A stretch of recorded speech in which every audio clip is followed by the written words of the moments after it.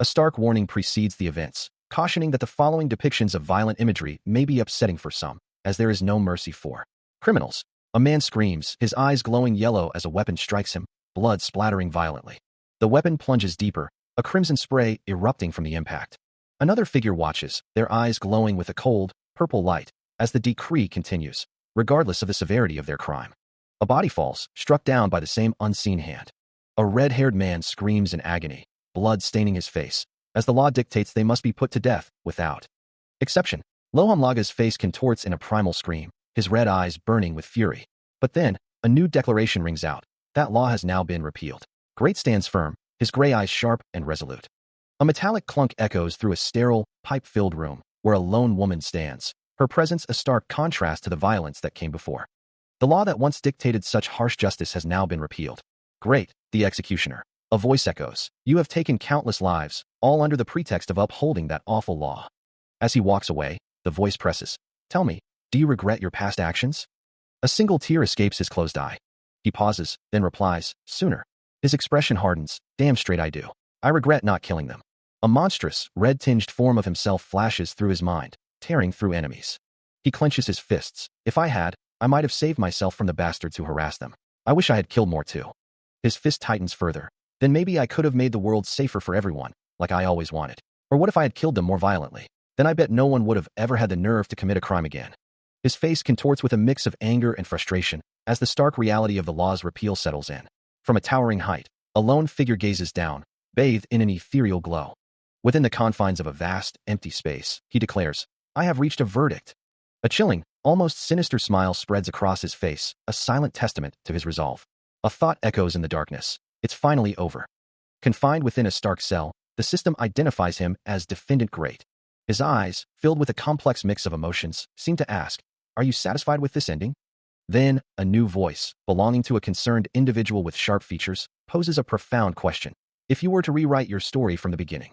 He finds himself adrift in a vibrant, ethereal space, surrounded by swirling, luminous energy and organic forms that pulse with an otherworldly light.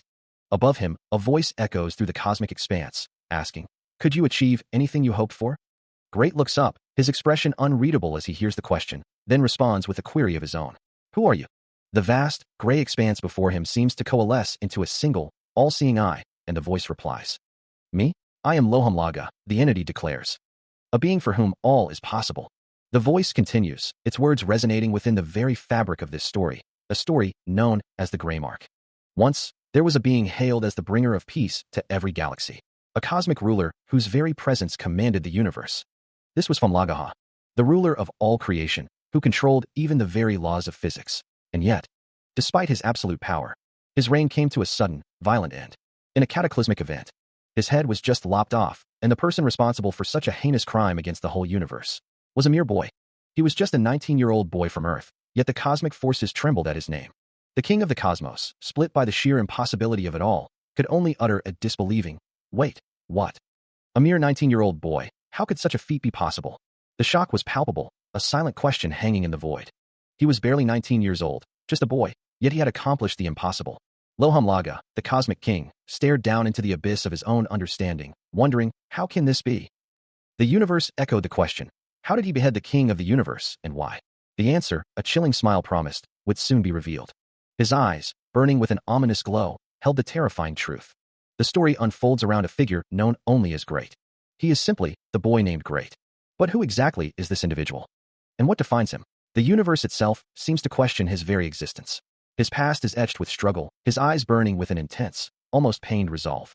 Life has always been difficult for Great, a relentless suffering he had no choice but to endure, an inevitable path he walked alone. This arduous journey shaped him. For he developed absolutely no mercy toward criminals, leaving a trail of defeated foes in his wake. His ruthlessness extended even to those closest to him, including his own father.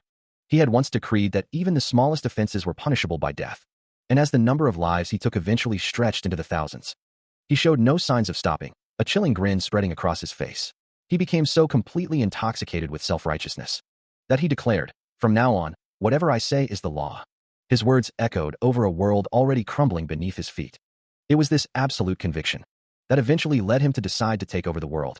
A chaotic ascent marked by destruction and the fall of countless others. His power surged, a vibrant blue energy flowing through him, a testament to his absolute dominion. Yet, despite his overwhelming might, he wasn't quite successful in his ultimate goal. A sudden, crushing force made him slump, his body giving way. Great found himself kneeling, his clothes tattered, the weight of an unseen power pressing down on him. Even with his eyes glowing with an eerie blue light and a wide, unsettling smile plastered across his face, he was powerless against this new force. It seemed as though nothing could stop Earth's most notorious, ruthless villain, but the universe had other plans.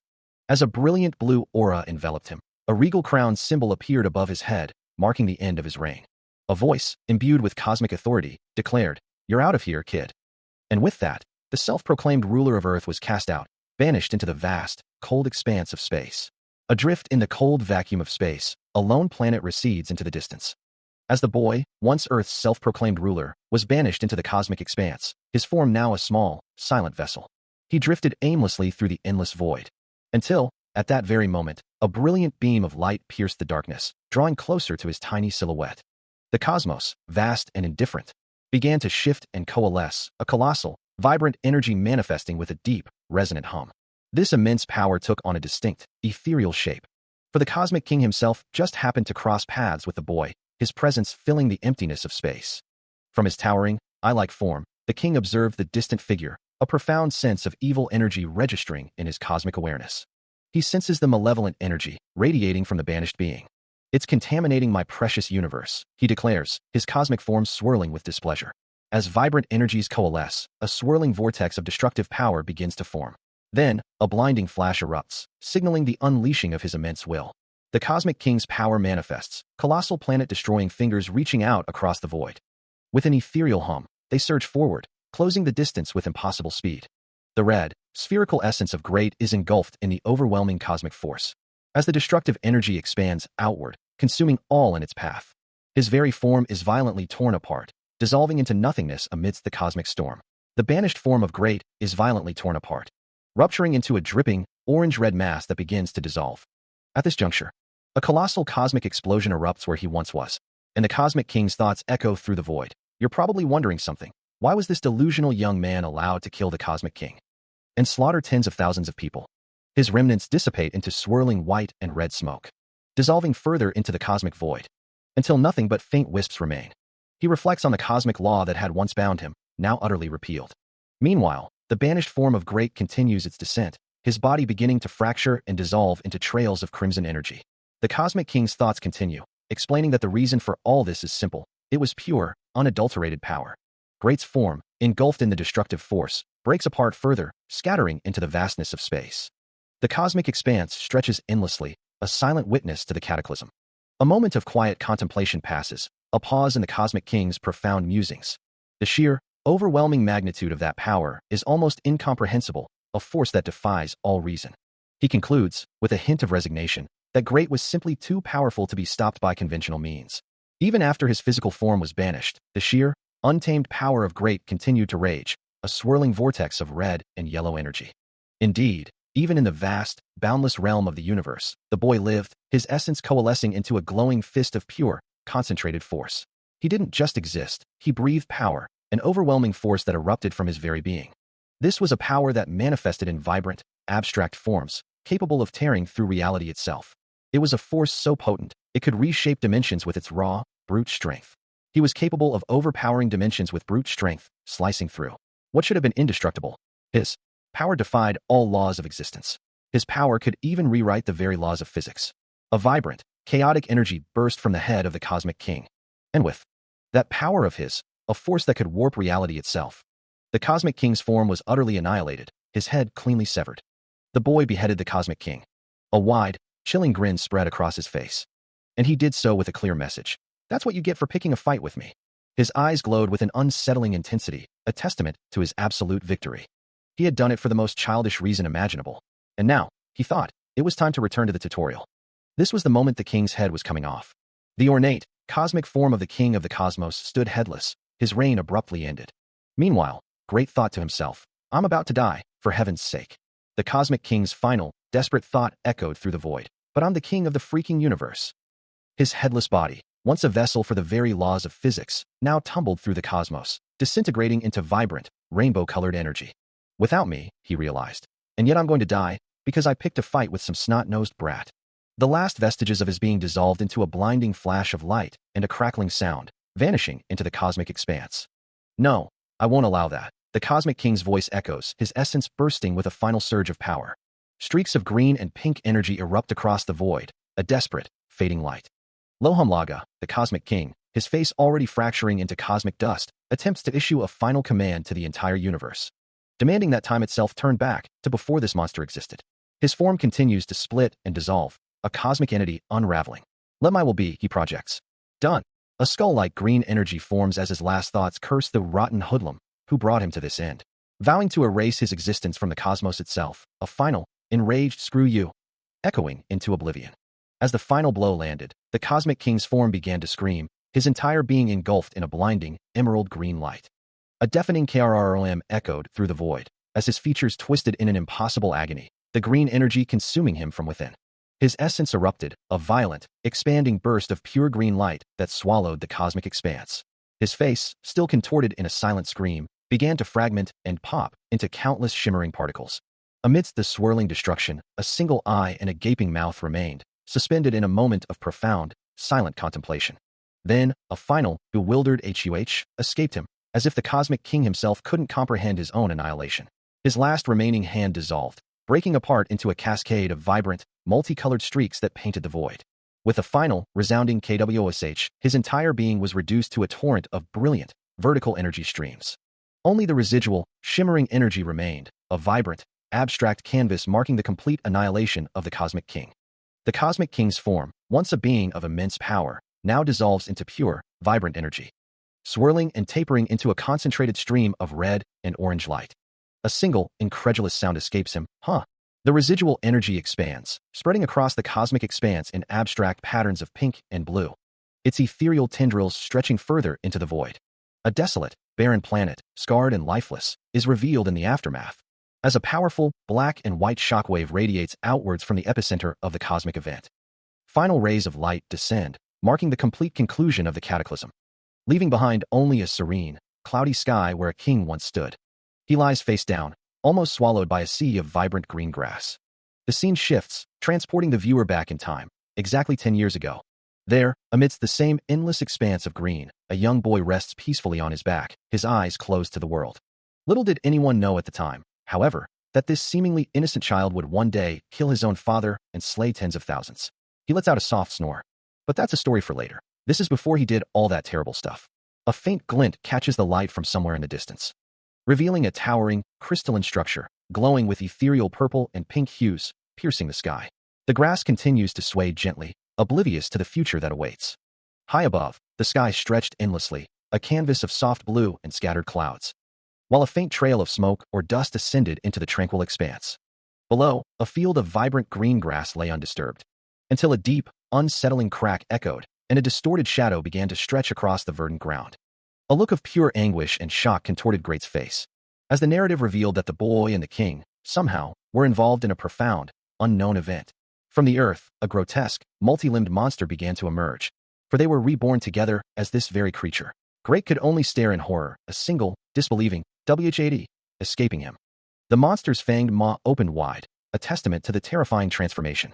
With a stern gaze, Great declares that the law has now been repealed. As a quick recap, the Cosmic King Lohamlaga and the Cosmic Troublemaker Great have now merged into a single, distressed entity. The massive, gray, rock-like figure, now embodying both beings, cries out in anguish, begging for the situation to be described differently. His form begins to glow with a vibrant, starry aura, reflecting the vastness of the cosmos within him, a new power now known as the Grey Mark. Meanwhile, a deep, purple crater smolders in the green grass, emitting thick plumes of white smoke. The ground around it scorched and cracked. Back with the cosmic entity, a soft hic escapes him, his expression still one of profound distress as the starry energy swirls around his head. Still reeling from the recent merger, the newly formed Cosmic Troublemaker Great writhes in agony, its rock-like face contorted in a silent scream, one eye glowing with an ominous red light. He lets out a guttural roar, his massive form tensing as he clenches a fist, the sheer power within him threatening to tear him apart. With a sickening POW, he strikes himself, a smaller pink manifestation of Lohamlaga's consciousness appearing beside his head, looking on in distress. Another brutal gwack echoes as the merged entity continues its self-destructive rampage. The pink blob cries out, reminding him that their entire nervous system is connected, and it can hear his every scream. A desperate "gah" escapes the merged being, as white fluid erupts from its body, a clear sign of the immense internal pressure. Lohamlaga's manifestation pleads, telling the larger entity that it's only hurting itself, calling it a numbskull. The pink blob's expression hardens, declaring with firm resolve that it refuses to continue this destructive path. Its face now twisted in fury, Lohamlaga's consciousness threatens to kill the merged entity. Still reeling from the internal conflict, the merged entity expresses a desperate desire to cut out the unwanted presence within its own body.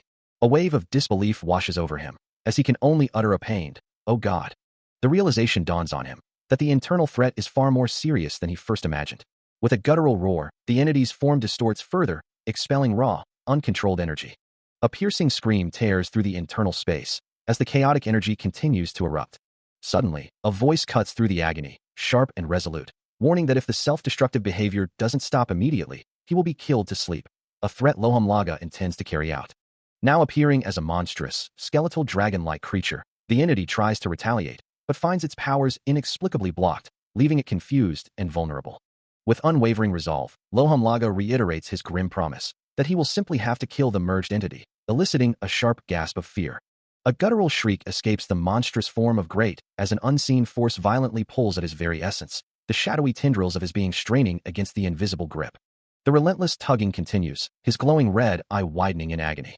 "That hurts," he groans, the pain searing through him. His monstrous maw opens in a silent scream, the words echoing in his mind. "I've never experienced such vivid pain in my life." The torment is so profound, he wonders if this is what the fear of death truly feels like. His eye, a beacon of raw suffering, reflects the relentless assault. But amidst the agony, a new thought sparks, a desperate counterinstinct taking hold as he bites down on the unseen force. But wait, what kind of freak is this guy anyway? How the hell can he bite into something like that? The question repeats in his mind, a mix of confusion and primal defiance. Suddenly, a centaur-like creature, its muscular form radiating frustration, appears in the internal landscape, steam puffing from its nostrils as it snaps. "Would you stop and think for a minute?" Still reeling from the unexpected counterattack, Lohamlaga's monstrous face contorts in fury, asserting his dominance. "I did. You'll be gone," he snarls, before adding, "Speak for yourself." His distorted form pulses with raw power, a grotesque visage of rage and disbelief. But Great's eye, burning with an unyielding will, stares back, his voice echoing through the internal world. "I'm too great to die. It's in my name." The sheer audacity of his defiance sends a wave of agony through Lohamlaga, who lets out a guttural, "Arg." Aya. The cosmic king's form, now fully manifested, rides as if in its death throes, a chilling declaration of death hanging in the air. Every fiber of his being screams, the pain overwhelming him. Yet, it is Great, in his own monstrous manifestation, who is inflicting the torment, his jaws clamped firmly onto Lohamlaga's flesh. Despite his attack, Great's face contorts in agony, a desperate whisper escaping him, "I'm dying. I can feel it." He wonders, how did everything go so wrong? How is it that my dignified tale? He feels the internal struggle, which had been a battle of wills, suddenly take a physical turn. As the monstrous form of Lohamlaga manifests, its gaping maw filling his entire internal universe. And then, with a sickening crunch, it bites down on his very essence. Great's mind reels, acknowledging that this entire, agonizing situation is his own fault, the only thing he can truly grasp. While Lohamlaga, in turn, finds himself utterly baffled by the boy's actions, having given up on trying to understand him. The internal impact reverberates, a distorted, fleshy sensation. Great, however, can only wonder what kind of arrogant creature can't even conceive of its own death. While Lohamlaga ponders the story that could have twisted this boy into such a monster, he yearns for understanding, wishing he could see the truth for himself, just once. Perhaps then, the monstrous entity ponders, he could truly change this story, wondering if any of it was even real. His glowing eyes narrow, as if trying to pierce through an illusion. A silent scream escapes his gaping maw, a profound confusion washing over him. Meanwhile, from a vast, empty sky, a lone figure plummets towards a verdant field below, where a white-clad man stands waiting. The man, with a stern gaze and a dark beard, holds a katana at his side, his attention fixed on the falling form. As he descends, trailing smoke and energy, Great calls out a single, resonant word, "Son." Back in his distorted reality, Lohamlaga recoils, a dark, viscous liquid dripping from his monstrous mouth. The word echoes in his mind, triggering a sudden, shocking realization. Son? That's his father. As the cosmic king grapples with the shocking revelation, a monstrous form of himself questions, what kind of monster is still alive? What is this emotion I feel? A small sound escapes him, a dawning realization beginning to form. His mind flashes back to a memory of Great, sword in hand, facing a towering beast, the thought echoing. Right. He killed his own father, didn't he? The monstrous form of Lohamlaga presses. What happened between you two? His hand trembles, black liquid dripping from his fingers, a physical manifestation of his turmoil. Suddenly, the very fabric of reality seems to tear, a violent tremor shaking the space around him. Lohamlaga's monstrous form reacts, pink energy flaring around him as the ground beneath his feet cracks and crumbles. Then, with a deafening force, something slams into the fractured landscape. In a stark flashback, a hand crackles with raw energy, as Great declares that a certain law has now been repealed. His father, caught off guard, can only utter a single word, a stunned reel, escaping his lips. His eyes, however, blaze with a fierce yellow light, energy swirling around them as he prepares for the inevitable. Then, with a blinding flash, Great unleashes a torrent of green and yellow energy. From a distance, the young man's voice rings out, a chilling promise to end his opponent. A massive, sweeping wave of yellow energy surges forward, engulfing everything in its path. The force of the impact echoes with a powerful whoosh, shaking the very air. His father, now bearing a fresh cut on his cheek, looks on with a thoughtful expression, a quiet hum his only response to the blow. Meanwhile, Great stands alone in the field, reflecting on his achievement, believing he has finally succeeded in cloning a god's body. Great's father clenches his jaw, a vein throbbing in his temple as he admits to himself that he has failed once more. Meanwhile, a monstrous, dark figure with glowing red eyes and an exposed, brain-like cranium roars, its form radiating raw power, a voice echoing, a god's body. Elsewhere, the small, red, blob-like creature, Lohamlaga, flails in confusion, demanding to know what is happening. Great's father bares his teeth, his frustration boiling over, muttering about how annoying that man is, convinced he is pure evil. The ethereal, white-haired form of the god's body appears, its voice resonating with cosmic energy, explaining that it was created using the DNA of a god. Great stands before a group of gray, featureless figures, his silhouette imposing, his thoughts drifting to his desire to prove himself the strongest in the world, save for one. He holds a small, glowing red orb in his hand, the gray figures surrounding him in silent attendance.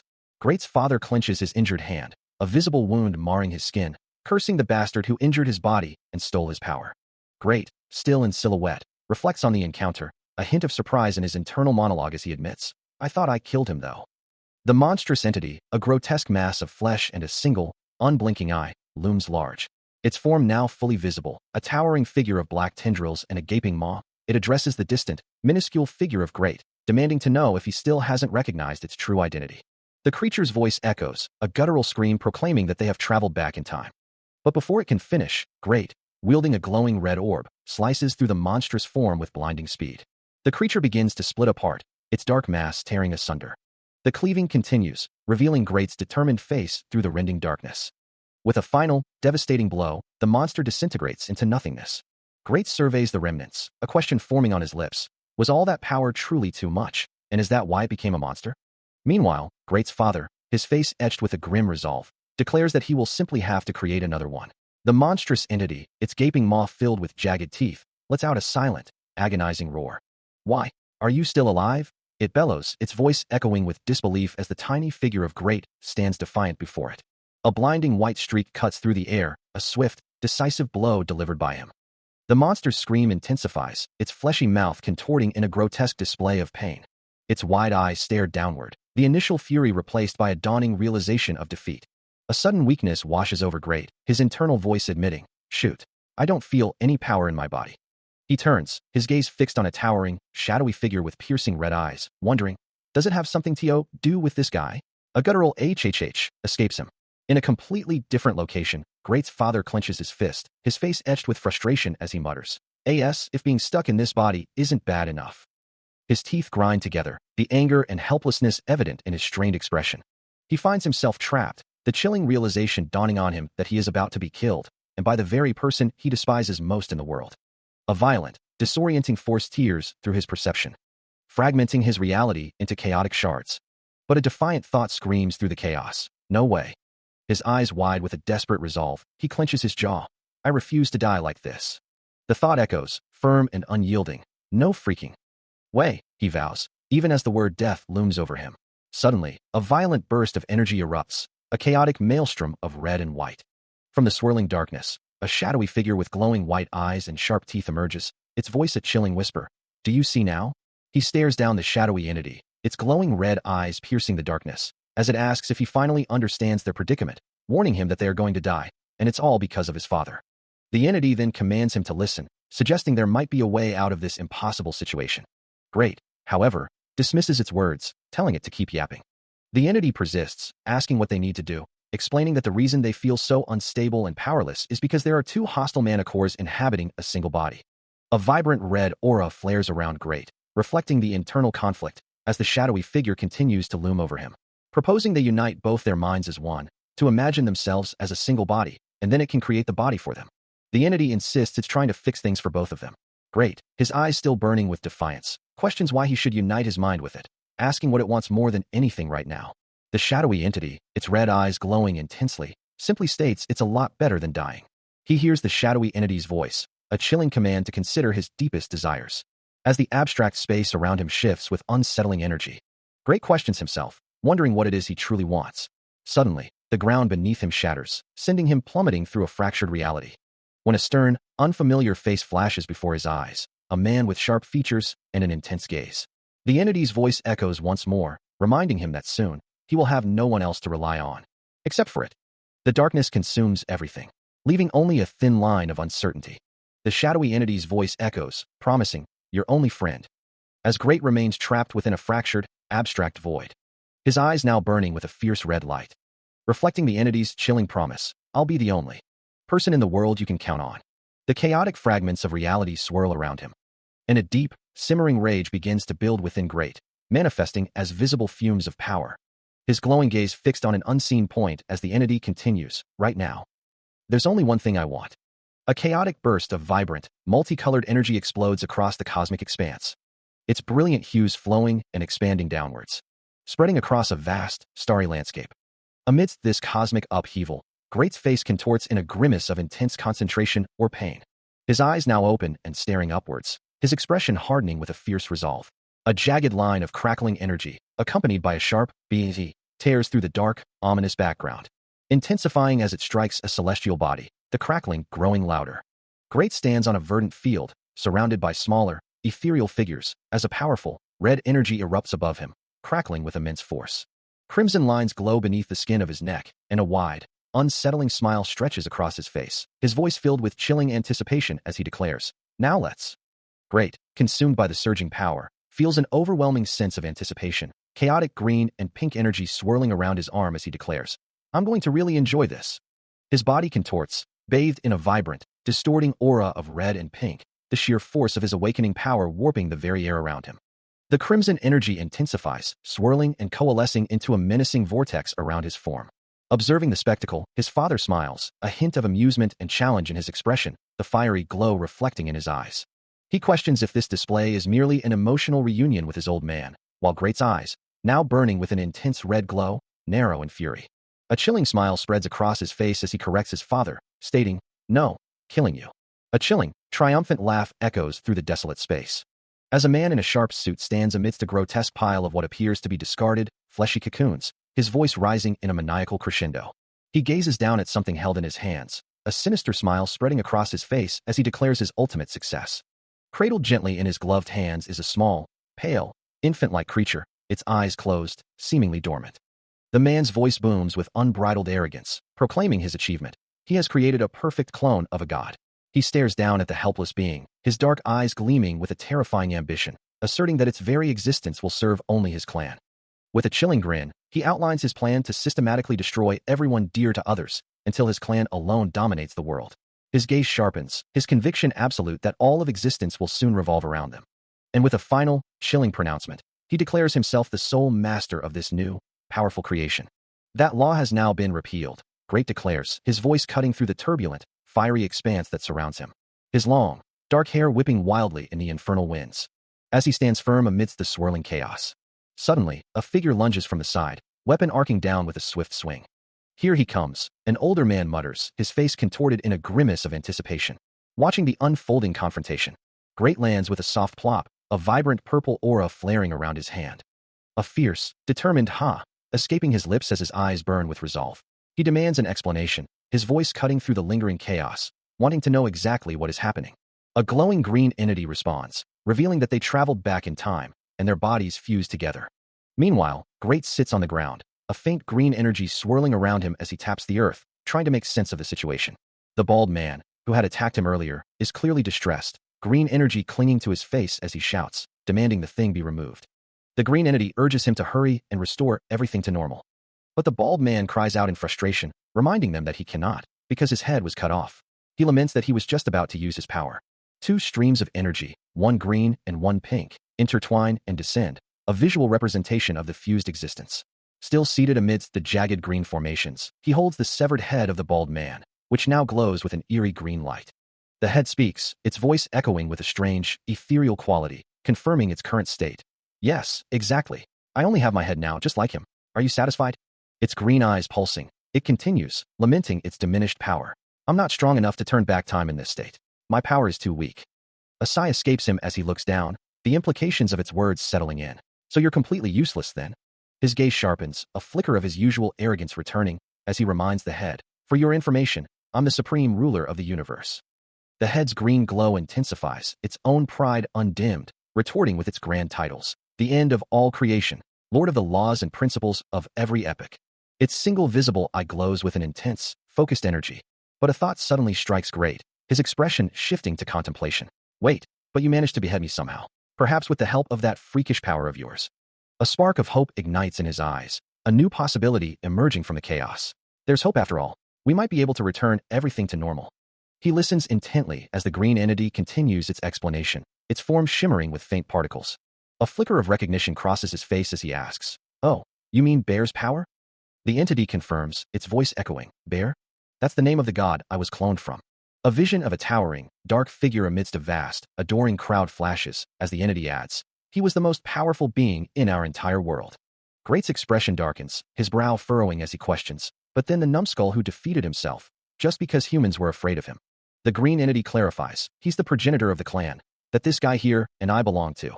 Clutching his chest, Great's frustration boils over, but I don't sense Bear's power in me. The green entity glows with a sudden burst of emerald energy, demanding, why not? Looking down, Great admits, at this point in the past, I didn't have it yet. The green-skinned entity clarifies its own nature, stating that it is merely a human clone of Bear's physical form. It explains that Bear's superpower remains sealed within his original body. With that revelation, the entity proposes they go find that body. Great's eyes widen in surprise at the suggestion. The scene shifts to a desolate, red-tinged sky hanging over a sprawling slum, a place filled with refugees and the ruins of failed development projects, known ominously as Round Zero. This vast, broken cityscape has become the gathering place for the defeated and dejected. The land itself appears scarred and barren. Deep within this ravaged territory, a mysterious, glowing structure awaits. Deep within a desolate, rocky expanse, hidden from all knowledge, lies a dungeon that few even know exists. Within its ancient walls stands the formidable fortress of the Bear clan. And in the fortress's deepest chambers, a hidden room glows with an eerie, green light. Beyond a massive, ornate gate, the path opens to reveal a figure suspended in a brilliant, ethereal glow. Long, flowing hair radiates with an otherworldly light. There, in silent slumber, rests the body of the god of Greymark.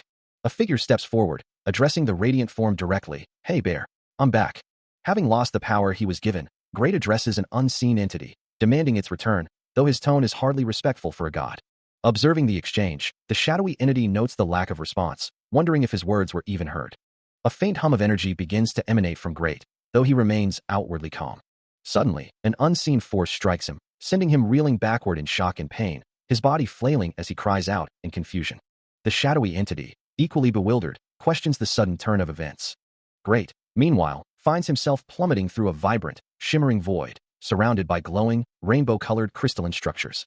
The ethereal crystals swirl around him, their light reflecting in a dazzling display. He continues his descent through the shimmering, crystalline void, a kaleidoscope of fractured light surrounding him. His expression hardening, a fierce determination etched across his face as he plunges deeper. Suddenly, a memory flashes, revealing a hulking, spiky-haired figure known as Bear, while a younger, glowing version of himself appears below. The current Great observes the swirling green energy of his past, realizing the entity has accessed his timeline. A gasp escapes him as the realization hits, confirming that his memories have been laid bare, saving him the trouble of explaining. Turning to the shadowy figure, he points towards the spectral image of Bear, demanding the power needed to confront the one he met in space. The cloaked entity responds, its form radiating an unsettling aura, acknowledging the truly annoying being Great has brought into this space. Great's brow furrows in confusion, then annoyance, as he dismisses Bear as a total nitwit. The two figures stand dwarfed at the base of a colossal, ancient stone statue, the vastness of their new location emphasizing the gravity of their conversation. He stands firm, listening as the shadowy entity's voice echoes, claiming that a god is far too powerful for the likes of them to handle, yet immediately reassures him, saying, "Don't worry." Unfazed by the warning, Great declares his intent to kill his adversary as soon as he regains his body. His eyes narrow, remembering how the foe had tried to kill him at first sight, a memory that still fuels his rage. The crystalline void shimmers around them, as the entity's voice suggests their encounter was fated, a meeting meant to be. Ignoring the philosophical musings, Great impatiently demands the power he was promised, eager to confront his enemy. As if to test his resolve, the shadowy entity projects a memory, a smaller, younger version of Great appearing before them. The entity's form shifts and flows, its red eyes glowing intensely as it observes the past self. It then questions the memory, asking, "Tell me, are you still the same Great that I once knew?" His face contorted in a snarl, Great's expression leaves no doubt about his current, unyielding determination. Looming over him, the shadowy entity reminds Great that it gave him the power he sought for a specific reason, knowing he had suffered every hardship imaginable. The memory shifts, showing bloodied hands. And the entity's voice echoes, recounting how he committed the most horrific crimes. A younger Great kneels, enveloped in a vibrant blue aura, receiving that very power. As the entity's projection states, it was all for Greymark's future. Great's memory continues, recalling that after receiving the power, he left the planet without a word. He knew then that he was a criminal. And the best thing he could do for Greymark was to rid the world of one more criminal, allowing Greymark to finally be free of its terrible supervillain. A younger Great, with dark hair, once celebrated a victory, believing he had achieved a happy ending. But now, his eyes glowing with an ethereal light, he knows the situation is far different. The shadowy entity's voice echoes through his mind, reminding him of a past confrontation, accusing him of unleashing a powerful force as soon as he arrived. The memory of his younger self, distressed and conflicted, flashes before him. As the entity presses on, forcing him to relive the moment he questioned, "What was I supposed to do?" Let him live. He sees his younger self, surrounded by the grayscale faces of fallen comrades, the painful memory of their demise still fresh. "He killed all my friends." The entity's voice continues its relentless assault, painting him as a warmonger who acted purely out of greed, suggesting the immense suffering his beloved Greymark would have endured because of his choices. Images of a suffering populace, indistinct and sorrowful, fill his vision. And in the present, Great clenches his fist, his expression a mixture of anger and resolve, the weight of his past decisions pressing down on him. Great, in his younger form, vehemently defends his past actions, asserting that he only stopped the other before they could repeat their crimes. He insists that if his actions weren't protecting Greymark, then he doesn't know what is, while the older, projected version of himself seems to concede, "Perhaps, you're right." But the shadowy entity, looming behind the older Great, quickly interjects. "What do you want from me?" the younger Great demands, as the older Great calmly states, "I'm not a supreme being." The older Great's hand rises, glowing with ethereal energy, as the entity's voice echoes, "So there's no way of knowing whether or not you made the right decision."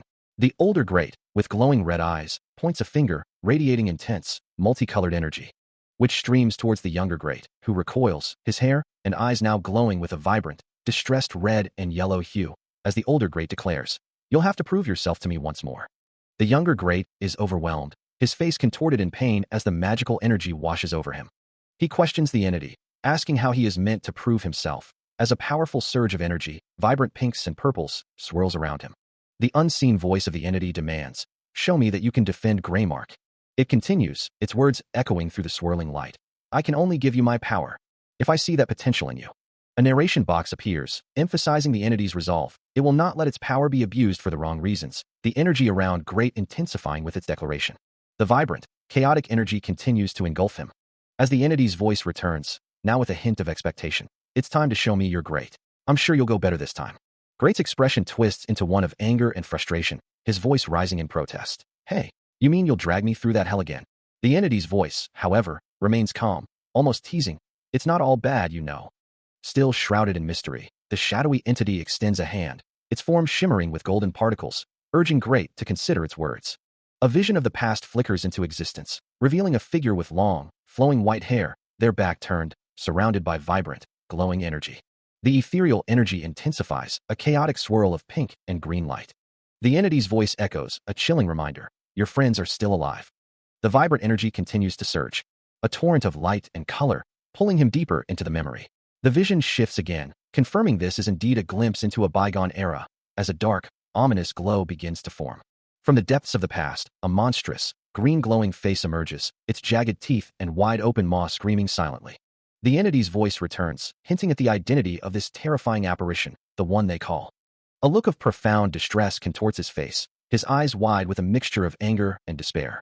The shadowy entity's voice echoes, calling out to him, reminding him of his true name. He stands alone in a vast, sterile chamber, surrounded by countless white flowers, a stark contrast to the chaos within his mind. The narrative voice continues, explaining that in exchange for his return to the past, he now bears the heavy burden of forging a new future. The world around him seems to crack and crumble, a massive crater forming under a turbulent sky. Dark, ominous clouds gather overhead, casting long shadows over the desolate landscape. Suddenly, a figure emerges from the tall grass, his head barely visible above the green. And as if to mock his choice, the voice adds, the man is revealed, clutching his face in anguish. His features are twisted in a silent scream, a profound despair etched into every line. Overwhelmed by the weight of his new responsibility, Great clutches a dark orb, his expression etched with profound distress. The gravity of the situation settles upon him, as a voice echoes, reminding him that this entire story has begun to change. He looks out at the desolate landscape, a single question escaping his lips. What should I do now? A new, commanding voice cuts through the uncertainty, urging everyone to listen carefully. The scene shifts, revealing a vast, modern city dominated by a colossal, dark tower, a stark contrast to the previous desolation. As the voice continues, warning that everyone knows how the last story ended. Nothing is certain, not even for the dead. The sprawling cityscape stretches endlessly, a testament to a world both familiar and profoundly altered. And as the towering structure glows ominously in the distance, the voice declares that as of this moment, everything has changed. As the world shifts and the future becomes uncertain, history itself is poised for a complete rewrite. This new era begins under the ominous banner of the Grey Mark. It marks the start of a new season. This is Chapter 1. The city of Blackblood is now beginning. A disembodied voice challenges him, demanding he defend Greymark. Still on the ground, Great retorts that Greymark isn't just some insignificant town, his eyes widening with a mix of defiance and pain. It's his entire planet, he insists, as a faint, shadowy presence flickers in the background, whispering that it's not all bad. The voice continues, revealing that his friends are still alive. The words hit him with a jolt, his expression a mask of shock and disbelief. A surge of raw, green energy erupts from his body, geometric patterns crackling around him as he screams in agony, clutching his head. Still writhing amidst the green aura, he looks up, demanding to know what more is expected of him. Then, with a sudden, explosive force, he lunges forward, delivering a powerful punch that connects with a resounding clang. His eyes widen in shock, his mouth opening in a silent scream of pain. A blinding flash of green energy erupts, sending fragments of stone flying as the guard is violently thrown back. He stumbles, smoke rising from his form, as Great turns, his expression a mix of fury and confusion. A moment of stunned silence hangs in the air, leaving his face contorted in a silent snarl. The guard gasps, regaining his footing, as more figures emerge from the shadows behind him, shouting, "This is the Bear Clan's private territory. Identify yourself, intruder," another guard demands, pointing a spear. Great drops to a crouch, the words echoing in his mind. The Bear Clan. Jean Bear, the former clan leader, squeezed his people for everything they were worth, a menacing grin plastered across his face. He then abandoned them all to die in the war he started, leaving his clan members to face the consequences. But this time, he thinks, I killed Jean Bear. One of the Bear Clan members steps forward, his voice laced with indignation. How dare you?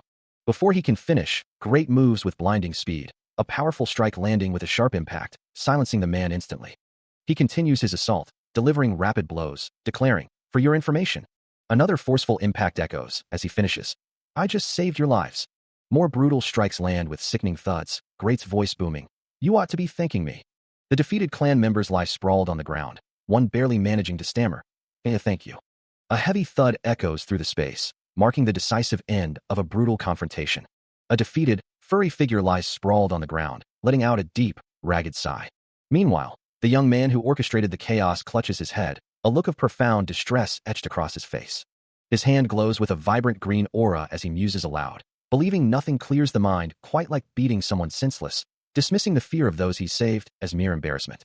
With a deliberate step, Great advances, causing the remaining Bear Clan members to shriek and recoil in terror, pleading for him to stay back. He gently pats the head of a subdued clan member, declaring that he has saved them. Another soft pat follows, as he reiterates his conviction that he rescued them from certain death. Then, looking up, he questions an unseen entity, wondering if this path of beating bad guys to a pulp is truly what it desires from him. His gaze falls once more, contemplating his peculiar brand of justice. He continues his reflection, believing his path is also about saving innocent people from suffering. A faint blue glow emanates from his form as he considers, "That's one way to save the world, isn't it?" Turning his back to the metallic chamber, he adds, "And the best part?" Standing over the fallen figures, he declares, "I can save my friends too." His eyes narrow, the Scara turning black as his resolve hardens. Walking away from the onlookers, he knows exactly where he needs to go first. Confronting the white-haired entity, he points to a section of the wall, stating, "This looks like a door to me." The entity, however, simply replies, "That's a wall." Looking down with fierce conviction, he insists, "No, it's a door." With that, he unleashes a powerful, focused punch. The landscape lay utterly devastated, a testament to the raw power unleashed, with structures reduced to rubble and the earth itself torn asunder. From above, the once grand building now appeared as a mere husk, its intricate architecture shattered and crumbling. A deafening boom echoed through the air as the full force of the impact erupted, obscuring the target in a blinding flash of energy and debris. The ground beneath buckled and tore, leaving behind a colossal crater where solid earth once stood. A group of figures stared into the newly formed abyss, their faces etched with disbelief, one of them muttering, "Seriously, anybody know who that guy is?" Another earth-shattering crash reverberated, sending more dust and rubble cascading through the air. His eyes glowing with an intense green light, Great turned, a visible aura of emerald energy radiating from him as he demanded, "Hey, where are you going?" His expression tightening with irritation, he added, "Would you shut up already?" A familiar voice echoes, recounting a memory from when he was just 10 years old, prompting a sarcastic interjection about the sudden flashback. In the memory, a younger great delivers a sharp, impactful punch, sending Jean Bear reeling. He continues his internal monologue, explaining that at 10 years old, a mafia member appeared and killed Jean Bear, though the entire scene felt strangely comical in retrospect. As the memory unfolds, a familiar, tragic scene plays out once more, with his younger self looking on. The mafia man then shoots Jean Bear, who lies prone on the ground, while the young great recalls thinking they would make him a hitman, and that he would desperately miss the fallen figure. Tied up and radiating a faint green glow, the boy believed he would someday be free, convinced he would do anything to achieve that freedom. He curses his captor, finding solace in the thought that at least he could spend a little more time lost in his own imagination. The memory shifts, revealing the ominous place where they took him. It was a hidden base, a stronghold of the notorious Gerbain gang. He hits the ground with a sickening slam, the impact rattling his small frame, as the brutal truth echoes in his mind. They had murdered his parents and abducted his sister, the muscular captor lifting him effortlessly, his words a chilling confirmation of the atrocities committed. He collapses, defeated, the realization that they had turned his family into mindless killers who obeyed their every command, crushing his spirit. A grotesque grin spreads across the face of another captor, his sharp teeth glinting in the dim light, a silent promise of further torment. Another brutal bash sends him sprawling. He coughs, a painful gasp escaping his lips, as the captor savors the raw feeling of power. The grotesque figure's eyes gleam with sadistic pleasure, confessing his twisted joy in the suffering he inflicts. Blow after blow rains down, each impact a jarring bam, as the captor explains his philosophy. Mere physical subjugation is enough. A final, crushing bam, as the captor dismisses his victim's pain, comparing his struggle to that of a fragile moth. He lies broken and defeated, the weight of his past crushing him. It was in that hellish place, he recalls, that he first met them. Those poor friends, he remembers, ended up being killed simply because they knew him. They were the people he should have protected. A faint glow emanates from his bandaged foot, a sign of healing, or perhaps something more. He was too weak back then, he thinks, as he races through the desolate ruins, but not anymore. He hadn't known about all the dangers lurking in the darkness around him. But now he does. His gaze settles on a towering, ominous structure, bathed in the pale moonlight. He stands amidst the ruins, a green, ethereal presence hovering behind him, its voice echoing, "This time, I'm going to save them," Great declares with fierce resolve, as the green presence responds with a questioning, "Huh?" Meanwhile, in a distant, opulent chamber, a younger man in a suit points towards a window, exclaiming, "Hey look, that's the guy from our flashback." But such distractions are irrelevant now. For the real question is how Great will rescue his friends, as he gazes down from a towering height at the desolate city below. With a surge of crimson energy, he leaps into the abyss. The two men in the chamber continue their walk down a long, arched corridor. Suddenly, the older man stops, his eyes wide with a silent gasp. A wave of raw, red power erupts. He moves like a crimson blur, a force of pure, unbridled momentum. Two guards, startled by the sudden, overwhelming presence, can only manage a confused. Before one is struck with a sickening whap and thwack, his body crumpling instantly. The other meets a similar fate, a crunch and smash echoing as he's thrown aside, leaving a clear path to the ornate door ahead. With no hesitation, Great slams into it, a violent splatter and splat marking the impact, as the barrier begins to give way. A resounding wham and crack follow, the wood splintering under his relentless assault. The door groans, a squish and crash, accompanying its final collapse, shattering into countless pieces. Debris flies, coated in the same ominous red glow, as the entrance is utterly obliterated. From the wreckage, a crimson liquid begins to trickle, a grim testament to the force that just passed through. The heavy, ornate door, once a formidable barrier, now stands violently breached, its surface splattered with crimson, a testament to the sheer force that tore through it. From the newly created opening, a voice echoes with chilling confidence, declaring, "I'm back," as the mangled remains of the door reveal a glimpse of the chaos beyond. Through the splintered wood and twisted metal, a wide, screaming mouth with rows of sharp, jagged teeth is visible, its terror-stricken cry piercing the sudden silence. A small group of figures, clad in dark, utilitarian uniforms, steps through a brightly lit doorway, their forms silhouetted against the stark white light. Among them, a young man with short, dark hair follows, entering the unknown space as the door begins to close behind them. The heavy door, now shut, bears a simple, stark number, 58. Inside, the room is plunged into oppressive darkness, yet Great stands calmly in the center, his lean silhouette barely visible. Then, in the profound gloom, his eyes ignite with a fierce, crimson glow, a silent declaration of his awakening power. Without hesitation, he unleashes a devastating blow, his fist blurring forward with explosive force. Simultaneously, a flurry of hands erupts from his form, each radiating a distinct, vibrant aura of red, blue, yellow, and green, a multi-pronged assault of raw, unleashed energy. The floor beneath him streaks with a crimson line, indicating the sheer speed and impact of his movements, a path of destruction already being carved. He unleashes a torrent of power, red energy erupting around him in a violent shockwave, leaving him to wonder, what the hell is this? Meanwhile, in a dimly lit, opulent room, a man in a trench coat looks down, his gaze fixed on the ornate floor now fractured and glowing with an eerie green light. Each step he takes illuminates the cracks with a faint blue glow, revealing the extent of the damage. His hand, gloved and steady, grips a pistol, ready for any threat. A look of concern crosses his face as he surveys the scene. He picks up a small, broken shard from the floor, which pulses with the same strange, internal light. Back in the darkness, Great stands alone in a similar, grand chamber, his eyes burning with an intense, crimson glow. His gaze is sharp, focused, as if listening to an unseen command. A voice echoes in his mind, demanding he forget all about the life he had with his mother. He remembers a time when a hulking man in a fedora, cigar clenched between his teeth, loomed over him, declaring, "You belong to the Gerbane gang now." The memory shifts to a grim scene, bodies strewn across the floor, silent testaments to the gang's brutal power. Other gang members stand casually amidst the fallen, their indifference a chilling detail. A cold voice echoes in his mind. "We're going to turn you into a human weapon." His younger self, eyes sharp with a mix of defiance and resolve, stares back from the past. Bathed in an eerie green glow, he walks through a dark corridor, now clad in a sleek, high-collared uniform. He moves with deadly precision, green energy erupting from his hands as he strikes down multiple figures. The path behind him is littered with defeated bodies, a testament to his destructive capabilities. He stands alone in a vast, green-tinged room, his gaze fixed on a distant, shadowy figure. A tight formation of bald, suited men stands with grim, expectant expressions. Into their midst, a small figure walks away from the viewer, his back to the imposing legs of the larger man, heading deeper into the gang's domain. One of the bald men raises a clenched fist, his face set in a determined, almost menacing, expression. Suddenly, a vibrant green energy erupts from Great's outstretched hands, crackling with raw power. He looks up, his eyes reflecting the destructive force he now wields, a chilling resolve hardening his features. The green energy impacts, twisting and crushing the hand of one of the gang members. The force of the attack sends multiple men reeling backward, their bodies contorting in pain and shock. Great stands amidst the fallen, a cruel smirk playing on his lips as the gang members lie defeated around him.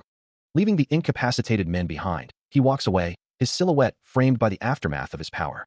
As the raw power of the human weapon unleashed itself, a man in a dark suit found himself overwhelmed, spectral hands seeming to tear at him from the very walls as he screamed, "What the hell is this?" Unfazed by the chaos he created, Great continued his deliberate advance. The sheer force of his presence, or perhaps a lingering impact, caused the sturdy wall to crack and splinter. Then, with a devastating surge, a crimson energy blast erupted, slamming into a cluster of gang members and sending them flying backward in a violent explosion of debris. His eyes, now glowing with an intense white light, reflected the destructive power he commanded. Stepping over a prone, defeated figure, Great moved through the wreckage, the other gang members scattered and broken around him. Nearby, a man with a thick mustache could only stare in wide-eyed horror, his face contorted in pure terror. His fear intensified, a silent scream etched onto his features. The Gerbane gang leader, still wearing his fedora, looked down at the terrified man, his expression unreadable as he surveyed the devastating aftermath. The crimson energy blast had left a trail of destruction, with several gang members now sprawled motionless across the grimy ground, their bodies twisted in unnatural angles. A testament to the sheer force they had just endured. From the shadows, a pair of eyes glowed with an eerie green light, observing the aftermath of his power. Meanwhile, The gang leader stood over one of his fallen subordinates, a silent, menacing presence. The green glow in his eyes intensified slightly, his gaze unwavering. Without a word, the leader's hand reached down, its fingers pressing firmly into the subordinate's temple. A silent scream contorted the man's face, his features twisting in agony as the pressure mounted. Then, as if a switch had been flipped, the pain vanished, replaced by a chilling, vacant smile that stretched unnaturally across his face, leaving him utterly broken beneath his leader's gaze. He turns away, walking down the sterile corridor, but his gaze remains fixed on the open doorway behind him. Through the threshold, the gang leader steps into the room, his silhouette framed by the dim light. As the door begins to close, the last glimpse of the man in the fedora vanishes into the darkness. A primal scream tears through Great's throat, his face contorted in an agony that rips through his very being. The silent torment echoes in the empty space. He stands alone in the corridor, the closed door now a stark barrier to the horrors he has just witnessed. He stares down, a single thought echoing in his mind. What was that? Meanwhile, two of the gang members exchange worried glances. As Great's dark eyes narrow with an intense, almost predatory focus. He stands before a gathering of the gang, their dark forms surrounding him, with the Gerbane gang leader himself at the forefront, his presence commanding. The leader's face contorts, a guttural roar escaping his lips. And the entire group seems to shift, their eyes glowing red with a menacing aura. Great looks down, a lone figure amidst the hostile crowd. His gaze still sharp, betraying nothing of the turmoil within. A hand grips a fanned array of sharp knives, their edges glinting menacingly. Nearby, a figure lies crumpled on the ground, while two gang members, one with wild orange hair and another with spiky black hair, stand over them, their expressions aggressive. Observing the scene from a short distance, Great watches the two gang members with an unreadable gaze.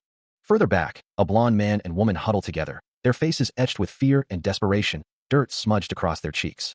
A subtle shift crosses Great's features. As a faint, almost imperceptible smirk begins to play on his lips, his eyes wide and intense. The blonde woman's eyes dart around frantically, her fear palpable. Her male companion's expression mirrors her terror. And she finally manages to voice a desperate plea, asking, "Have you come to save us?" As the blonde woman clings to him, her face buried in his chest, Great stands amidst the chaos, the blonde man nearby, both looking up at him with desperate hope. A silent question hangs in the air, a plea for salvation. She lifts her tear-streaked face to his, her voice barely a whisper as she asks if he has truly come to rescue them. The blonde man, his expression etched with fear and disbelief, echoes her sentiment, wondering if they are finally free. Great's dark eyes narrow slightly, a flicker of resolve passing through them. Then, with a simple, firm affirmation, he confirms their hopes. He kneels before them, bringing himself to their level, his presence a solid anchor in their shattered world. His voice rings with unwavering conviction, promising to eradicate every tormentor who dared to harm them. He continues, promising to create a better world where they can finally live in peace. A relieved smile spreads across the blonde woman's face, her eyes reflecting a glimmer of hope. His gaze hardens, confirming his resolve. This is precisely what he came back to do. Suddenly, a sharp, deafening sound rips through the air, a gunshot echoing with brutal finality. The impact sends a spray of blood across his face, a bullet tearing through his chest, yet his eyes blaze with an unnatural, furious red. His shirt shreds away from the force of the blow, revealing a body that seems to shrug off the wound, his crimson gaze unwavering. Behind him, the stout man holding the gun lets out a startled gasp, his face contorted in disbelief at the sight.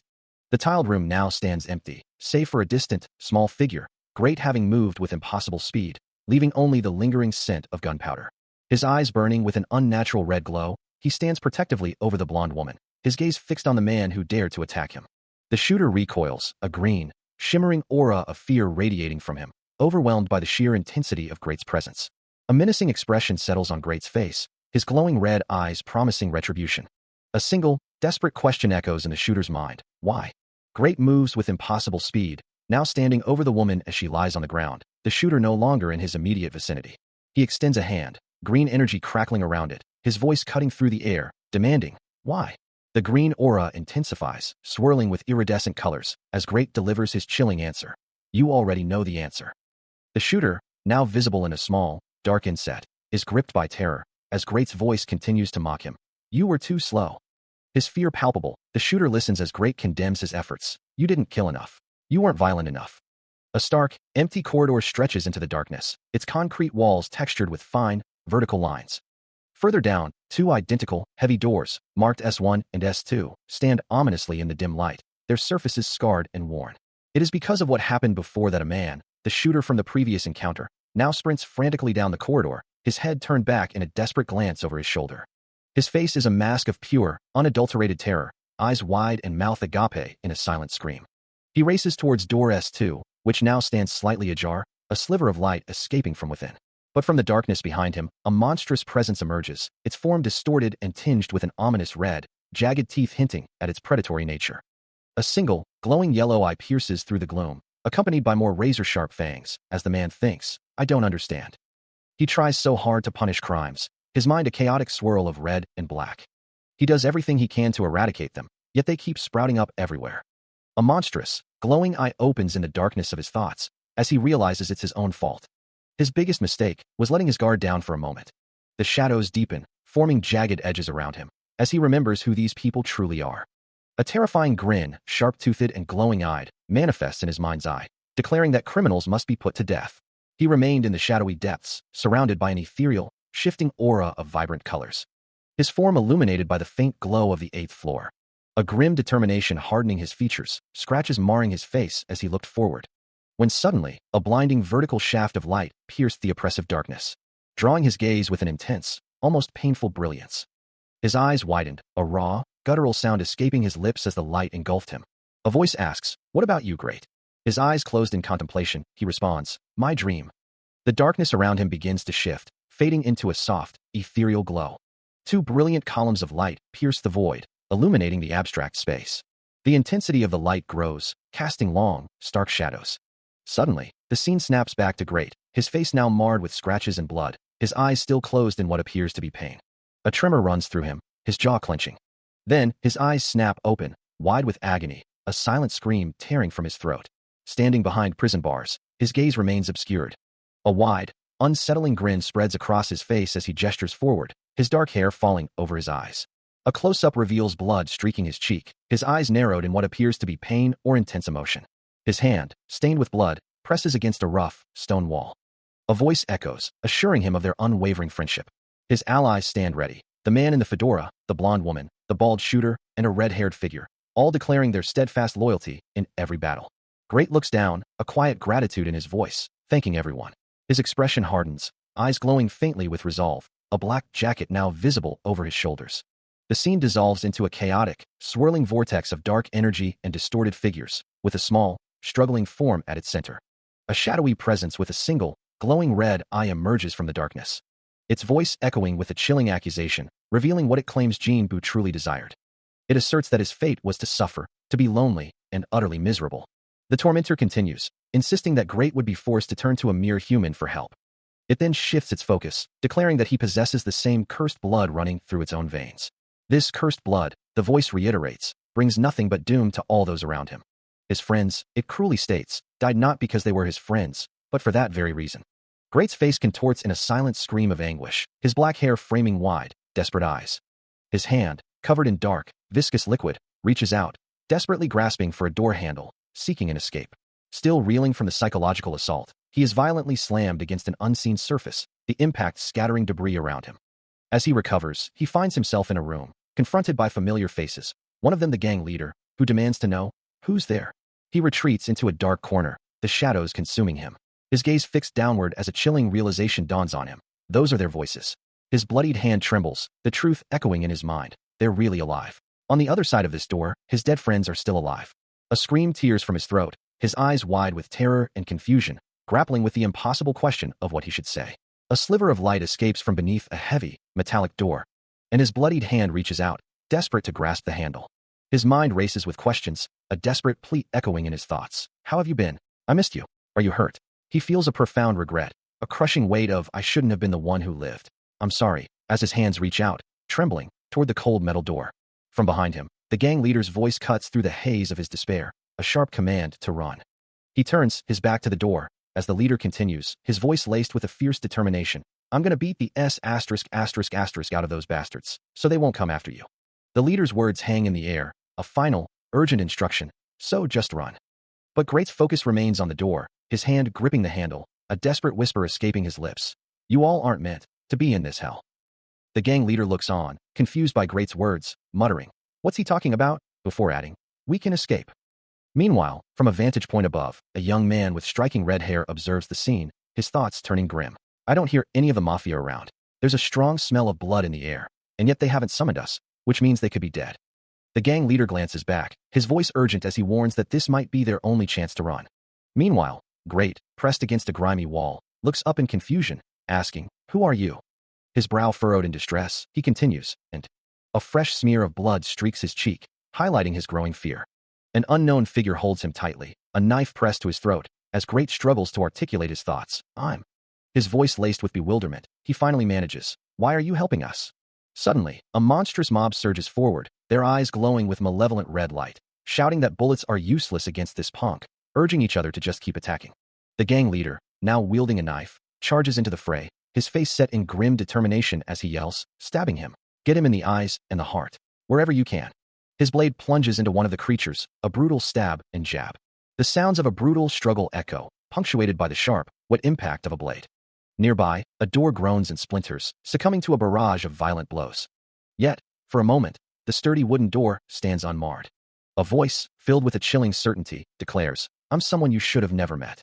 Before a line of 5 men in dark suits, their expressions unreadable, stands a figure with white hair. His green eyes glow with a mix of confusion and distress, a soft, questioning sound escaping him as he looks away from the group.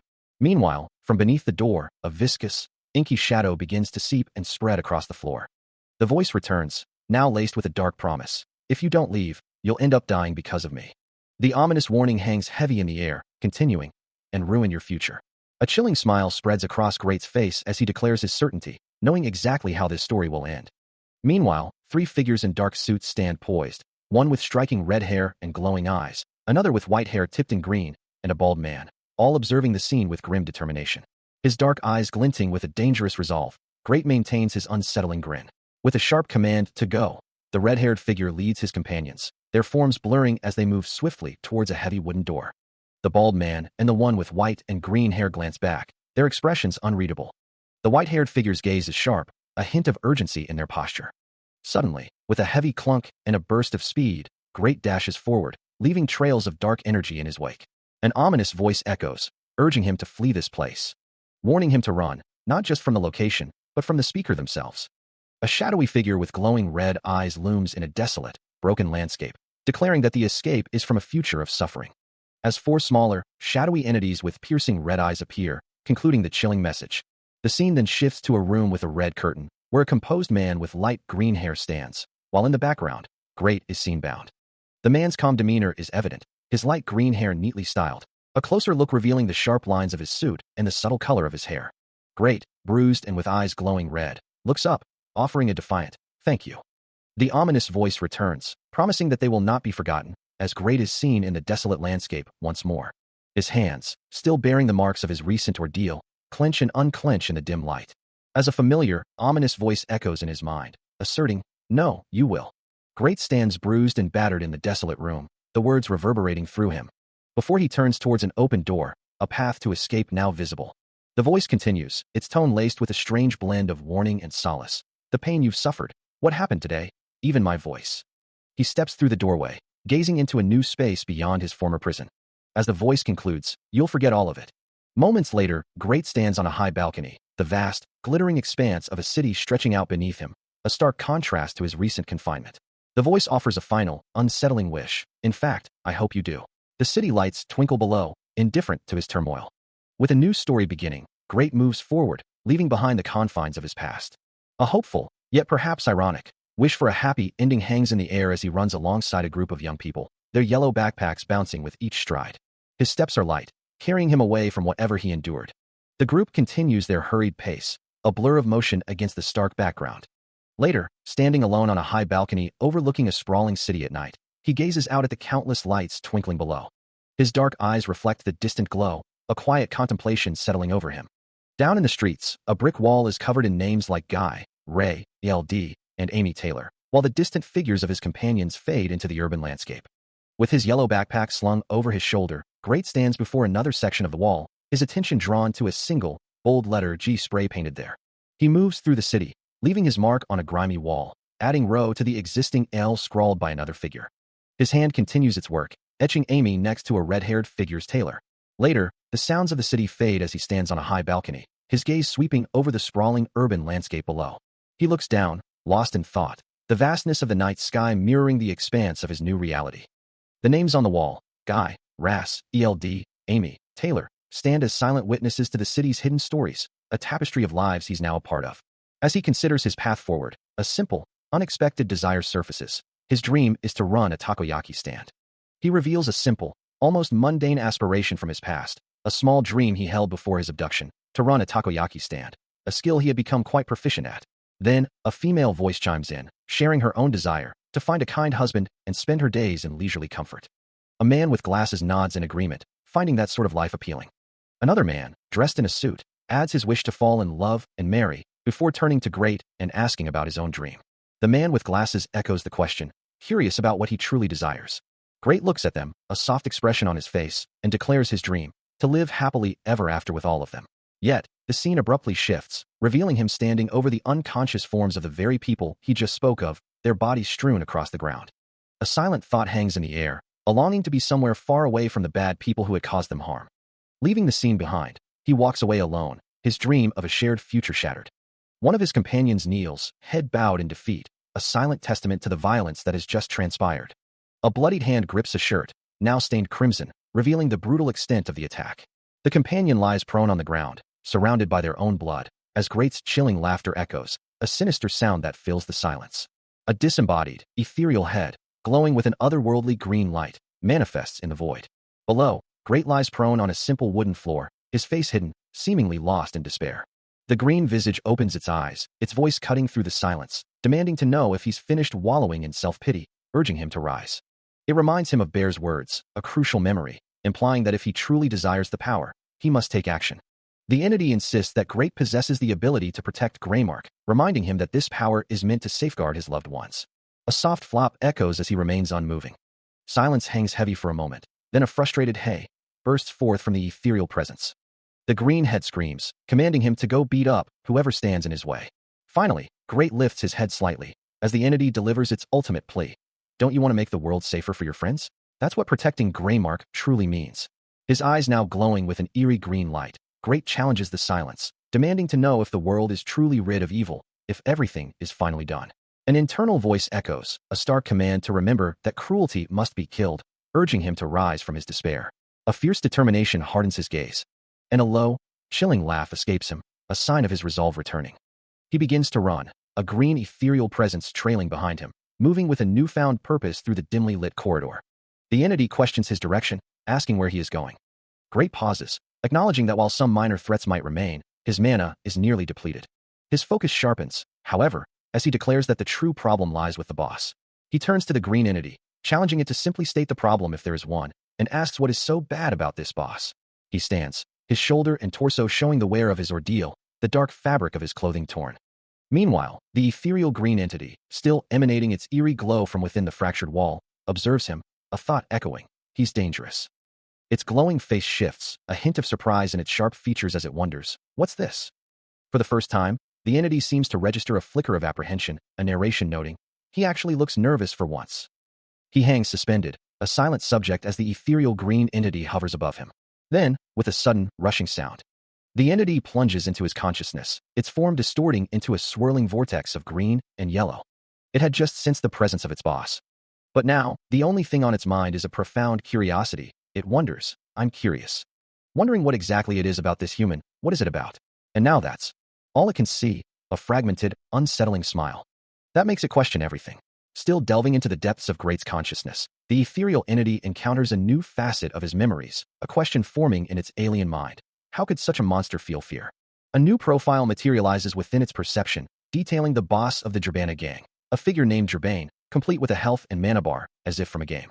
The entity processes the information, noting that while she holds the title of gang boss, she didn't consciously create the gang herself. Gerbane stands in a stylized, almost cartoonish depiction, her yellow suit and sombrero casting a long shadow. Instead, the gang simply attracted evil predators, a swirling mass of shadowy faces with glowing eyes, drawn to her presence. The entity labels this phenomenon as pure evil, a stark, glowing text appearing in its mental space. Its green-skinned face contorts in disdain, its glowing eyes narrowing. What a presumptuous title for a human. It muses, its voice echoing with an otherworldly resonance. It finds the concept absurd, wondering aloud, surely that bloodthirsty monster isn't afraid of some silly, exaggerated title. The entity observes that something profound must have transpired between them. And whatever it was, it likely shook him to his very core. With a dismissive wave, the ethereal presence urges him to proceed. It demands to see what the delusional young man truly possesses. Suddenly, the scene shifts to a memory of Great, now a hostage, surrounded by a menacing group of red-clad figures armed with spears. A feral grin spreads across his face, revealing sharp, predatory teeth. He lunges into the fray, a whirlwind of green against the crimson horde. Overseeing the chaos, a hulking, muscular man stands ready, a formidable presence among his subordinates. A memory unfolds, showing Great's face contorted in a snarl, his hand reaching out with fierce determination. But the struggle is overwhelming, and he is sent tumbling backward by an unseen force, a small figure against a stark red backdrop. He looks up, his eyes burning with defiance, refusing to yield. Yet, the vast, oppressive red space seems to swallow him whole, leaving him isolated and vulnerable. Again, he falls, surrounded by the menacing silhouettes of his attackers, their numbers too great. The ethereal entity observes, noting that criminals always have their reasons for committing crimes. As Great is assailed by figures wielding crude weapons, the entity adds that they are constantly lurking in the shadows. The assault intensifies, with one attacker brandishing a bomb, shouting a warning as Great continues to struggle against the onslaught. As the memory continues to unfold, the ethereal entity observes that criminals are simply criminals, and they can appear at any moment. A young man, head bowed in contemplation, seems to echo this sentiment, understanding that criminals are simply criminals. His eyes glow with an intense, burning red, reflecting a deep-seated conviction.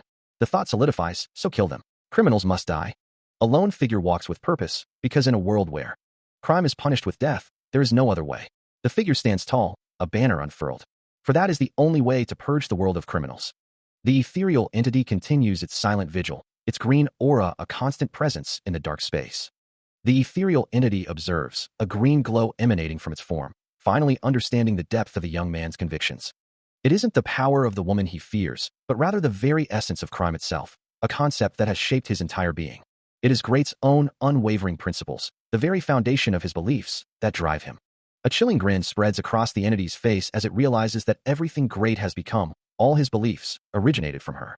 That is why he is so afraid to face her again, for he has convinced himself that he kills in the name of justice, a justification that now feels hollow. But seeing him, the ethereal entity is reminded of the true, unsettling origin of that conviction. He chuckles softly, a sound that echoes with an otherworldly quality, as the true depth of the situation begins to reveal itself. He muses aloud, wondering how he managed to mold the boy into such a merciless killer, before catching himself with a quick, almost embarrassed, apology for speaking his thoughts aloud. Behind Great, the ethereal glow of the entity persists, its presence a constant, unseen observer. The entity's form shifts, its green light pulsing with an almost knowing expression. A sharp gasp escapes Great, a sudden realization or shock washing over him. As he turns away from the confined space, stepping into a brightly lit corridor, the entity's green aura still hovers behind him, a silent companion. He walks with purpose down the long hall, his silhouette growing smaller with each determined stride. His eyes burn with a fierce intensity, a mixture of anger and resolve etched onto his face. Now clad in a distinct yellow garment, his posture remains unyielding, ready for whatever lies ahead. He stands alone in a vast, ornate hall, bathed in a golden glow, as an unseen voice softly calls out, "There you are." The voice continues, its tone almost possessive, "My dark cloud." A chilling, wide grin spreads across his face, revealing braces, as he looks out from beneath the shadow of a bright yellow hood, his dark eyes glinting with an unsettling resolve. A voice echoes through an unseen space, its tone one of discovery. Meanwhile, within a vast, ornate hall bathed in the golden glow of stained glass, another voice speaks of a personal burden, referring to it as "my dark cloud." Then, a hooded figure, revealed to be Great, looks down, acknowledging a recent display of power, remarking, "You put on quite the show." His hood now down, Great's grim expression confirms his identity as he continues, "I saw you knock the stuffing out of my guys." With teeth gritted, his resolve hardens as he declares, "I can't give her," his words cut short, but his meaning clear. Without hesitation, he turns and begins to run, his movements swift and urgent. He sprints through the grand space, past several smaller figures who seem to watch his escape, his determination palpable. A close-up reveals the strain on his face as he pushes forward, his eyes fixed on an unseen goal. A single tear or streak of blood near his eye hints at the emotional or physical toll of his flight, a silent testament to his struggle. 3 figures in dark suits stand ominously, their eyes glowing with an unnatural green light. Suddenly, a piercing shriek echoes through the hall, and Great, who had been running, skids to a halt. A calm, disembodied voice questions him, asking if he has stopped. The voice confirms that he has indeed ceased his flight. Great's face contorts in rage as he curses the unseen speaker. The ethereal entity then reveals its sinister plan, explaining that it has planted bombs within the other individuals, ready to detonate with a single command. Great, however, remains unfazed, confidently stating that he had already anticipated such a move. The entity, surprised, asks how he knew, before offering a new piece of information. It then reveals that security cameras are omnipresent throughout the building. He stands silently as the ethereal entity's voice echoes, reminding him of his recent conversation with the children from Group S8. His gaze lifts, revealing a subtle tension in his expression, as the entity presses him further, asking if he considers them friends. A soft, knowing chuckle escapes him as he walks through an opulent hall, unfazed by the entity's probing. The entity then reveals its own move, stating that it had dispatched a sniper to pursue them, confident that the target would have been located by now. Meanwhile, high above the sprawling city, a figure in a yellow hooded cloak surveys the urban landscape. Below, on a bustling street, Jabane walks alongside another man in a dark suit, unaware of the watchful eyes above. The cloaked figure, Great, steadies a sniper rifle, preparing for a stealthy operation. His face shadowed by fury, he issues a chilling ultimatum, his voice laced with a promise of destruction, before adding a final, ominous thought. As the group of men before him visibly flinches. Their fear is palpable, their bodies contorting in a desperate attempt to escape his wrath. Suddenly, a different voice cuts through the tension. As Jabane steps forward, her wide grin challenging him directly, demanding to know his next move. Her tone is taunting, urging him not to hesitate. He stands his ground, unmoving in the face of her provocation. He recalls a past failure, a moment of weakness when he couldn't fight back. But that was then, and this is now, he thinks, a fierce resolve burning within him. His foot taps impatiently, as he declares his intent to both eliminate the sniper and rescue the children. He acknowledges the presence of the kids, affirming to himself that he can accomplish both tasks. In a blur of motion, the hall erupts in a flurry of impacts, a rapid assault commencing. Barely a second passes as the chaotic energy of his attack continues to spread. A man cries out, his hand bleeding from a precise strike, his face contorted in shock. Great stands amidst the chaos, the other men in the hall now subdued and scattered, his swift actions leaving them incapacitated. Without hesitation, he sprints forward, his legs a blur as he moves towards his next objective. A powerful impact reverberates, erupting in a blinding flash of white energy. A young man with vibrant green hair stares, his eyes wide with disbelief. As the force of the blast tears through the upper floors of the building, debris rains down from the shattered structure.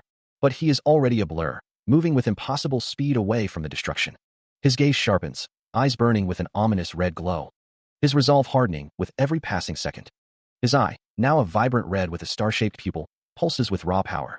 As a man in a fedora observes the city from a rooftop, a landscape of shattered buildings stretching out before him. A crimson streak of energy cuts through the sky. And the fedora-clad observer raises a pistol, its barrel glowing with a similar red aura. His gaze sharp and focused. A sneer forming on his lips as he mutters, "I bet you enjoyed killing him, didn't you?" Meanwhile, Great's face contorts in distress, his expression a stark contrast to the power he wields. The city groans under the strain, a loud crack echoing through the ruins. As another man, clad in a yellow jacket, surveys the devastation, his presence adding to the growing number of witnesses. The city lies in ruins, a testament to the raw, uncontrolled power unleashed. Amidst the rubble, a figure in a dark suit lies motionless, having fallen with a heavy thud. He stands over the fallen man, his expression grim. As a deep frustration twists his features, a single curse escaping his lips. A malevolent, green-glowing entity manifests beside his hand, its laughter echoing with sinister glee, taunting him, asking if he truly lost control, if he killed a friend or merely a stranger. His eyes, now tinged with red, reflect the entity's final, chilling question. Or is that the same thing? The red glow intensifies in his gaze, a silent battle raging within. Before he finally looks up at the desolate sky, the weight of his actions heavy upon him. He stands amidst the devastation, his back scarred, and his gaze fixed on the cracked earth beneath him. A green, ethereal form hovers beside him, its voice cutting through the silence, demanding to know what he has done. His face contorts in anguish, the scratches on his cheek mirroring the turmoil within, as the realization dawns that Jabane has fled. Lightning flashes across the distant city skyline, a stark reminder of the chaos he has wrought. The ethereal entity questions his concern, hovering beside him as he stares out at the ravaged metropolis.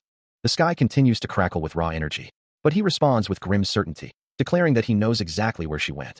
The city stretches out before them, a towering structure bearing the name, Jare, piercing the stormy sky.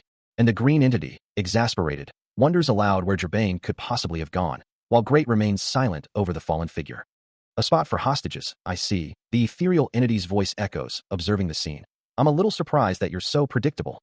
Especially since he looks like someone who's been to hell and back. Who made you this way? The entity questions, its voice probing, asserting that he must have more lives than he has taken. Great stands amidst the ruins, his gaze fixed on a distant figure, thinking, "You know, I was hoping we'd get to have fun toying around." The figure, a woman in a yellow raincoat, moves through the vibrant cityscape, a thought forming in her mind. But sorry, I already know where I'm destined to die. She walks across the rooftops, the yellow of her umbrella a stark contrast against the green and orange buildings. Her small form silhouetted against the stormy, darkening sky of the sprawling city. Back among the rubble, Great watches her, a silent observer in the desolate landscape. He stares forward, his expression a mask of intense frustration, a stark warning escaping his lips. Whatever you're thinking, don't do it. Meanwhile, high above the city streets, a figure in a bright yellow suit and matching umbrella hangs upside down from a sheer wall. Her face contorted in a defiant sneer as she mutters, "Dark clouds can't kill rain, I'm afraid." Below, a bald man in a white shirt looks up, a bead of sweat trickling down his temple, letting out a nervous phew as if relieved by her words. The woman in yellow writes herself on the wall, her gaze fixed on the man below, who can only manage a confused "huh," before a sudden, explosive force erupts. The bald man is instantly thrown to the ground, a black, chaotic void blooming around him, while the woman in yellow stands poised on a thin line, her umbrella still open, having unleashed a devastating attack. Leaving the fallen man and another figure behind, she begins to walk away, her yellow umbrella a stark contrast against the darkening cityscape. With a final glance back at her victims, she breaks into a run, disappearing into the urban sprawl. A gloved hand points accusingly at a crying infant, a stark image of innocence under judgment. Meanwhile, Great's eyes glow with a fierce green light as he demands to know, "The rumor? What are you talking about? What kind of person do you think Crime Chases is, huh?" High above the city, silhouetted against a full moon, Gerbain stands defiant, a single word echoing her conviction, "Justice." A warning flashes through Great's mind, a visceral image of rage, for Gerbain's misguided justice will surely defile the just and the righteous. With a predatory grin, her sharp teeth glinting in the shadows of her yellow hood, she declares, "I'm going to get his hands dirty, and then make it rain here." She walks confidently through the city streets, her yellow umbrella held high, as if ushering in a never-ending rain. Great's expression hardens, the weight of her words settling upon him, smeared hands of justice, corrupted by blood. He recalls the phantom pains of a past life, the countless crimes she committed, a hulking figure impaled by her actions. His hand clenches, a silent vow forming in his heart. "I'm going to stop her this time. Let's go," the ethereal entity commands. And they descend rapidly towards the sprawling city below, heading directly to the place where Gerbain resides. A massive explosion erupts upon their arrival, tearing through the urban landscape. As they crash into the very spot where all of Great's misfortunes began, and where every story came to an end. His jaw tightens with fierce resolve, a manic grin spreading across his face as he declares their next move. "We're going to Block 5. The world known as Planet Greymark is dominated by a single, vast continent. A dark, gray area that bears the planet's name, and this immense landmass is further divided into 5 distinct regions, or blocks. Our narrative now shifts its focus to Block 5, a territory managed by an entity known only as Hyper. Though Block 5 is widely regarded as the most righteous region across Greymark, it harbors a terrible secret. This secret is intrinsically linked to a tragic tale that Great had desperately tried to prevent. And so begins Episode 9 of Greymark. The towering structures of a city stand silent under a moonless sky, awaiting the unfolding drama. A large, imposing silhouette moves through a dark, narrow alleyway, its form barely discernible against the stark light of the city above. He walks with a heavy stride, passing by a man and a small, ragged child who seem to shrink in his presence. From an aerial view, the towering figure navigates the crowded, shadowed streets, a dominant presence among the smaller inhabitants. He stops abruptly, his shadow falling over the small, dirty child huddled on the ground, and a deep voice rumbles, "You there." The child looks up fearfully as the large man's foot looms nearby, his voice sternly declaring that it's illegal to sell goods in the street without a license. A loud munch echoes as the man devours something, his expression unreadable, before he asks, "Don't you know that?" He continues to chew, a thoughtful escaping his lips, while the child stares up, startled by the sudden interaction. The man holds out a small, green object in his massive hand, remarking, "Very tasty." Then, with an unexpected gesture, he offers the child a handful of money, instructing him to "Here, take this, and go somewhere else." Facing the imposing figure, the ragged child hesitantly asks if he isn't going to be killed. His expression stern, Pig Boss declares that crimes are indeed punishable by death. He then questions the child's familiarity with Block 5, before clarifying that there's no death penalty in his block. A wide, unsettling smile spreads across his face. And turning slightly, he extends a hand towards the child, advising him to simply find another job. In his open palm, a wad of cash is visible, offered to the child. Now alone, the child looks down at the money in his hand, a small, disbelieving chuckle escaping him. Standing in a doorway bathed in a warm, yellow glow, he continues to stare at the unexpected bounty. Observing from a distance, Pig Boss finds the entire situation quite bizarre, reflecting on the nature of criminals. And yet, the Hyper broke that law, making him a criminal in the eyes of the system. Pig Boss looms over the boy, a syringe glinting in his gloved hand, asking, "What do you think?" He holds the needle close to the boy's arm, his voice low as he continues. "It sounds to me like hypocrisy." Instead of injecting him, the man gently pats the boy's head, a surprising gesture that leaves the boy wide-eyed. The boy looks up at him, still sitting amidst the debris, a mix of confusion and relief on his face. From the shadows, a woman with long, dark hair watches the scene unfold, her expression unreadable. She steps forward, her gaze fixed on Pig Boss, her voice cutting through the quiet as she demands, "What are you doing?" Pig Boss turns to her, his face stern, and simply states, "Follow along." He stands amidst a group of downtrodden figures, a silent question hanging in the air. Why do they all look so miserable? It isn't even raining yet, so they should just smile, as if it's a bright, sunny day. Meanwhile, in a different, dimly lit corridor, Pig Boss strains his senses, hearing footsteps nearby. But he can't pinpoint their exact location, realizing this is clearly no amateur he's dealing with, and wondering what the heck they want. The city outside looms dark and silent, as a figure radiating a faint yellow glow leads a small contingent through the shadowed streets. Their forms barely visible against the oppressive darkness. Pig Boss, his back to the viewer, observes the source of the unusual activity high above the city streets, his jaw tightening as he mutters, "I'm on my way." The full moon casts an eerie glow over the urban landscape, and standing atop a towering building, he surveys the scene once more, before launching himself into the void, plummeting towards the sprawling metropolis below. The city transforms into a crimson blur beneath him, the streets rushing past in a streak of red and black. As he sprints across the rooftops, a dark silhouette against the blood-red sky. His face, now obscured by dark sunglasses, reveals only a hint of the fierce resolve driving him forward. He arrives to a scene of chaos, a low thrum of fear vibrating through the air. Before him, a group of his people huddle together, their faces etched with terror, their pleas rising to a desperate crescendo. "Boss," one of them cries out, his voice cracking. "She planted bombs in our heads." Another screams, pointing wildly. "My son, she put one in my son." The words hang heavy, a chilling revelation. Pig Boss looks up, his expression hardening, the gravity of the situation settling upon him. "Please, do something," a voice implores, as a shadowy figure looms in the distance. "You're the Admiral of Block 5. Someone is holding them hostage." His eyes narrow, a dangerous glint appearing as he recognizes the silhouette. "To threaten me?" The name echoes in his mind. Hyphy, one of the 3 sword masters, and the most powerful admiral of Greymark. "No wonder you guys dared to challenge me before." A youth with braces scoffs, finding the situation utterly ridiculous. He considers his opponent the easiest domino to topple, a foul scent reaching him. He then addresses the figure before him, declaring, "You must be Gerbane." The youth, clad in a bright yellow hoodie, demands to know what the entity wants. A yellow mechanical entity responds, stating its personal disdain for sunny weather. The floating, one-eyed machine continues, expressing its aversion to the kind of bright, cheerful days everyone else seems to enjoy. It questions if such widespread enjoyment doesn't seem strange. Meanwhile, a bald man looks up at the sky, musing about the way people so easily accept the sun and claim to enjoy the feeling.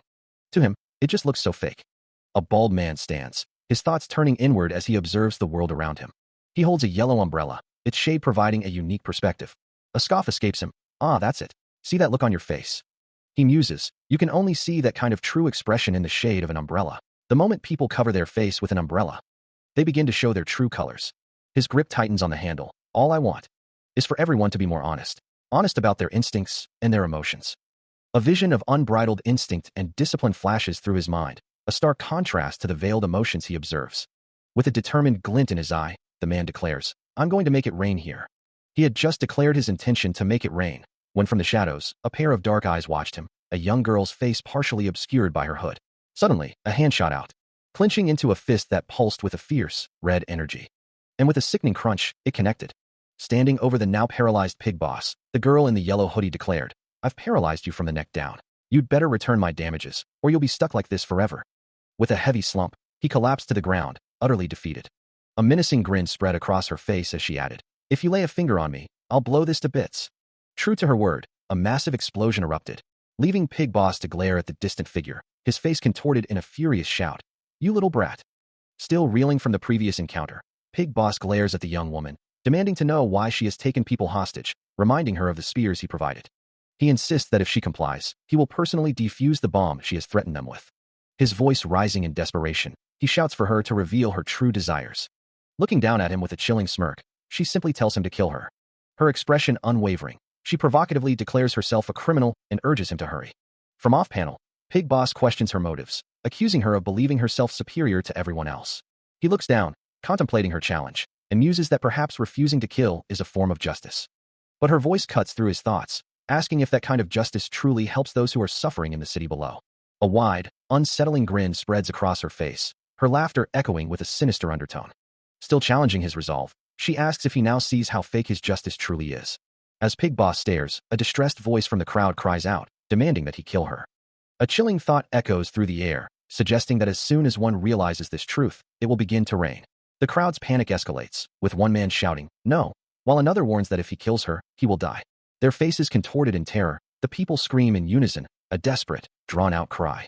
A man in a vest pleads, "Help us." Another, with a worried expression, insists, "It's your duty to protect us."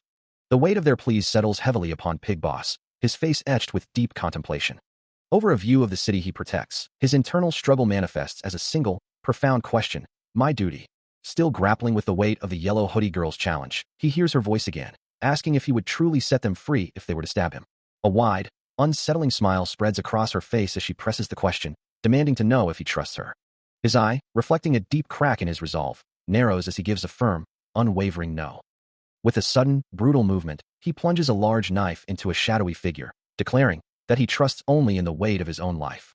More shadowy forms emerge from the darkness, but the Pig Boss stands his ground, ready for the onslaught. He moves with surprising speed, striking down the encroaching figures one after another, his blade a blur in the chaos. From a distance, the yellow hoodie girl watches, her eyes widening slightly in surprise. As the full impact of his actions registers on her face, her expression shifting to one of genuine shock. Suddenly, a figure wreathed in dark, flame-like energy appears, its presence radiating an intense power. The yellow hoodie girl stares, wide-eyed and stunned. While Pig Boss's expression hardens, a grim resolve settling on his face. "You're wrong, Hyper," a voice declares, convinced that this is the right thing to do. Great's eyes, wide and intense, reflect the chaos, as he plunges headfirst into the swirling mass of shadowy figures. His foot connecting with brutal force, sending one enemy splattering into oblivion. Pig Boss watches the young man tear through the horde, explosions erupting in a crimson haze around him. Before the boss himself charges forward, joining the explosive fray. Amidst the shattered remnants of the city, Great stands, his gaze fixed on the dark, viscous splatter staining the ground. A grimace twists his features, a dark smear across his cheek hinting at the brutal fight he's endured. His jaw clenches, teeth gritted in fierce determination. He thinks, so let me play my part. Then, with a surge of vibrant blue and green energy, he unleashes a devastating punch, connecting squarely with an opponent who recoils amidst a burst of red and orange power. His resolve solidifies, I'll be the villain. The Pig Boss bellows, his face contorted in rage, demanding to know what his attacker thinks he's doing. But before he can finish, a devastating blow connects, sending him flying with a resounding wobble. He sails backward through the air, crashing into a nearby structure with a violent kapow, the impact erupting in a shower of debris and red energy. A thick cloud of smoke billows from the point of collision. And from within it, Great's voice cuts through the haze, explaining that if he hadn't intervened, those people would have starved to death. He adds, his tone unwavering, that he had no obligation to the Jabane. Through the dissipating smoke, the Pig Boss emerges, battered but defiant, demanding to know who his attacker is. His face is a mask of pain and fury, still obscured by the lingering haze. Still reeling from the unexpected assault, the Pig Boss finds himself lifted effortlessly by his head, his dazed expression reflecting the shock of Great's power.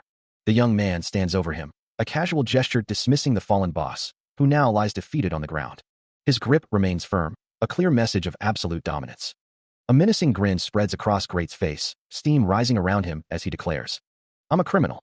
Amidst the shattered remnants of the cityscape, Great stands, crackling with raw energy that forms sharp, wing-like projections, his gaze fixed on something unseen in the distance. Suddenly, a figure plummets from the sky with a powerful whoosh, descending rapidly towards the devastated ground.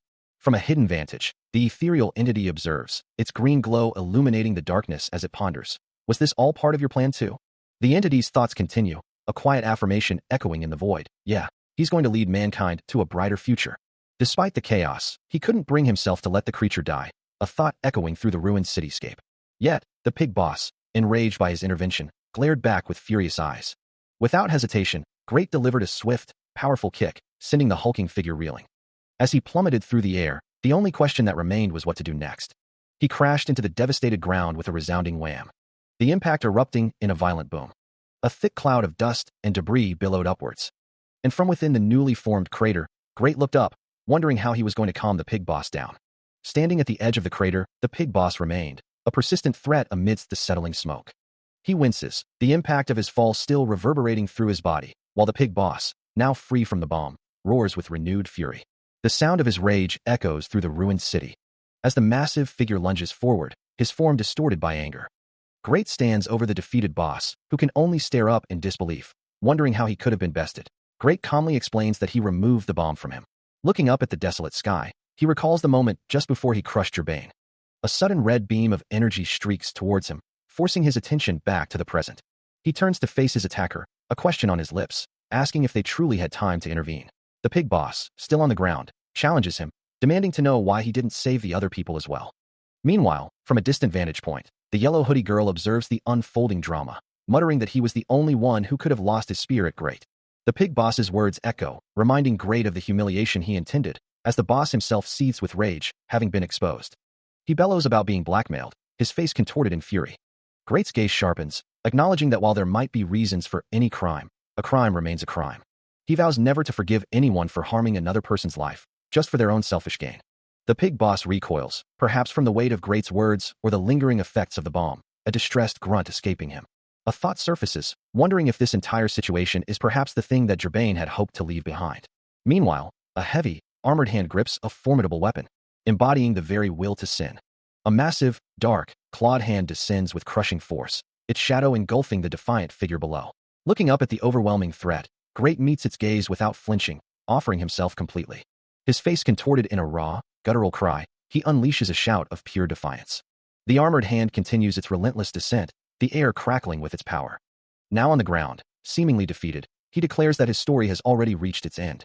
The armored hand pauses, its wielder stating, "You know what you shall use to stop blood." Suddenly, a blinding flash of light erupts, yellow energy crackling around Great.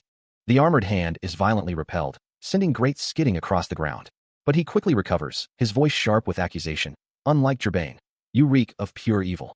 His face contorted in a snarl, Pig Boss demands an answer, his voice thick with rage, calling his opponent a ruthless bastard.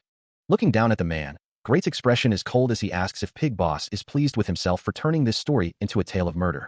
His hand clenches tightly, a grim determination settling on his features.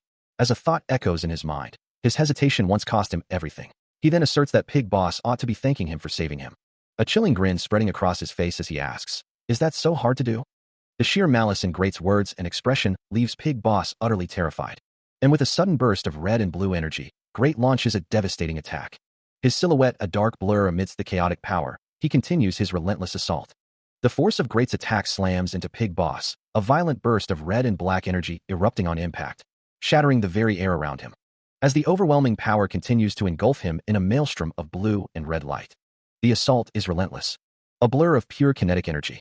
That leaves no room for defense. Only the raw, unyielding impact of Great's devastating blow. Suddenly, a figure in a yellow hoodie skids to a halt, her eyes wide as she takes in the scene. "Oh shoot," she exclaims. Great finds himself under attack, noting that his opponent consistently aims for his arms and legs, a strategy he begins to question. Despite the assault, he remains unfazed, acknowledging the truth in his attacker's surprised remark that the blows have no effect on him, for the only ones who can truly harm him are sword masters. This realization brings a new challenge to mind. Hyper, one of the strongest sword masters, and indeed, the strongest hero in existence. A wave of frustration washes over him as he wonders how he is possibly going to stop Hyper without resorting to killing him. Lost in thought, a memory suddenly surfaces from his last life, the image of someone who wasn't a sword master, but a legendary swordsman, widely regarded as the strongest warrior in the world. His mind conjures a vivid image of this powerful figure, an ethereal, horse-like creature with a flowing blue mane, its eyes glowing with ancient power, set against a backdrop of fiery, swirling energy. She had acted without any intent to kill, a thought that strikes him with sudden force. He lets out a guttural scream, drawing a confused query from someone nearby. His face contorts in anguish, the words tearing from him, a desperate plea not to resort to this. Violence is all he has ever known, a grim truth that weighs heavily on his soul. With hands pressed to his face, eyes wide with despair, he admits there's no other way to resolve this. A primal roar escapes him as he brings his foot down with crushing force. Arms thrown up in frustration, he curses the situation, then declares his need for assistance. His eyes ignite with an electric blue glow, and a vibrant aura of the same color erupts around him, energy crackling from his hands. The blue energy swirls and intensifies, propelling him forward with immense speed. As the blue energy begins to surge, he looks up, his form silhouetted against the stark white expanse. A desperate plea escaping his lips for it to fill him completely, as vibrant blue energy swirls around him. His arms cross over his chest, the power manifesting as crackling blue electricity that courses through his veins, taking on the appearance of jagged, ethereal blue flames. With a sudden, explosive burst, he crouches low, the raw power erupting around him in a blinding flash. The sharp, crystalline energy radiating outwards. His eye glows with an intense blue light, a grim determination etched on his face as he acknowledges the painful cost of such immense strength. The world around him blurs into a dark, indistinct haze, his focus now singular and absolute. A towering, Gothic structure dominates the skyline, its dark facade illuminated by an ominous red glow. This is Greymark Block 1, the Central Administration Bureau. Inside, a vast, opulent hall stretches before a grand, empty throne, bathed in an eerie blue light emanating from a central, mysterious object. A robed figure approaches the glowing artifact, their voice echoing through the cavernous space, ordering, "Gather all the admins, and send them to Block 5.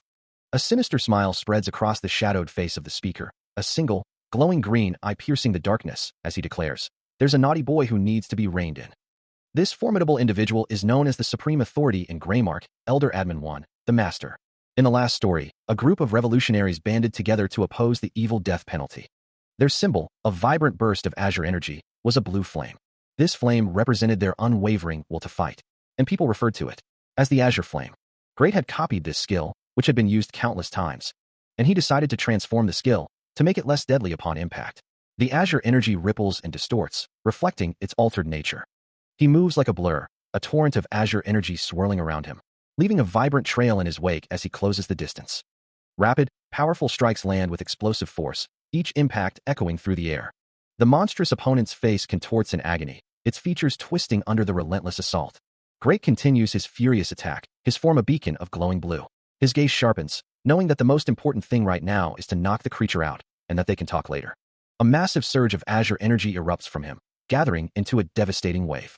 He unleashes a sweeping, all-encompassing blow, the force of it tearing through the space around them. The sheer power of the attack, or perhaps a glancing counter, rips his shirt, leaving a jagged tear across his chest. He pushes through the pain, a guttural cry escaping him as he channels immense power. With a powerful surge, he moves like a blur, leaving trails of azure energy in his wake. His hands glow with fierce blue flames, a confident smirk playing on his lips as he thinks, "That's what I thought." The force of his attack shatters a formidable weapon, revealing that he wasn't the only one holding back. Suddenly, a new figure emerges, the Sword's Master, his form radiating a vibrant red and white aura as he begins to unleash his own sword skills. Looking down at Great, he admits, "I underestimated you. There's something profoundly different about this opponent, unlike any enemy he's ever fought before." Great, still wreathed in azure flame, responds with a quiet, "A shame." The Swords Master continues, his voice laced with judgment, "That someone so powerful has such warped beliefs. You're a living disaster." He challenges Great's path. "If you keep going around and killing everyone, do you think you're doing the right thing? Who will be able to stop you?" He stands amidst crackling energy, a determined expression on his face as he declares, "I'll have to stop you myself." His resolve hardening. He unleashes a devastating seismic blow, sending jagged white energy tearing through the air. Then, with a powerful leap, he launches himself skyward, blue energy trailing behind him. He descends with a crushing mountain crusher, the impact rippling outwards like a seismic wave. The ground shatters beneath the force, leaving a trail of destruction. With blue energy flaring around his hands, he prepares for the next strike. He surges forward with blinding speed, a white streak against the stark background. And then, a resounding boom, as his attack connects. He effortlessly obliterates the incoming sword aura, a blinding white explosion of energy erupting from his form. The Swords Master stares in disbelief, his mind reeling at how his attack was blasted through with what felt like a mere warm-up move. Great's foot remains firmly planted, a silent testament to his unyielding power. Amidst the ruins of a city, now reduced to rubble and smoke, he stands tall, the Swords Master watching him from a distance. The Swords Master's voice echoes, demanding to know what in the world he intends to do. With such tremendous power, a vibrant blue aura flares around Great, his back to the devastated landscape as he gazes forward with unwavering resolve. He declares his ambition to create a better future. A future where no child is ever tormented by criminals again, his eyes reflecting the weight of his conviction. He speaks of a future governed by law and order, a world where a king restores peace and harmony. As blue energy pulses around him, he envisions a future so absolute, the death penalty itself becomes unnecessary. The pig boss, listening intently, explains his own role. "That's why I help those who want to make the world a better place." Continuing, "And slay the villains standing in the way of progress in advance." With a yellow umbrella clutched in his hand, he declares, "That's what I was meant to do." A cloud of smoke billows as the pig boss questions, "Villains in advance? You make it sound as though there's something seriously wrong with you. The words are barely out of his mouth before he's violently thrown back, red energy erupting around him. He unleashes a torrent of blue energy, crackling with dark lightning, a power he's often told is excessive. The vibrant blue force spreads across the ground, impacting with a resounding yapow. And he declares that if his methods are without purpose, then there's no point in anything at all. His hands glow with the residual energy. As he acknowledges the common criticism, musing, "Oh, I'm told so many people tell me that." He reflects on a time when he dismissed such ideals as mere nonsense, but now understands the world needs those who. From below, the pig boss, surprisingly defiant, challenges him. "So go ahead and do what you think is right." Great, his expression sharp and determined, declares that he will handle all the dirty work. The pig boss scoffs, his hand dismissively raised, calling him completely delusional. He turns his back, continuing his taunt, asking if Great believes that makes him some kind of hero of the dark. Great, standing amidst the city's skyline, simply replies, "Not at all," adding, "I hate to break it to you, kid." The pig boss's face contorts in a sneer, insisting that Great is just another villain like all the rest. As the words hang in the air, a powerful skill activates, mountain toss. With a surge of energy, the ground beneath them cracks and shatters, Great's form glowing faintly in the distance. He looks down, his expression unreadable. A vibrant blue aura flaring around him as he muses, "Delusional, huh? So you call your belief a belief of conviction, and mine is a delusion." He unleashes a torrent of raw power, a vibrant blue-green energy erupting from his form and tearing through the very fabric of the city around him.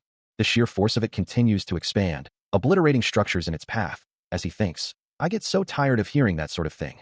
The destruction spreads further, a testament to his overwhelming might, while his thoughts persist. "What's wrong with having my own goal? Everyone seems to think they can all over me for it." Amidst the ruins of the urban landscape, a different thought surfaces. Then again, his hand, still crackling with the same potent energy, clenches as he acknowledges, "I've made countless mistakes." Standing alone in the devastation he wrought, he reflects, "I've disappointed countless people." Streaks of colorful energy still radiate from him, a visual echo of his power, as he continues, "And I've wasted more time than I can even keep track of." The desolate city stretches out before him, and he concedes, "It's understandable that people criticize me for even having a goal. So I thought at least." Or rather, that's what he'd been told. And for a moment, leaving him with a raw, burning anger. But no one ever reached their goals by simply waiting and stumbling toward them. A heavy presence looms, a memory of judgment, perhaps, as the pig boss looks down. While another voice, sharp and clear, echoes a past declaration, "From now on, I'm calling this my dream." The pig boss's words cut deep, accusing him of giving in completely to evil. Questioning why he would choose a path that would cause so much suffering, a path that would make everyone hate him for his ridiculous ambition. Great's eyes flash with defiance, a blue aura flaring around him as he challenges the very notion. "You want to do such a thing?" His jaw tightens, a silent resolve hardening his features. As if sealing a pact with himself, he brings his hands together, fingers intertwining. A surge of energy ignites between his palms, as the system announces, "Activation station." His conviction echoes in his mind, a powerful declaration. "I'm going to change the world. That's the ending I've chosen for this story." With a fierce, almost wild grin, Great erupts in a blinding flash of light blue energy, his form crackling with raw power. The world itself seems to respond to his will, as a colossal supernova flash rips through the very fabric of the gray mark. The sky above begins to tear apart, a jagged red fissure spreading across the darkened clouds. Below, the city is engulfed in a vibrant, chaotic explosion of pink and yellow light, the energy radiating outwards in destructive waves. From a distant rooftop, a lone figure stands silhouetted against the cataclysm, observing the immense power he has unleashed. As the dust settles from the citywide energy discharge, a sinister grin spreads across the face of a new observer, his bright yellow hair pulled back in a ponytail. He muses that the recent display of power has made one thing abundantly clear: whoever manages to control the boy will ultimately control everything. With his hands glowing with an intense, multicolored energy, the young man begins to channel an immense power. As the vibrant energy expands rapidly, engulfing the surrounding cityscape in a dazzling display of light and force. A cataclysmic burst of raw power erupting from the epicenter. Within the city, the pig boss watches the unfolding chaos, his face contorted in a furious snarl, his bulky frame trembling with rage. The entire urban landscape is now encased within a shimmering, multi-hued energy dome. A vibrant, destructive aura radiating from above. Still atop the building, Great continues to emanate immense power, a thick, white smoke-like energy billowing from his form. Elsewhere, the pig boss watches, his face contorted in a snarl of disbelief and rage. The powerful energy continues to surge from him, swirling around his legs. Suddenly, with a heavy thud, he collapses to the ground, the sheer exertion of his power overwhelming him. As he lies there, A voice cuts through the silence, stating that they are now ready to talk. A figure stands over him, beginning to speak. Hyper, I. A jolt of raw energy courses through Great, his eyes flaring crimson as a surge of anger and determination washes over him. He rises, turning to face the city now bathed in an eerie green glow, the other figure still standing silently beside him. From a towering rooftop, a low hum resonates across the city, now bathed in an eerie green glow. He stands silhouetted against the massive moon, observing the strange new landscape he has created. Meanwhile, a sharp, unsettling grin spreads across the face of a woman with bright, piercing eyes, her short blonde hair framing a look of intense amusement. Back on the rooftop, Great finds himself surrounded, the pig boss, the yellow hoodie girl, and Gerbain all staring up at him with varying degrees of shock and anger. The woman from before, Marguerite Dupois, an admin of Greymark, watches the scene unfold, a cruel smile playing on her lips as she remarks on the presence of the swordsmaster. Suddenly, Great launches himself into the air, closing the distance with incredible speed, his target the admin of Greymark, Marguerite Dupois, who simply watches him approach. But before he can reach her, Margarita unleashes a devastating barrage of energy projectiles, striking him mid-flight with explosive force. From below, the pig boss watches the aerial battle, his face contorted in a furious snarl at the sight of the sneaky little Great. He plummets through the air, a consequence of the previous attack, before crashing down onto a stark, grid-patterned floor. With a swift, powerful motion, Great retaliates, slamming an unseen opponent with a resounding twish. A smirk plays on his lips as he looks down, taunting, "Hey there, you're actually my type." Standing over the defeated figure in what he identifies as Block 2 of the Dilvander, he offers a choice. Want to be my subordinate? Or do you prefer the hell you are admiring? His face already showing the marks of battle, a bruise darkening his cheek, he narrows his eyes, questioning, "Doing here in Block 5? Suddenly, a new confrontation erupts as he violently slams the swordsmaster against a wall, the impact echoing with a loud slam. Dark energy swirls around his hand, subduing the formidable opponent. Still bruised and letting out a small cough, he acknowledges, "You're pretty strong." Despite his victory, a fresh cut appears on his cheek, a sharp shing, indicating the swordsmaster's final, desperate strike. Barely having time to recover from his last battle, he finds himself immediately facing a new, formidable opponent, a hulking figure who swings a massive, cylindrical weapon with brutal force. This is Gaston, the admin of Block 4. Without hesitation, Gaston's voice booms, declaring a swift and merciless judgment. His face contorted in a snarl, Gaston's intent is clear. The battle is short and decisive, Great quickly overwhelmed and left sprawled on the ground as Gaston stands over him. With a final, brutal blow, Great is sent flying, crashing through a nearby building. As he lies injured, the yellow hoodie girl approaches, her tone sharp as she reprimands him for breaking the rules and failing his duties, even mentioning Hyper, admin of Block 5. His offenses are listed: disobedience of orders and neglect of official duties, a clear violation of the established hierarchy. She then challenges him, asking if he has any objections to the judgment. As the green aura of the admin of Block 4 pulsed around him, Great could only wonder what was happening, while Gaston's voice cut through the air, asking if he understood. A mocking chuckle escaped the admin's lips, his tone dripping with condescension as he repeated, "Don't you understand, kid?" The elder admin had unleashed his power, forcing the Block admins to hunt down a disobedient beast. Because the only one who could deal with a wild beast was the one who could control it, it was up to them to put it down. Standing amidst the rubble of a desolate landscape, Great remained silent, his gaze fixed on the ground. A realization dawned on him. Oh, so it's my fault. The other admins would never have dreamed of coming after Hyper before, the yellow hoodie girl's voice echoing in his mind. Gaston, still gripping Great's collar, explained that he had been weakened by Hyper by accident, his words carrying a hint of frustration. Great's eyes narrowed, the name Hyper now firmly etched into his thoughts. Standing over the fallen admin, Great's voice cuts through the desolate air, a stark command to flee. The rain continues to fall around them. As Gaston, despite his prone position, manages a defiant gaze, his voice raspy with a warning, "You're not meant to die here." Great looks down, his expression hardening, declaring his reluctance to escalate the conflict. "I don't want to start a war." Yet, his resolve remains unshaken, as he continues, "All I want is." His voice rises to a shout, echoing his frustration with the system. "Penalty. Then change the law." With a clenched fist, he delivers his ultimatum. "It's now or never. Either step down as an admin, or you'll never change anything." His determination unwavering through the downpour. Great's eyes flare with an intense blue glow as he reveals his true objective. Look for the kid with blue eyes. The pig boss, his face set with determination, declares his intention to start a group of revolutionaries together. Later, in a desolate, shadowed landscape, he stands alongside Great and two other figures, seemingly discussing their next move. Meanwhile, a blonde-haired man with sharp features and a confident smirk observes the situation. He remarks that the young man has dangerous ideas, while Great, looking up at him, questions his strength. The blonde man, with a hint of exasperation, addresses Great directly, acknowledging his newness to the admin thing, but urging him to communicate before acting alone. His words are met with defiance from a dark-haired woman, who firmly states she takes no orders from him, her expression serious. The blonde man considers her words, concluding that she is not a pawn he can easily use. Suddenly, with a burst of speed and glowing energy, Arwen lunges at him in midair, challenging him to fight. As rain begins to fall, a small, colorful bird-like creature perches atop a stone structure, observing the world below. She stands poised, her green hair and pointed ears a striking contrast against the urban backdrop. This is Arwen, admin of Block 3. A low, rhythmic thrumming emanates from her, a subtle vibration of power, as she prepares for the impending conflict. The blonde admin approaches, his voice laced with condescension, asking if she would mind not wearing headphones while working, but Arwen's response is sharp and dismissive. Meanwhile, another figure is introduced, Lucerne, admin of Block 6. The blonde admin continues his critique, questioning her choice of clothing, suggesting it's unsuitable for battle, and wondering how she expects to fight enemies dressed like that. Arwen, however, remains unfazed, simply stating that she doesn't need to run around. Around her, the air visibly thickens, a palpable pressure building, registering an immense 3,300 pounds of tension. Now flanked by Swordsmaster and Gaston, the blonde admin issues a final challenge, asking if she truly believes she can fight all of them. A devastating green energy attack begins to coalesce, its raw power radiating over the distant city below.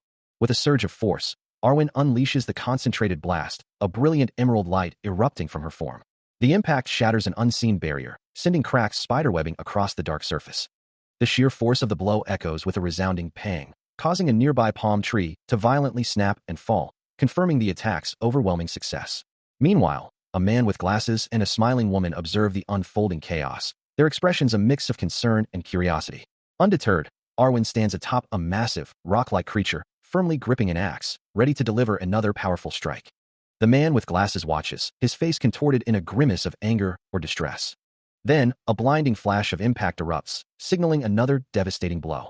High above a sprawling metropolis, a lone, shadowy figure stands atop the tallest skyscraper, an ominous presence overlooking the city. A faint, almost imperceptible sound escapes the figure, as a small, green-haired individual stands nearby, seemingly in awe or fear. Then, with a casual wave of a hand, a powerful beam of light erupts from the figure's palm, and a voice echoes with finality, declaring, "I'm done for the day."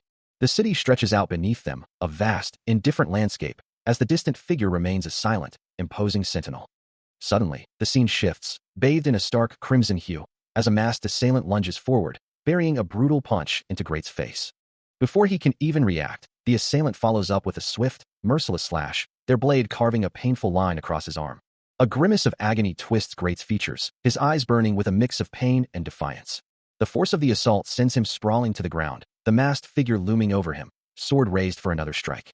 His face, now streaked with dirt and possibly blood, reflects the raw shock and desperation of his situation, his wide eyes fixed on the impending danger.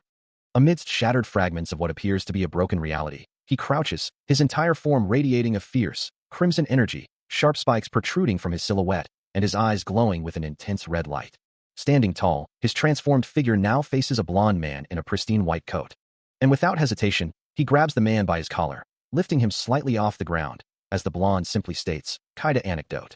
His glowing red eyes narrow with a fierce intensity, as he speaks of a blue-eyed kid, and declares his knowledge of Kai's whereabouts.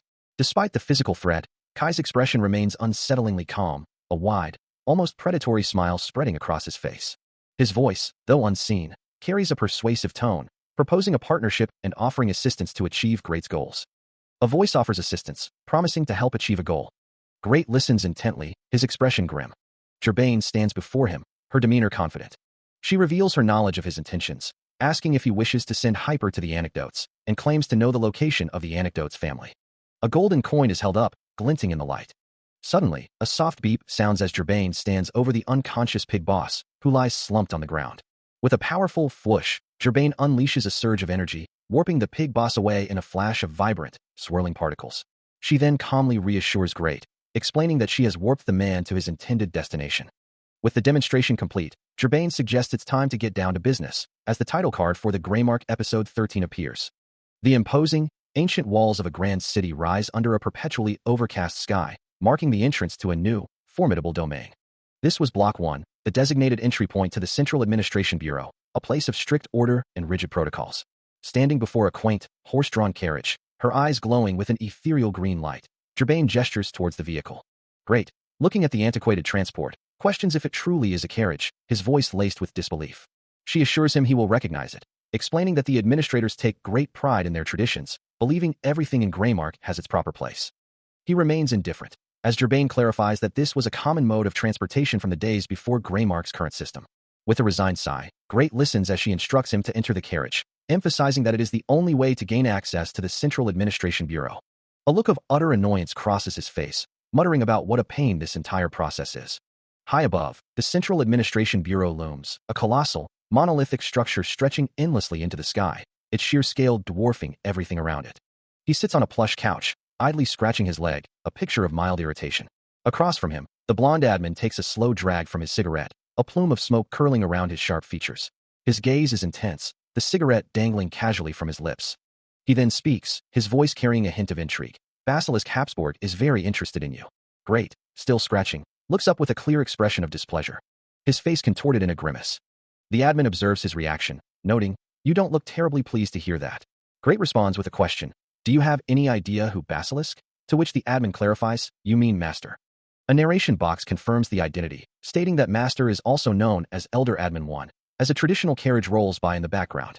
The blonde admin takes another drag, his eyes narrowing slightly as he ponders, how does he know the Elder Admin's real name? He continues, revealing that among Greymark's 6 ruling admins, one stands out as the most powerful by far. This individual, he explains, harbors ambitions of becoming the king. A scoff escapes Great as he thinks, not on my watch. Noi, that narcissist. The blonde admin then adds, with a slight pause, that this powerful figure is also his father. Great stares back, a hint of pity in his voice as he mutters, "You poor bastard." He then reflects on the situation, realizing there was just one obstacle in his way. And that was Elder Admin 5 Sword. This Elder Admin 5 is none other than the leader of the Bear clan, a formidable figure who absolutely loathes the Habsburgs.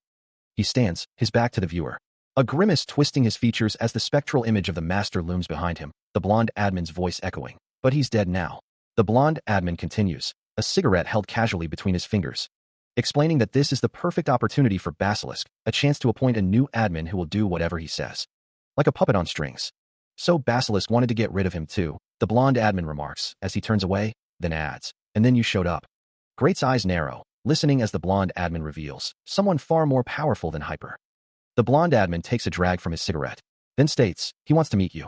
He wants to see whether you're the obedient type or not. He listens as the blonde admin continues, explaining that Basilisk will then make an offer and ask him to become the admin of Block 5.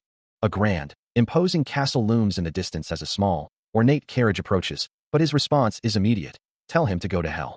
The admin chuckles softly, suggesting he hear him out first, then decide if he'll accept the offer. Great, however, is growing impatient, declaring he was tired of hearing about the admin's man anyway, and that it was about time he got to the point. The admin's expression hardens slightly, reminding him of his promise to help, and questioning why he would lie. The carriage draws closer to the formidable castle, as the admin explains that if he were lying, his plan would be ruined too. He then reveals the name of the man they speak of, Basilisk Habsburg, the leader of the Habsburg clan, and Elder Admin 1. The ornate carriage finally reaches the castle's grand entrance. As the admin concludes, he is the most likely candidate for king at the moment. A knowing smile plays on the blonde admin's lips, his gaze fixed on the unfolding scene. Within the grand hall, Basilisk Habsburg sits enthroned, an imposing figure radiating silent authority. The vast chamber itself speaks of immense power, its ornate architecture stretching high above. Then, a solitary step echoes through the silence, as Great enters the formidable space. He finds Basilisk surrounded by the other Greymark Elder Admins, their collective presence a heavy weight in the air. These are the Greymark Elder Admins, the highest authorities of this realm. Among them stands Elder Admin 3, the general, with his stern demeanor, and Elder Admin 2, the maker, his long purple hair falling over one eye. Further along the line are Elder Admin 4, RA, distinguished by his top hat, and the Elder Admin Doctor, each radiating their own unique gravitas. Observing the entire assembly, the blonde admin's smile widens, a hint of triumph in his eyes. A disembodied voice echoes through the grand hall, welcoming the assembled Elder Admins. At the head of the chamber, seated upon a massive throne, is the imposing figure of Basilisk Habsburg, Elder Admin 1. The vast, ornate hall stretches out before him, filled with the other high-ranking officials of Greymark, all gathered for this important meeting. Among them, an admin with long purple hair and a monocle expresses his displeasure, finding it an insult that he, an Elder Admin, must stand while addressing the master from his throne. Basilisk's glowing green eyes fix on the assembly, his voice cutting through the murmurs as he demands to know, "Are you all listening?" A chorus of voices responds in affirmation. The purple-haired admin continues, acknowledging the loss of Gwar, but emphasizing that the vacant elder admin position cannot remain unoccupied for too long. A robot-like admin, whose face is a screen displaying a green X symbol, then interjects, stating that an expert recommended by Elder Admin 2 has been put forward for the post of Elder Admin 3. With a gesture, the purple-haired admin announces, "Now then, let me introduce you to the newest Elder Admin." A stern-faced man with dark, neatly swept-back hair steps forward, his expression one of skepticism as he wonders aloud. Let's see what sort of toady he's chosen this time. He looks down, his expression unreadable as the assembly continues. Suddenly, his eyes widen in surprise, a small figure with long black hair and glowing eyes appearing below him, accompanied by a sharp, resonant sound. Standing defiantly on a table, Great challenges him directly, asking if he intends to keep her waiting all day. Sweat beads on his brow as the newly appointed elder admin, Sword Staley, reacts with outrage, demanding to know how Great dares speak to him in such a manner. But Great, her eyes now burning with an intense glow, simply points a finger at him, ordering him to bow his head immediately, causing him to flinch. Her gaze is unwavering, her presence utterly dominating the intimidated elder admin. Great then addresses the entire assembly of elder admins, greeting them with a dismissive "Nice to meet you all, you bunch of old men." A thought crosses someone's mind, wondering why they felt intimidated just now, and acknowledging that they had heard she wanted something. Meanwhile, Basilisk Habsburg watches the unfolding scene, a wide, knowing smile spreading across his face. With a wide, confident grin, the swordsmaster makes his terms clear, stating that if the offer is indeed true, then they had better present him with something truly tempting. His eyes narrow slightly in anticipation, as he declares his ultimate ambition. An elder administrator, seated in a grand chamber, announces that he will join the conference room shortly. Meanwhile, a young man with sharp eyes and a confident smirk stands ready. He is greeted by the administrator, who gestures towards him and the other assembled figures, including Gaston, the blonde admin, Arwen, and Hyper. The young man questions if the administrator knows him well, having just arrived, while Gaston, standing behind him, clarifies the master's clear orders, prompting a quick, affirmative response from the young man. With a knowing smirk, he turns and walks through a grand archway, his stride confident. The administrator, now seated, expresses his pleasure in meeting the young man, asking for his name. The young man simply replies, "Great," adding that Margarita had informed him about the situation. He stands before the imposing figures, a confident air about him, as he declares his understanding of the situation, stating that they already know what he wants. With a pointed finger, the bulky admin, Gaston, confirms his assumption, asking if he desires to become an admin. Great, however, corrects him, asserting that he wants a pawn. His expression shifts to one of fierce determination as he elaborates, explaining his need for a pawn powerful enough to eliminate any target he chooses. A smirk plays on his lips, his confidence unwavering. He then boldly proclaims himself the strongest in the world, capable of killing anyone in Greymark at will. Gaston, holding a hand of cards, considers this, suggesting that if Great plays his cards right, he might indeed become their pawn. He then turns to the elder admin, awaiting a final decision. The elder admin, with glowing green eyes, simply responds, "Very well." He opens his mouth, a single word escaping his lips. The vast, ornate chamber of the admin stretches before him, the elder admin seated on his throne, Gaston standing nearby, as he remains kneeling on the floor. The elder admin's eyes glow with an intense green light, his expression unreadable. Gaston, however, looks on with a mixture of surprise and concern. Great, seemingly unbothered by their reactions, continues his audacious demand, stating that he's a little embarrassed by how obvious it is, but he wants 5 billion in gold every month. Gaston's shock is palpable, his thoughts echoing the absurdity of such a sum. He quickly calculates the immense cost, realizing that 5 billion gold is enough to pay the wages of a whole army for an entire month. The elder admin finally speaks, his voice carrying a hint of skepticism, reminding Great that strength alone isn't enough to rule the world, and questioning if he's truly worth such an investment. Without hesitation, Great delivers his chilling response, a simple declaration that silences all doubt. He killed Jean Bear. Gaston, still reeling from the astronomical sum, questions the young man's audacity, asking if he truly believes he can demand such an exorbitant amount. The elder admin, his glowing green eyes fixed on the boy, interjects, wondering if he's merely a nuisance getting in their way, but Great simply replies that he killed Jean Bear for them. He then adds that they couldn't even touch a hair on the head of one of the 3 legendary beasts, implying his superiority. Gaston, visibly stunned, can only ask what they think of that, before admitting that the boy did them a pretty big favor. Great continues, stating he chopped off Jean Bear's head in round 0, a feat that makes Gaston realize the kid is the real deal. Gaston confirms that's exactly what was told to Sword Staley, the elder admin who witnessed the event. The elder admin, Master, confirms he saw the boy defeat Hyper with his own eyes, and that he brought down 2 swordsmasters, which is much more than a couple of scrapes. Master then declares that he needs the boy for himself, recognizing that this kid is the future. With a wide, confident grin, Gaston declares that the future has just landed in his lap.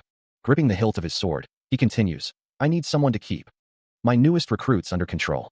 His hand remains firmly on the sword, as he thinks to himself, and this kid is going to do that for me. A close-up reveals the full extent of his confident, almost predatory smile, while Master, observing from the side, remarks, I like your style, kid.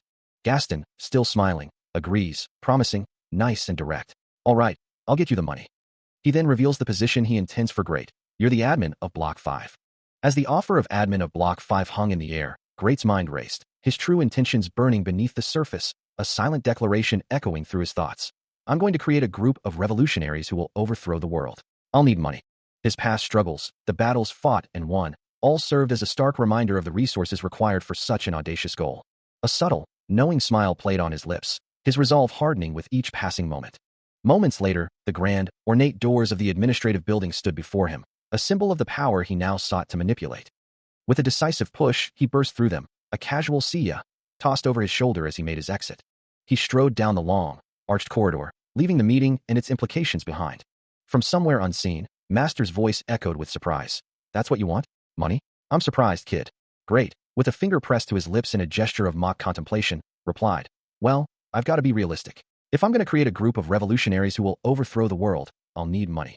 Later, observing a vast crowd of new recruits from a hidden vantage point, he mused to himself, and I can't let them know what I'm up to. Though it goes against his usual methods, Great acknowledges that building his own army will ultimately prove worthwhile. His second reason is purely financial. 5 billion gold every month is a substantial sum, enough to achieve his ambitions. He muses that this influx of wealth could disrupt the established flow of capital within the city. Furthermore, in an effort to bolster his own influence, Master is funneling immense amounts of money into various noble clans for a multitude of reasons. With a knowing smirk, Master remarks, nothing keeps pigs happier than a full belly, right? But Great's internal resolve hardens, knowing Master will soon regret these actions. Facing Master with a stern expression, he asserts, with an additional 5 billion gold in monthly expenses, we won't have as much money to pay the nobles. His gaze unwavering, he demands, where's the rest of my money? As he walks away, a thought crosses his mind. While agreeing to be an admin might seem like selling one's soul to the government, it's all part of his larger plan. A voice from his memory questions his decision to accept such a position, urging him to listen and acknowledge the woman's plan for a revolution, a plan he could help bring to fruition. A subtle smirk plays on his lips as he considers her, thinking she could prove useful, at least.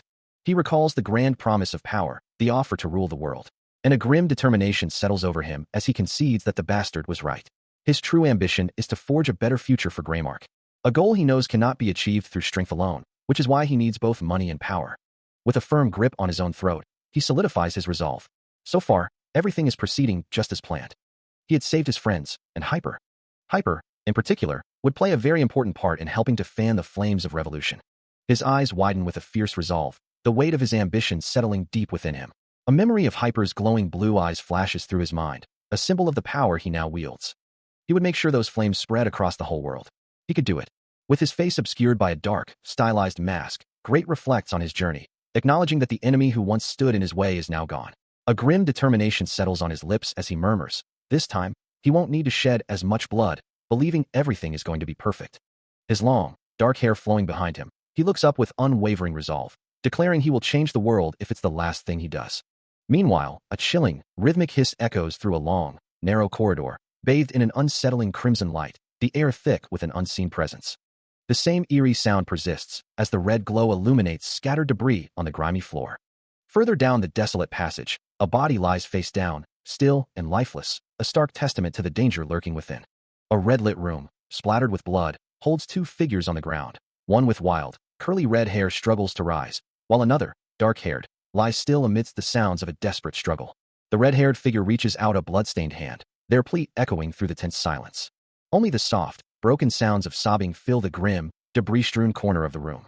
A large, mustachioed man shields a small boy, his face contorted in a primal scream of terror as the child cries out, Mister. The man looks down at the boy, who, still trembling, asks, W. Who are you? The boy's eyes widen, his small voice filled with apprehension as he questions, who are these people?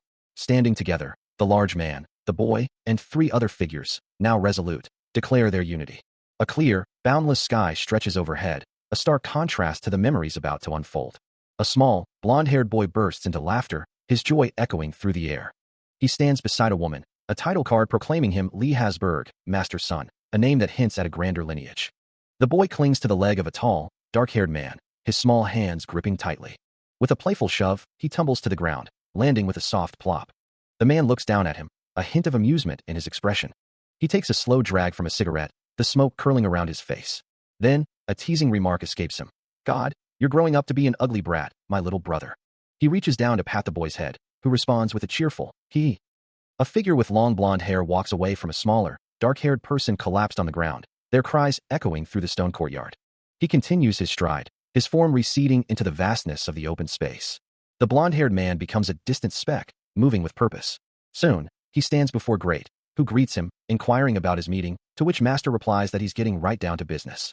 A wide grin spreads across Master's face as he muses that the subject of their discussion could be quite useful, noting that they encounter monsters like him from time to time. He recalls a past incident, a shadowy memory of a larger figure and a small child, mentioning trouble with an admin and a kid.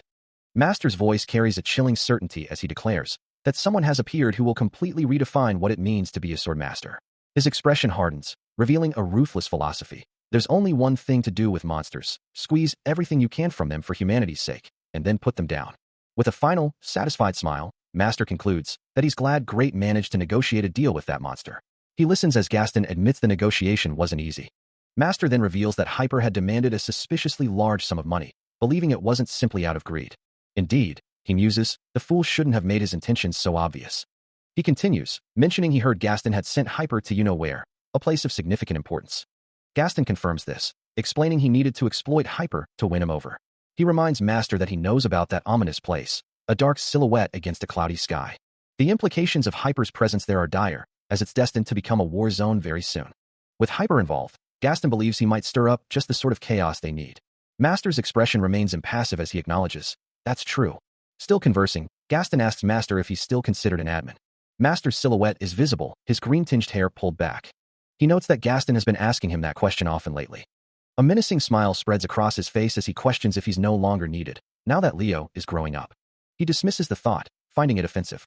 Master turns his back, looking out over a grand structure. He assures himself that he'll remain alive at least until Leo is old enough to become an admin. From a distance, Master observes Leo in a courtyard, musing that he'll have no choice but to hand over his position to his apprentice. He reassures himself, promising to reclaim his place when the time is right. He moves across a manicured lawn, his white cloak swaying gently. A knowing smirk plays across Gaston's lips. As he finishes his thought, you and me both. The sky stretches endlessly above, dotted with soft clouds. While below, a magnificent palace rises from the landscape, its grand architecture dominating the view. Inside, ornate walls adorned with a regal crest speak of immense power. A large, bald man, a bandage on his cheek, stands in the opulent hall, looking up. He takes a deliberate step forward, his presence filling the space, as the large man watches. He bows deeply, his voice resonating with formal politeness as he offers, "Thank you for your generous hospitality." Rising to his full, imposing height, René de Anecdote, the leader of the Anecdote clan, chuckles warmly. "Mr. Anecdote, haha, it's my pleasure." He continues, his expression shifting to one of curiosity. "I'm not sure how a sword master and admin such as yourself ended up lying unconscious in the forest." As he speaks, he gently cradles a small, childlike Great in his massive hands, revealing a glowing gold token held between his fingers. "But you had the Habsburg clan's token on you." He begins to walk, carrying the boy through the opulent hall, explaining, "The Habsburgs and the Anecdotes are practically one big family." A piercing gaze reflects the tumultuous history of Greymark. For generations, the Anecdote clan has been a dominant force, ruling over Greymark as its true royal family and aristocracy. After establishing their dominion, they attempted to monopolize all power for themselves. This ambition, however, led to internal strife. And as a result, Greymark lost its royal family, becoming divided into 6 distinct blocks. Now, within the opulent halls of his palace, René de Anecdote stands, his imposing figure casting a long shadow. He looks down at the small, childlike form of Great, a stark reminder that despite any past connections, the Anecdote and Habsburg clans will never truly be like family. An almost forgotten clan has suddenly reappeared, seemingly out of nowhere. And what's more, they claim to be friends with the Habsburgs. Hearing this, Master Basilisk Habsburg's expression darkens, realizing something significant is unfolding, and he has a strong feeling it involves his own clan. This smells of a deep conspiracy, and he needs to uncover the truth. Meanwhile, in an opulent chamber, the child form of Great stands alone. The question lingers in the air, what is the blue-eyed boy's true significance in all these unfolding events? His eyes glow with a fierce blue light, his small face contorted in a silent rage. Gaston observes the situation with a neutral, calculating gaze. While René de Anecdote approaches, a slight smile playing on his lips as he remarks, "Imagine my surprise when you were so badly injured." He stands, a hulking figure, looking up at something unseen. Before reporting with a hint of surprise, "It was no monster, sir. Instead, it was merely a boy who still had a great deal of growing up to do." Meanwhile, the clear blue sky stretches endlessly above. As a deep, resonant sound echoes through the air, dun dun dun. The sound intensifies as a lone figure approaches the imposing Greymark Central Administration Building, dun dun dun. A crowd gathers, their attention drawn by the booming announcement, "Attention, everyone, done." From the shadows, a figure with glowing red eyes emerges, declaring, "Our new admin has arrived." The crowd responds in unison, "Greetings to admin." A new authority emerges, as Great is formally introduced as the admin of Block 6, his dark uniform stark against the vibrant background. With a sharp, confident gaze, he declares his intention to begin his work immediately. His first task, he muses, is to meticulously sort through the people in his block, seeking out potential revolutionaries to join his burgeoning army. Meanwhile, a new figure is presented, Idaya, the medical officer and research division head, her pink hair a striking contrast to her pristine white uniform. The two stand facing each other, a silent exchange passing between the new admin and the medical expert. Great extends a hand, a clear directive in his tone. He emphasizes his priority, a single word hanging in the air. Addressing her directly, he calls out to the doctor, who looks up in surprise. As Idaya processes his words, Great delivers a shocking revelation. He is from the future. After his shocking revelation, Great stood before Idaya, a confident, almost mischievous smirk playing on his lips, while she remained with her back to him, processing his words. Her head bowed slightly. Idaya seemed to shrink into herself, the weight of his confession settling heavily upon her. In that moment, she realized her new boss was a complete weirdo, and her heart sank into her stomach. In a stark, white space, the figure of Idaya stands, a medical officer in her pristine uniform. This is a memory from Great's previous life, a time when Idaya served as the medical team leader for Block 5's Administration Bureau. Yet, beneath her official role, she was also a member of the revolutionaries.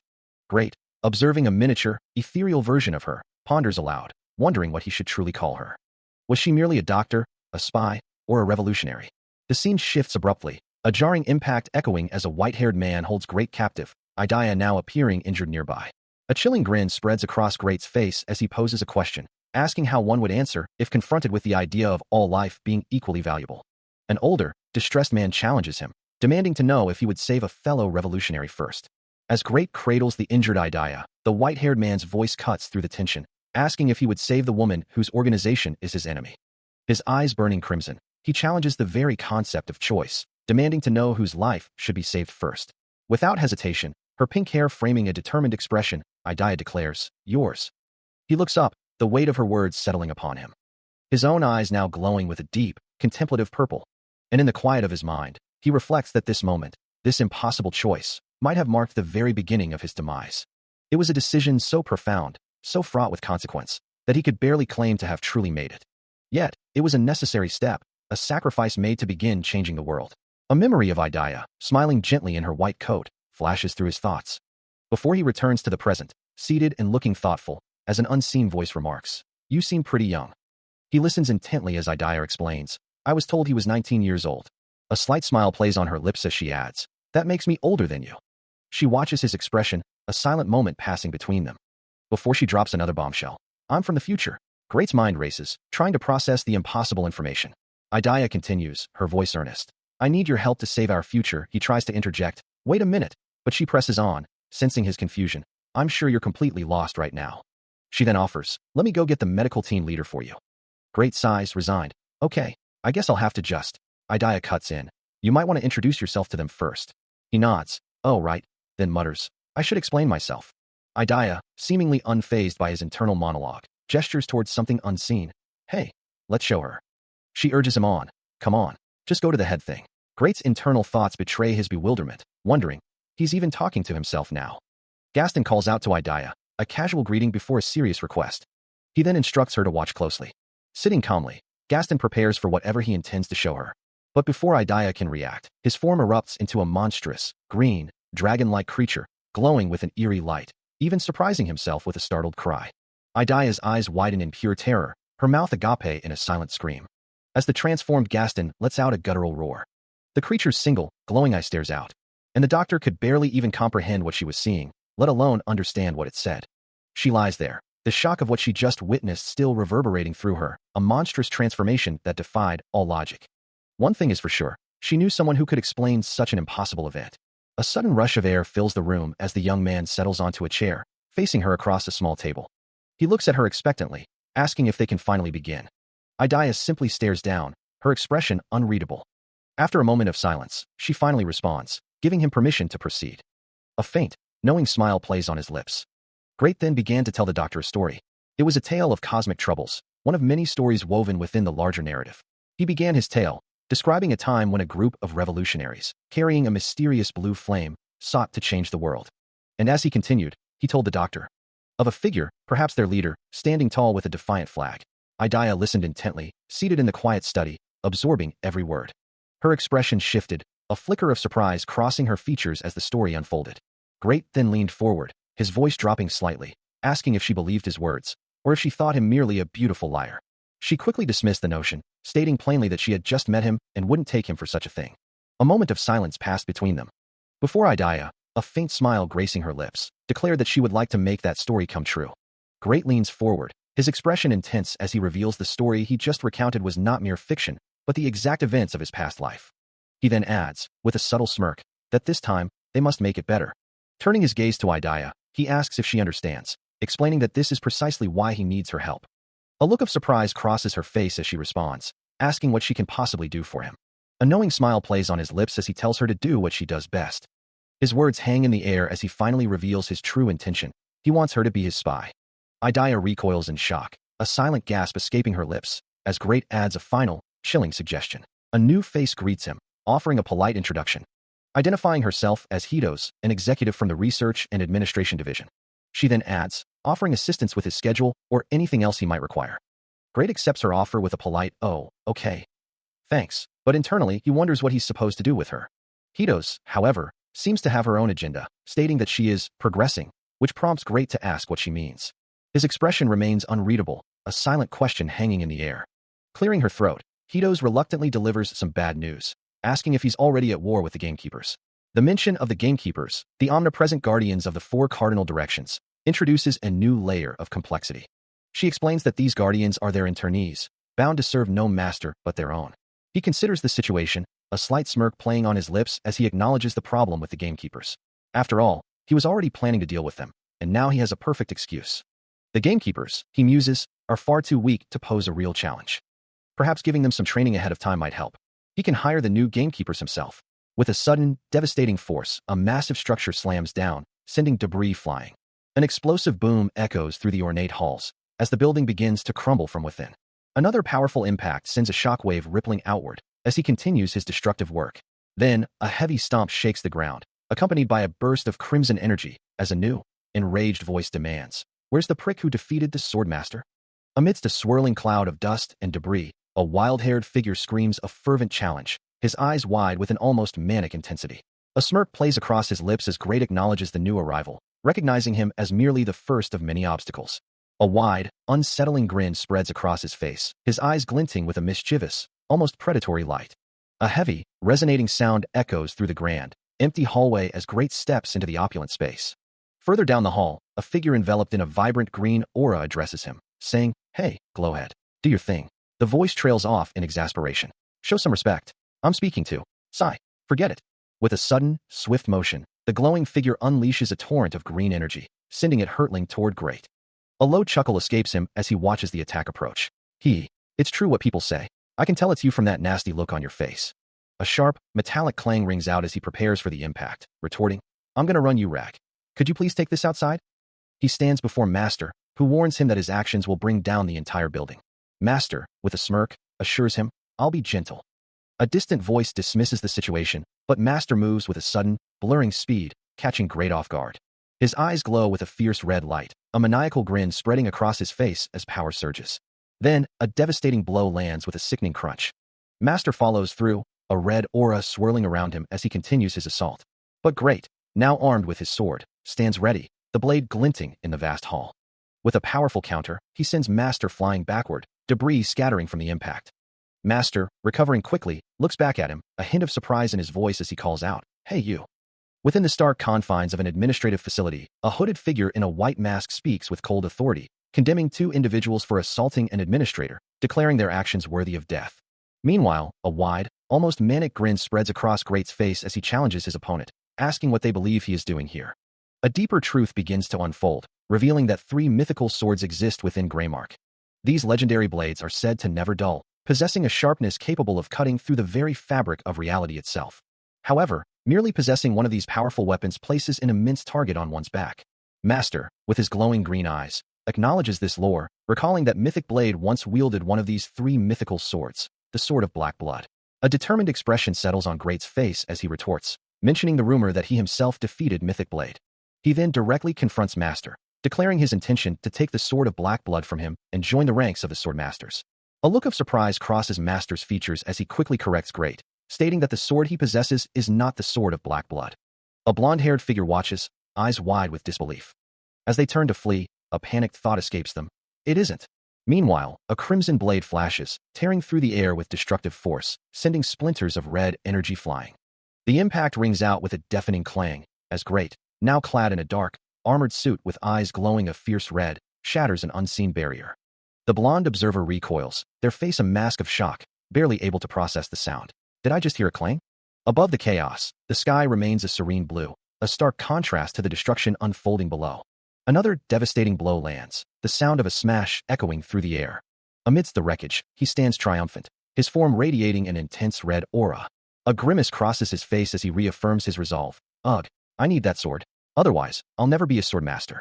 He stands over the shattered remnants of what was once a vibrant, crystalline object, its golden glow now muted, as a voice echoes in his mind, asking if he truly desires to become a sword master that badly.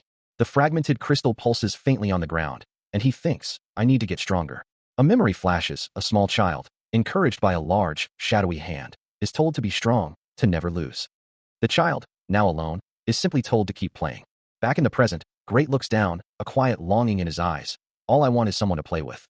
His expression hardens, knowing that no one wants to play with a weakling. The glowing fragment on the ground seems to respond, its light intensifying as it challenges him. Asterisk, so basically, you just want to get stronger. I can help you with that. Asterisk. The voice continues, daring him, go ahead and try to make a scratch on me. His eyes now burning with a fierce red light, Great accepts the challenge, understanding that if he can succeed, he'll be one step closer to becoming a sword master. A sudden impact jolts him, a sharp, disorienting blow that echoes through his mind. As he bursts free from the crumbling debris, his thoughts drift to a figure from his past. A name surfaces in his memory, Dran. He remembers the man as the West Gatekeeper of Block 5 in his previous life, a formidable warrior. Dran was also one of the revered sword masters, and a strategic thought forms in Great's mind. If he could help him unlock his potential a little sooner this time. The image of a glowing, multi-hued blade flashing through his mind. He could certainly make better use of the sword master. The thought solidifies as Dran's form drifts through a cosmic void, a pawn in a grander scheme. Suddenly, a sharp, echoing sound snaps him back to the present, the memory fading as reality reasserts itself. He stands over the fallen swordsmaster, a crimson glow emanating from the blade he holds, the ground around them stained with fresh impact marks. His sharp gaze meeting the swordsmaster's wide, disoriented eyes. A defeated whisper escapes the blond man. How can this be? From an overhead perspective, the scene reveals the swordsmaster sprawled on the stone ground, while Great remains perfectly upright. Still reeling, the blond man insists, my sword isn't broken. Great raises his weapon, its vibrant red and purple energy pulsing with raw power. A sudden, unseen force slams into the ground, radiating outward. The blonde swordsmaster flinches, his face contorted in pain as Great's voice echoes. You'll never be able to get by swinging your attacks like that. That only works for ultra-powerful people like me. As the ground beneath them erupts with a fiery, crimson aura, he instructs, you need to learn how to activate your sword aura. He continues his instruction, explaining that once an aura is found, the path to advanced sword techniques opens up, and then, the swordsmaster's strength will truly begin to hold meaning. The swordsmaster, absorbing the words, wonders if this is how one reaches the ultimate level of a swordmaster, pointing out that specific moment of realization. Great confirms it, stating that it is indeed the most basic step to becoming a true swordmaster. He demonstrates a stance, while the swordsmaster watches intently, his gaze fixed on the demonstration. He then questions if this process has anything to do with meaning itself. You have no idea what you're talking about, Great dismisses, his voice cutting through the swordsmaster's philosophical musings. The swordsmaster, however, remains steadfast in his conviction, believing a true swordmaster's sole purpose is to kill, nothing more. He pauses, contemplating the weight of his own words. While Great simply lets out a disdainful humph, his expression unmoving. Frustration boiling over, the swordsmaster lunges forward, reaching out in a desperate attempt to strike him.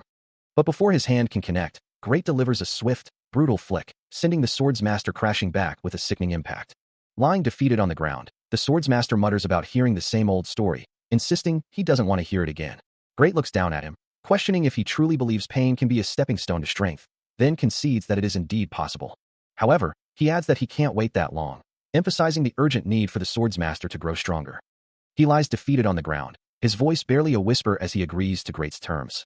While a chilling grin spreads across Great's face, his eyes sharp with a silent threat. The Swordsmaster's face contorts, his eyes squeezed shut in a mix of fear and resignation. He looks up, his expression still etched with distress, as Great's command rings out. His hand clenches into a trembling fist, a silent testament to his inner turmoil. The narrative shifts, introducing the title of this segment, Greymark. Ominous red clouds swirl across a desolate sky, painting a grim picture. A stark, vertical red line cuts through the urban landscape, emphasizing the declaration that Greymark is broken. In a dark, confined space, a small child sits alone, highlighting the tragic truth that no system exists to protect the young. In the broken city of Greymark, the vulnerable are left to fend for themselves, an old man huddled in a dark corner, a stark reminder of those abandoned to suffer. Children, too, are forced into harsh realities, finding solace only in each other as they navigate the desolate streets. A young girl, her face streaked with tears, voices the desperate plea that they must work together to fix this messed-up world. As these images of despair flash through his mind, Great's lips curl into a chilling, determined smile. His voice, calm yet absolute, extends an invitation. So come with me. With eyes glowing red and a predatory grin, he declares, it's time for a revolution. A young man sits alone in a stark room, staring at his own reflection in a large mirror. A voice echoes, promising, don't worry, Drayan, I'll make you stronger. The young man flinches, his eyes wide with surprise as he asks, who are you? His golden eyes narrow, then widen again as he questions, me? Elsewhere, the executioner, his dark eyes sharp with resolve, declares, I don't care about your past. He moves with blinding speed, a crimson aura flaring around him as he strikes, the impact ringing out with a metallic clang.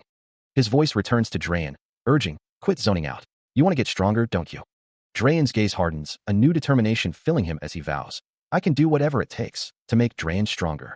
Drayan, looking on, demands to see the sword aura, wanting the demonstration to be quick and for the mysterious figure to stay out of his life. With a sharp metallic shing, a masked figure, a manifestation of the Swordsmaster, unleashes a massive serrated blade. But before the attack can fully connect, Great effortlessly deflects the powerful strike with a glowing hand, remarking on the blade's deflection. His eyes now glowing with an intense purple light, he challenges the manifestation to show him more. Then, with impossible precision, he shatters the massive sword into a cascade of glittering, colorful fragments, explaining that even a minuscule miscalculation in angle would lead to its destruction. The shattered pieces of the blade explode into a vibrant, kaleidoscopic display, leaving Drayan to watch, wide-eyed and stunned by the sheer power on display. The colorful fragments continue to disperse, creating a mesmerizing, fractured pattern in the air. The very fabric of reality seems to ripple and shift, vibrant cosmic energies swirling into existence, as if the world itself is being remade around them. And he, Drayan, finds himself standing within this ethereal, shifting space. A stark reminder of the power he just witnessed, the shattered serrated blade lies broken on the ground. As Great turns to him, a challenging glint in his eye, asking, so, you think you can make Drayan stronger, huh? His voice drops to a chilling tone, a promise of the trials to come. Let's see if you can escape from death. Drayan's eyes widen, a kaleidoscope of colorful energy swirling around him as he processes the weight of Great's words, the sheer magnitude of the power he's about to confront. The abstract energies surge once more, and Great unleashes a torrent of vibrant green mana, swirling around him with incredible force, ready to begin. With a powerful green aura flaring around his blade, Drayan swings his sword, the force of the attack pushing him backward. Great watches, a flicker of surprise crossing his face, as he notes the young man's raw power, yet observes that he doesn't know how to maintain the aura. The impact of Drayan's aura even slightly deflects Great's own blade. Drayan struggles, the green energy around him crackling erratically, as Great observes that he hasn't quite mastered the technique. A wry smile plays on Great's lips as he thinks of the silly bastard who doesn't know how to maintain the aura. Then his thoughts turn darker, pondering the concept of death. He looks out at the distant figure of Drayan, wondering what the boy could possibly know about such things. His eyes narrow, a chilling intensity in their depths, as he poses a stark question. Have you ever been afraid of dying? Do you know what it's like to have to risk your life for something? He asks, his voice cutting through the air. Drayan stands small and still, absorbing the weight of the question. He responds with a firm declaration, of course not. A sinister smile spreads across Great's face as he counters. And yet, you suppose you can understand something stronger, do you? Before Drayan can react, Great's hand shoots out, seizing him by the neck and lifting him effortlessly into the air. You're completely delusional. Drayan's eyes widen in shock, his feet dangling uselessly as Great's grip tightens. And with a brutal force, he slammed down onto the hard ground. Lying prone, Drayan struggles to speak, his voice strained. Give my life for something? I don't need to. He repeats the phrase, almost to himself, fear of death. Great's feet stand over him, his voice cold and unwavering. I've never felt that in my life. Looking down at the fallen student, Great delivers his final, cutting assessment. You listen to me, but trying to justify your weakness is a mistake. He, still reeling from the defeat, grapples with the harsh reality of his situation, understanding that it is on him to comprehend the true nature of strength. He acknowledges the fundamental truth that to grow, one must first comprehend the true nature of strength. Yet, a part of him resists, recognizing that while this path might be what Drayan desires, it isn't necessarily his own. He perceives the other's relentless pursuit of power as something twisted. Believing that the young man doesn't truly grasp the meaning of strength, nor what he truly seeks through it. He questions if what he's witnessed truly embodies strength, remaining deeply uncertain. Lost and without direction, he struggles to find his own path, or even how to guide Drayan. However, a clear intuition begins to form within him, cutting through the confusion. From above, Great's voice cuts through the air, declaring him a mere blemish on Drayan's life. Great's gaze hardens, his thoughts a chilling judgment, seeing Drayan as nothing more than a filthy smear. A presence that would only deepen his loneliness and leave him more hurt than before. With a sudden, brutal impact, he strikes. His eyes glowing crimson, he declares, "You're right." Standing over the fallen Drayan, he continues, "I've killed more people than I can count, and made just as many miserable." His hand clenches. A cold resolve settling over his features as he adds, "And I need to take him down with me." Drayan, battered and overwhelmed, struggles to comprehend the relentless assault. His own eyes wide with a mix of fear and defiance as he finally manages to push back. "Hands off me." He would have to stop him, Great declared. His face contorted in a menacing grin as he announced, "It's time for the second deadly challenge." Before Drayan could even react, a devastating blow landed. His eyes widened in shock and pain, the impact rippling through his entire body. He crumpled to the ground, a small crater forming beneath him from the sheer force. Drayan stared, disbelieving, his face a mask of terror. That one strike was enough to completely shatter his confidence, leaving him utterly defeated. Upon realizing just how close he was to death, a chilling dread settled over him. His body convulsed slightly, still reeling from the overwhelming power. After the overwhelming blow, Drayan did something completely unexpected. Instead of fighting back, he collapsed into a fit of desperate tears, sobbing apologies to himself. "I'm sorry, Drayan. I'm so sorry." His face contorted in anguish, he repeated, "I'm so sorry." As he cried out, "All I wanted was to protect you." Wah. Great watched the spectacle, a question mark hanging over his head. Is he really crying? He couldn't comprehend the display of raw emotion. What the heck is his problem? The boy's mind drifted, considering the strange duality of the situation, like Jekyll and Hyde. Perhaps it was because he himself had been so lonely that he created an alter ego. He had assigned himself the role of protecting the boy, aiming to make him stronger, and that was why things had come to this point. But a question lingered in his mind. Who was making the other guy stronger? Drayan remained hunched on the ground, lost in thought. Great's internal voice echoed, "This is why you never grow up." Drayan, meanwhile, seemed to be grappling with a realization, wondering if that really meant he was strong, or if he was still unsure. A flicker of understanding crossed Great's face. Drayan's thoughts continued to unfold, believing that being strong meant being able to protect his past. His eyes, wide and bloodshot, reflected the intensity of his internal struggle. But then, a new perspective emerged. True strength was the ability to protect his own future. Recognizing the young man's desire to protect his past, Great states that he doesn't try to understand why. Because ultimately, it's not his job to do so. He declares that it is Drayan's own story to write. As Drayan looks down, lost in thought, Great extends a hand, reminding him that he is the only one who can face his fears and change his future, adding that unless he gets stronger, he's going to have a very hard time doing so. Great then urges him to choose his future.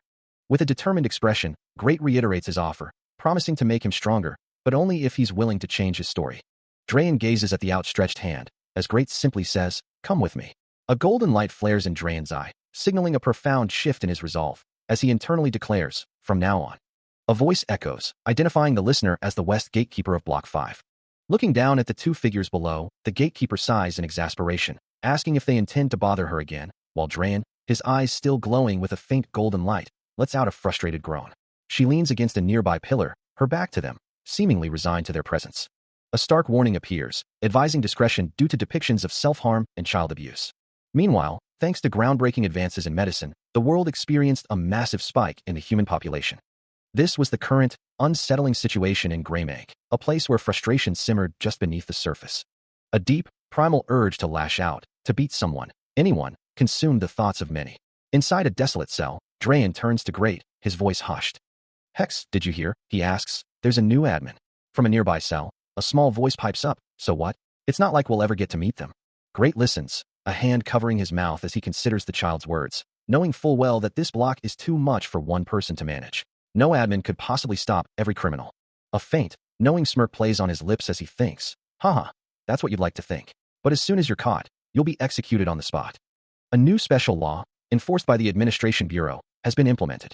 This new mandate, which includes summary execution, has drastically reduced the crime rate by 70% and the population by 20% in the central region. Yet there is a fundamental flaw. The law, by its very nature, can never be truly fair. Unfortunately, laws are made for people, and the young girl confined within the cell wishes she hadn't learned that harsh truth at such an early age. Suddenly, a loud cry escapes her lips as the wall beside her erupts. With a deafening crash, the cell wall shatters into a cloud of dust and debris. The impact tears open the door, leaving the girl staring in wide-eyed surprise at the sudden breach. A figure erupts from the shattered stone, rubble scattering around him. He soars through the air with an ecstatic cry, before landing with a jarring impact, declaring the rough play a blast despite the hurt. He then looks up, a wide grin still plastered across his face. Meanwhile, the young girl, her dark eyes wide with shock, stares at the sudden appearance. The blonde-haired youth, now standing amidst the debris, returns her gaze with an equally surprised expression. Suddenly, a powerful explosion rips through the air, causing the girl's red eyes to flare with an intense, distressed glow, as the crimson light consumes her vision. Still reeling from the shock of the explosion, the young girl scrambles through the newly formed hole in the wall, her small body pushing against the rough edges of the debris. As she finally breaks free, a faint glow catches her eye, and a desperate thought echoes in her mind. I finally touched the light. Her hand reaches out towards the distant illumination, a beacon of hope in the oppressive darkness. Behind her, two figures discover the escape route, one exclaiming, "Hey, who made that hole in the wall?" while the other dismissively retorts, "Who cares?" From a high vantage point, another pursuer spots her, shouting, "The kid's getting away. We can't afford to sell her to the wrong guy." The sprawling, shadowed city stretches out before her, a labyrinth of towering structures and narrow passages. She races through a cramped alleyway, her small form a blur against the grim backdrop. Ahead, bathed in the same light she seeks, an imposing silhouette stands, a chilling thought accompanying its presence. Summary execution. Despite the ominous warning, her resolve hardens as she pushes forward, clinging to the belief that, once I'm in the light, the law will protect me. She continues her desperate flight through the oppressive darkness, her small form a fleeting shadow against the unseen pursuers. A chilling decree echoes through the void, warning that all who attempt escape will face execution, just as unseen hands seize her from behind. A purple aura flares around her head as she struggles violently, her captor's grip tightening. Her cries of terror are cut short as she's dragged back by her hair, a large hand clamping over her mouth, silencing her desperate screams. A voice mocks her, asking if she truly believes she could get away, as the hand blocks the distant light, emphasizing that nobody escapes from this place. The voice continues, explaining that this is simply how things work, here in the dark. Despite the hand over her mouth, she manages a muffled plea for help. Her eyes wide with terror, silently begging for anyone to call the admin, for anybody to come to her aid. She stumbles forward, a tiny silhouette against a distant, beckoning light, her only hope in the oppressive darkness. But the hope quickly fades as a single, wide eye, rimmed in red, reflects the terror of her situation. And a desperate plea escapes her lips, a child's cry for her father. As unseen figures drag her away from the light, their words echoing the grim reality that her father is no longer a factor. A bald man with an unsettling smile leans in, his voice dripping with malice as he informs her. His greenish hand gripping her arm tightly, the girl's face contorted in fear and pain. She is pulled further into the gloom, her small body helpless against their strength. Yet, even in the deepest shadows, a faint glow persists, a tiny beacon that she can still perceive, a promise that the light is still there. But for now, she lies bruised and defeated on the cold, hard ground, the darkness pressing in around her. Her face is streaked with tears and grime, her red eyes wide with a desperate, silent plea. She thinks, that must be it, right? She's never truly touched the light, only seen it from afar. She's never felt its warmth on her skin. Even as the bald captor drags her deeper into the oppressive darkness, she wonders why the distant light continues to taunt her. Her single red eye, filled with anguish, reflects the crushing weight of her reality. This is so cruel, she laments internally, realizing that if it weren't for him, she would have never truly understood the depths of her hell. In fact, she wouldn't have even expected him to help her.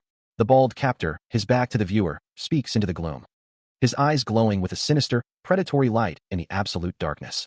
As the despair of her captivity reached its peak, a new presence emerged, standing over the now incapacitated captor, who lay twitching on the cold ground. The young girl, still reeling from her ordeal, slowly looked up, her gaze fixed on the dark silhouette before her. A choked sound escaped her lips, a mixture of shock and a desperate gasp for air. She stood over the fallen figure, whose body continued to spasm uncontrollably, the silence broken only by the faint, rhythmic twitching. Her eyes, wide with a mixture of fear and a flicker of hope, met his, and a hesitant question formed on her lips. "Who are you?" A hand extended towards her, and a voice calmly replied, "I'm the admin." He paused, his expression unreadable, then continued, "Am I too?" The girl stared, her eyes still wide, processing his words. His gaze sharpened, waiting for her reaction. He stands over the bald captor, who is still held firmly by the creepy girl, as she points a demanding finger at the man. Her gaze then shifts to him, and she insists, "As long as you kill him for me." She continues, "Use the law to protect me."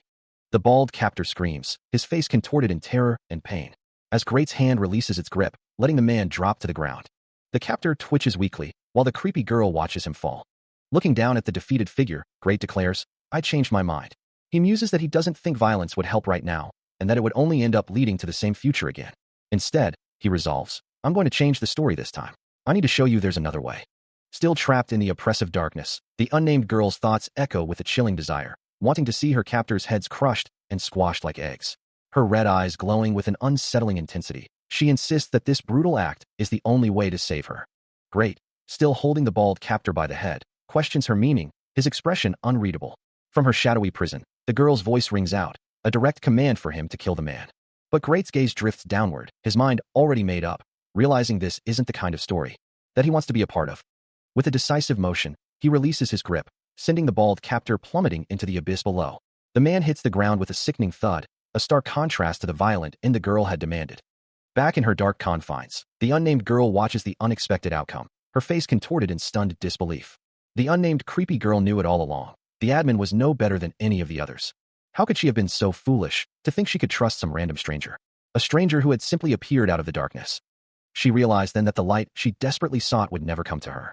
That truth had finally settled within her. If the light wouldn't come to her, she would have to chase after it herself. She would go to the light. She hears the bald captor's voice, a chilling pronouncement that she has chosen a very different path this time.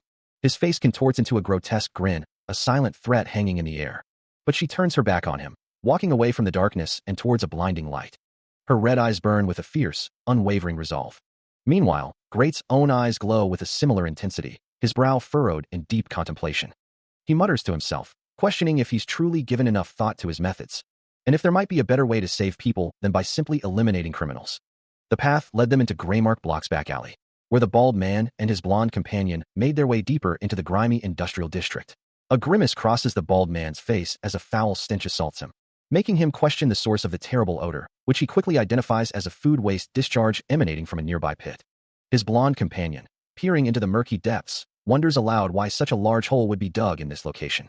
The bald man explains that it's a vantage point, designed to keep watch over the prison below. Within the pit, shadowy figures move, the people who survive on scraps and garbage. They've formed their own small communities down there, he continues, prompting his companion to ask if their purpose is simply to monitor them. He continues his explanation, his voice devoid of emotion as he states that too many wretches cannot be allowed to pile up in the discharge shaft. Otherwise, it gets clogged, a grim reality for the countless figures visible within the deep, dark chasm. Then, with a chilling smile, he reveals their true purpose. We go down there and execute them for their meat. This, he explains, is part of the Administration Bureau's job, keeping the city clean and maintaining a consistent population. The blond man recoils in horror, a choked cry escaping his lips as the full weight of the revelation settles upon him. His face contorts in disbelief, the sound of his anguish echoing the silent horror of the old man beside him. The bald captor simply offers a placating, almost tender, there, as if comforting a child. And then, in a stark, unsettling contrast, he cradles a small, bald child in his arms, whispering, "My sweet little angel." He continues, his voice a low, chilling murmur, explaining that the child is just another mouth to feed, another burden in this desolate place. The blond guy recoils, his face a mask of horror as the bald captor's words sink in, while the creepy girl remains impassive in the man's arms. The bald captor's gaze hardens, his expression grim as he reiterates, "Another mouth to feed." The scene shifts, revealing a group of prisoners, including a younger version of the bald captor, an old man, and a small boy, all clad in simple, worn clothing, their faces etched with the harshness of their existence. A towering, hunched figure sits in the center of a desolate yard, its massive form casting a shadow over smaller, huddled prisoners, a stark image of the brutal hierarchy and despair within Greymark. A close-up reveals a face contorted in anguish, eyes wide with a desperate plea, the skin stretched taut over prominent bones. Another prisoner, possibly the bald captor in his youth, curls into a fetal position in a stark, cold cell, the light from a high window barely illuminating his despair. The empty, barred window of a cell offers no escape, only a glimpse of the unforgiving walls beyond. The light got closer and closer to him, and it felt like it was coming to take everything away from him, a primal fear reflected in his wide, distressed eye. A small, hunched figure looked up at a distant, unreachable light, trapped in a confined, dark space.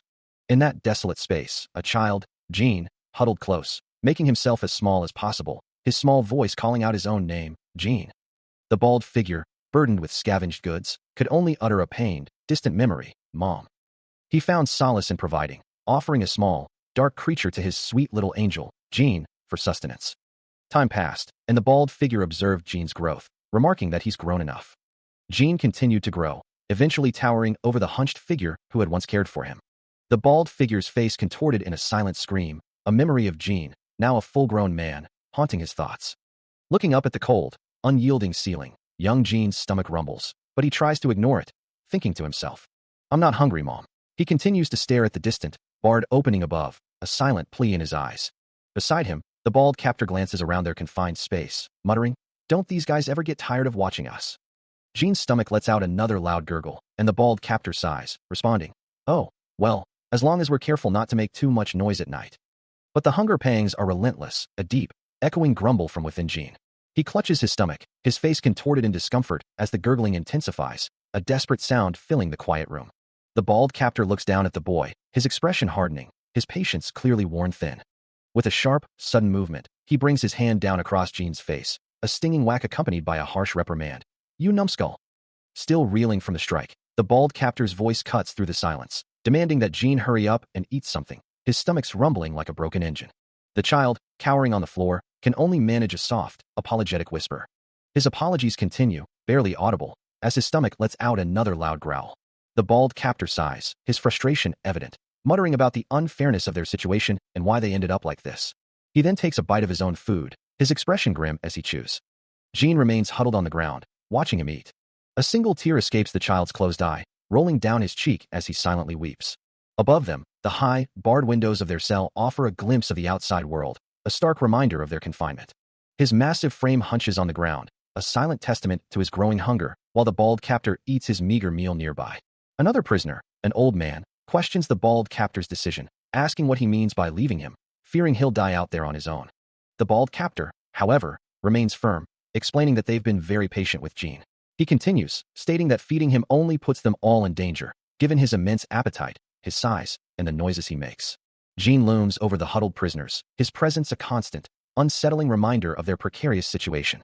The old man pleads, insisting that Jean will starve to death if they don't feed him, but the bald captor counters, reminding him that the Administration Bureau must never find out, or they'll all be slaughtered. Besides, he adds, a guy that big would be the first one to survive if he barged in. The bald captor's face is grim, his resolve unwavering. The old man's face contorts in anguish, demanding to know if the bald captor is trying to turn his son into a criminal. The old man, still pleading for Jean's life, is held firmly by his collar, his voice filled with anguish as he questions what else his son could possibly do, trapped in this place, never to get a normal job. Before he can finish, a sharp slap echoes through the air, the bald captor's hand connecting forcefully with his face, a chilling reminder that he should be grateful for their continued existence. The impact sends the old man sprawling to the ground, a trickle of blood escaping his lips as the captor looms over him.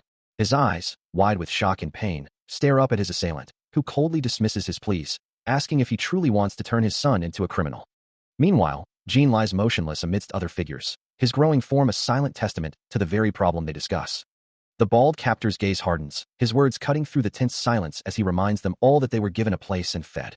His face contorts with a grim determination, emphasizing the harsh reality of their situation. Addressing the other prisoners, he declares that Jean is a burden to them all, a threat that could expose them to the Administration Bureau, and warns them that if they want to survive, they must plunder what they need from the outside. The other prisoners listen in silence, their faces etched with fear and resignation. He stands in the stark darkness, his form a silent, imposing silhouette against the textured wall. Around him, the faces of the other prisoners contort in a silent scream, their wide, terrified eyes reflecting an unseen horror. The bald captor's own expression remains unreadable, his gaze fixed on something beyond their view. A lone prisoner, cowering in the shadows, cries out in despair, fearing the arrival of goblins and proclaiming their doom. Yet, The captor's lips curl into a wide, unsettling smile, a chilling contrast to the panic around him. Another prisoner, face etched with terror, urgently warns the others to get down, desperate to avoid being seen.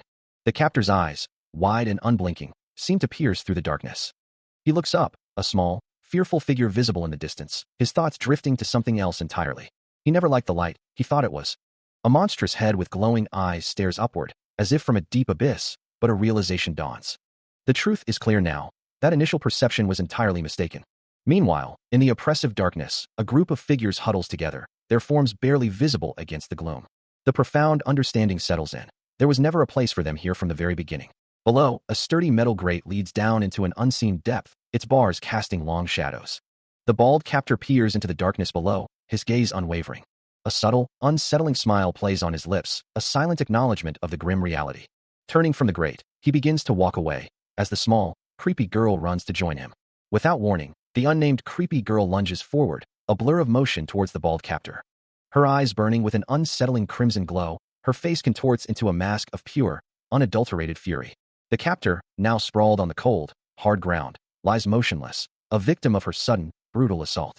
A guttural scream tears from his throat, echoing through the desolate space as the attack continues. He gasps, recoiling from another unseen blow, his body twisting in pain. The girl watches him, her expression chillingly devoid of mercy, her gaze fixed and unwavering. The bald captor remains still on the ground, his fate sealed by her relentless fury. After the violence subsides, a quiet, somber expression settles upon her face, a stark contrast to the rage that had just consumed her. The bald man, now conscious, breaks the silence, his voice raspy as he asks if she is all right. He sits on the floor, looking up at the small girl who stands before him. Then continues, wondering aloud about her well-being and if he had frightened her. The girl, her previous rage now subsided, responds softly, turning the question back to him. She offers an apology for startling him, insisting it was not her intention. Observing her, the bald man remarks that she doesn't seem like a bad person, then asks for her name, as a blond boy appears to sit beside him. His gaze is steady, a hint of something deeper in his eyes. As he introduces himself, first as Jean, then adding, "I'm Joy." With a subtle shift in his demeanor, he finally declares, "I'm great." He holds the small girl's head firmly in his grasp, his gaze fixed downward as the blond boy watches from a distance. A sharp tusk protrudes from his mouth, adding to his already unsettling appearance. The creepy girl's face contorts in distress, her red eyes wide with fear. His own eyes glow with a fierce red light as he considers something, his hand resting thoughtfully on his chin. Then, his eye snaps wide open, a flicker of surprise or sudden realization crossing his features. Suddenly, his demeanor softens completely, and he kneels, gently cradling the girl in his arms as the blond boy observes the unexpected change. With a sudden, powerful surge of energy, he prepares to leap. His foot pushes off the ground with explosive force, shattering the floor beneath him. The creepy girl is thrown into the air by the sudden movement, crying out, what are you doing?" As the world blurs around him, Great declares his intent, a guttural roar echoing, "Out of here!" Meanwhile, the creepy girl plummets through the vast expanse of sky, a voice seemingly taunting her descent. "You looked scared." Yet, a memory flashes, of Great's massive hand gently cradling her, his expression softened, even as fear still flickers in her wide, red eyes. Her face, pale and drawn, reflects a deep-seated terror. Back in the present, the girl continues her uncontrolled fall, the sprawling cityscape below growing ever closer. The flashback returns, Great holding her securely, his gaze fixed upwards, a silent promise in his posture. She looks up at him, her voice small but resolute. "You're right. Let's get out of this place. Let's run away, Jean." Her thoughts drift, a quiet lament across the endless sky. No one here cares about us, or protects us. Nobody understands us. The creepy girl's voice echoes through the vast, open sky, expressing a simple wish to go somewhere without any adults.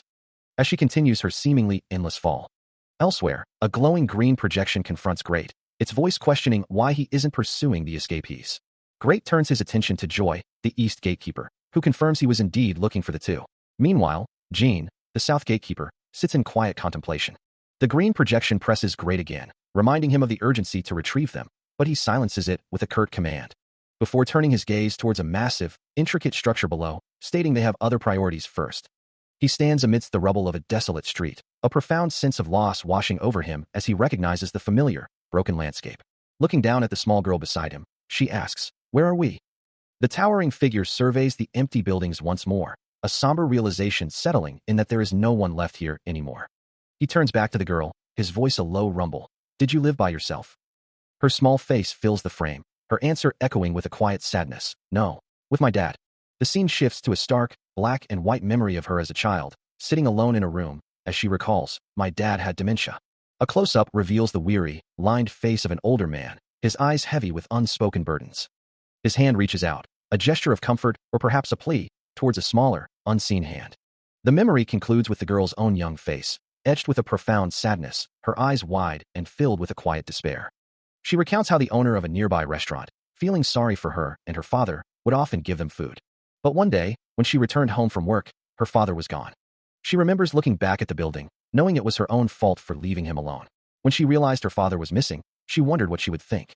The image of her gaunt, bald father, sitting alone, flashes in her mind. And she confesses that her first thought was, "I'm saved." A deep sadness washes over her face, her eyes wide with a mixture of guilt and despair. She recalls wandering the streets, searching for him, and thinking that at least by pretending to search, she wouldn't feel so bad about herself. Still lost in her memories, she continues her aimless wandering through the desolate streets, a small figure swallowed by the oppressive darkness of the alleyways. Her journey, however, was abruptly interrupted, she recounts, as she was kidnapped and subsequently imprisoned. A grim acceptance settles over her features, believing this fate to be a just punishment for her past actions. Meanwhile, her father, gaunt and despairing, also grapples with his own perceived sins, feeling the universe's retribution for his failures. The image of a closed door appears, a stark symbol of separation and perhaps a barrier to her past. With a hand reaching for the handle, she declares that her suffering has been sufficient. In the quiet darkness, a profound realization dawns upon her, that she has at last atoned for her transgressions. Standing before a door, she whispers a single, poignant name. Tears stream down her face as she confesses the depth of her longing.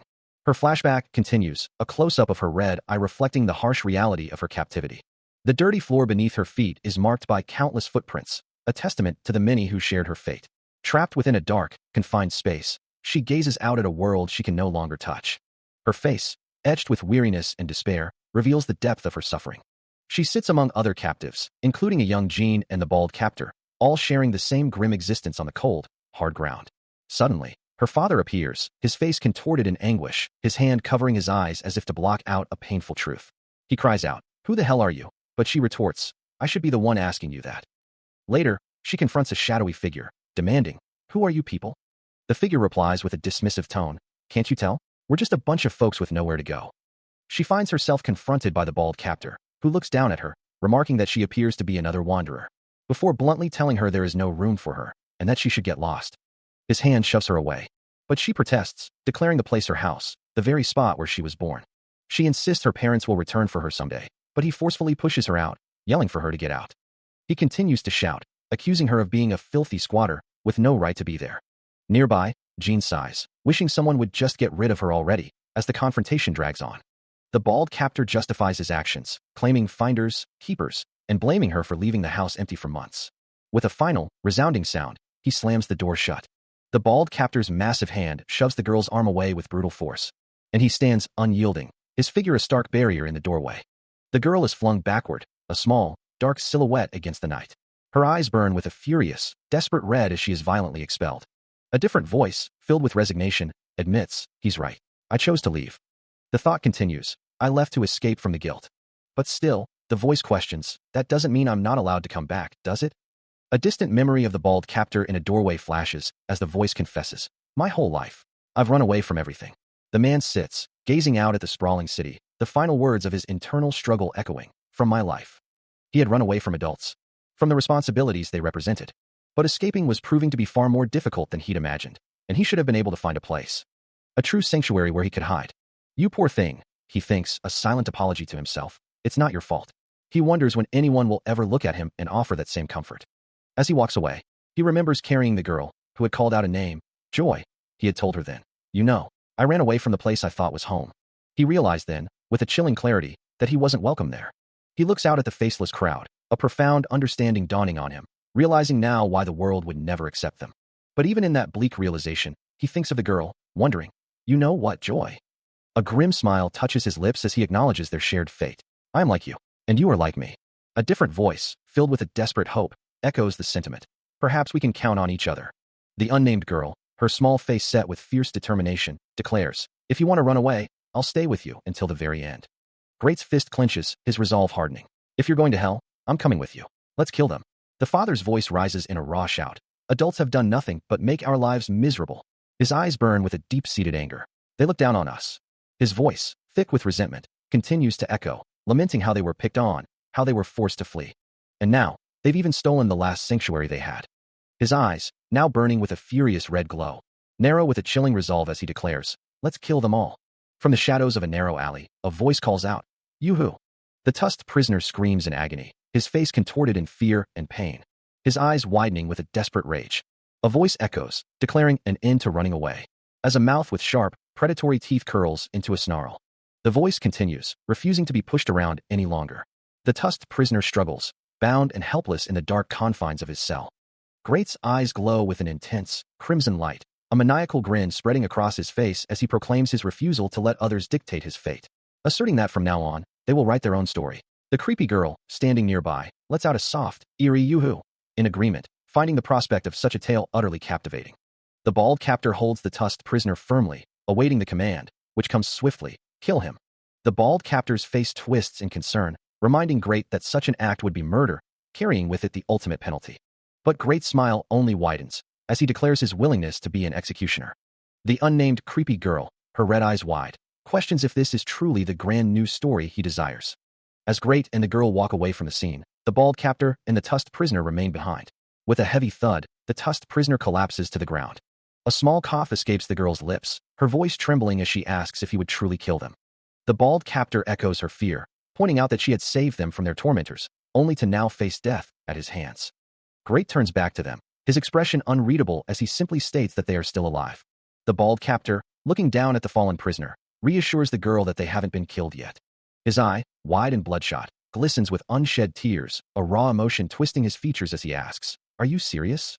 He continues, his voice laced with bitter memories. "They made my life so miserable that death would have been a blessing."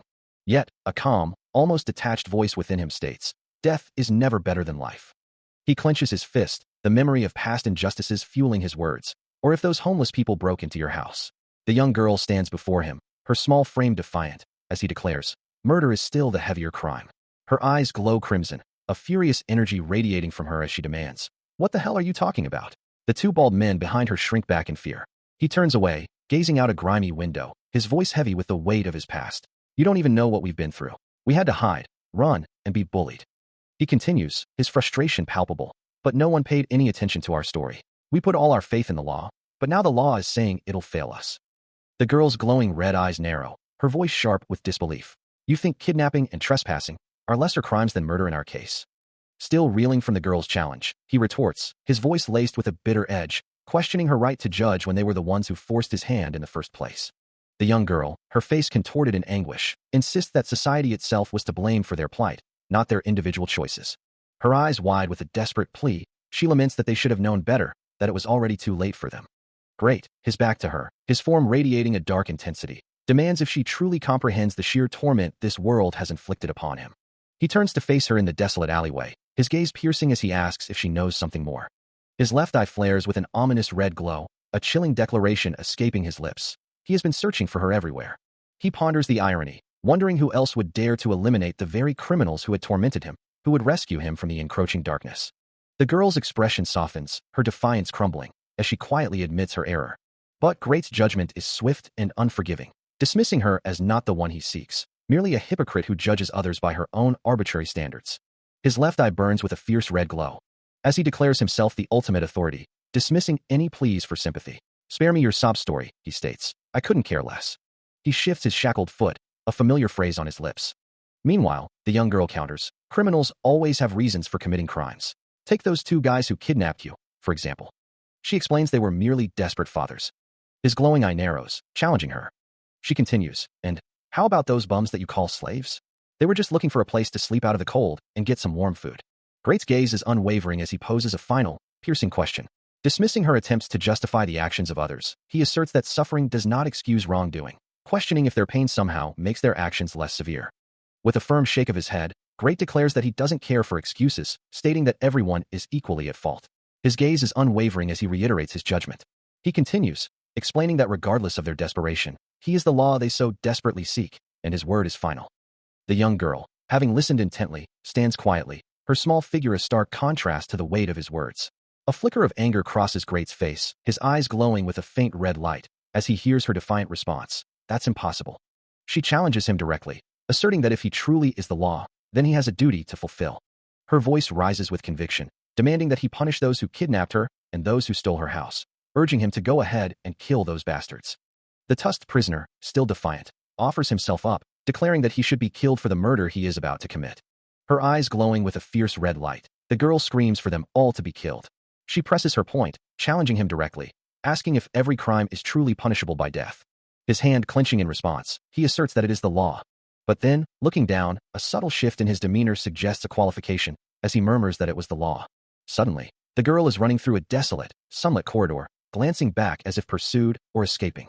A somber thought echoes in her mind. The light has never shone on her, and it never will. Her small hand clutches a worn, leather-bound book, its pages promising untold stories.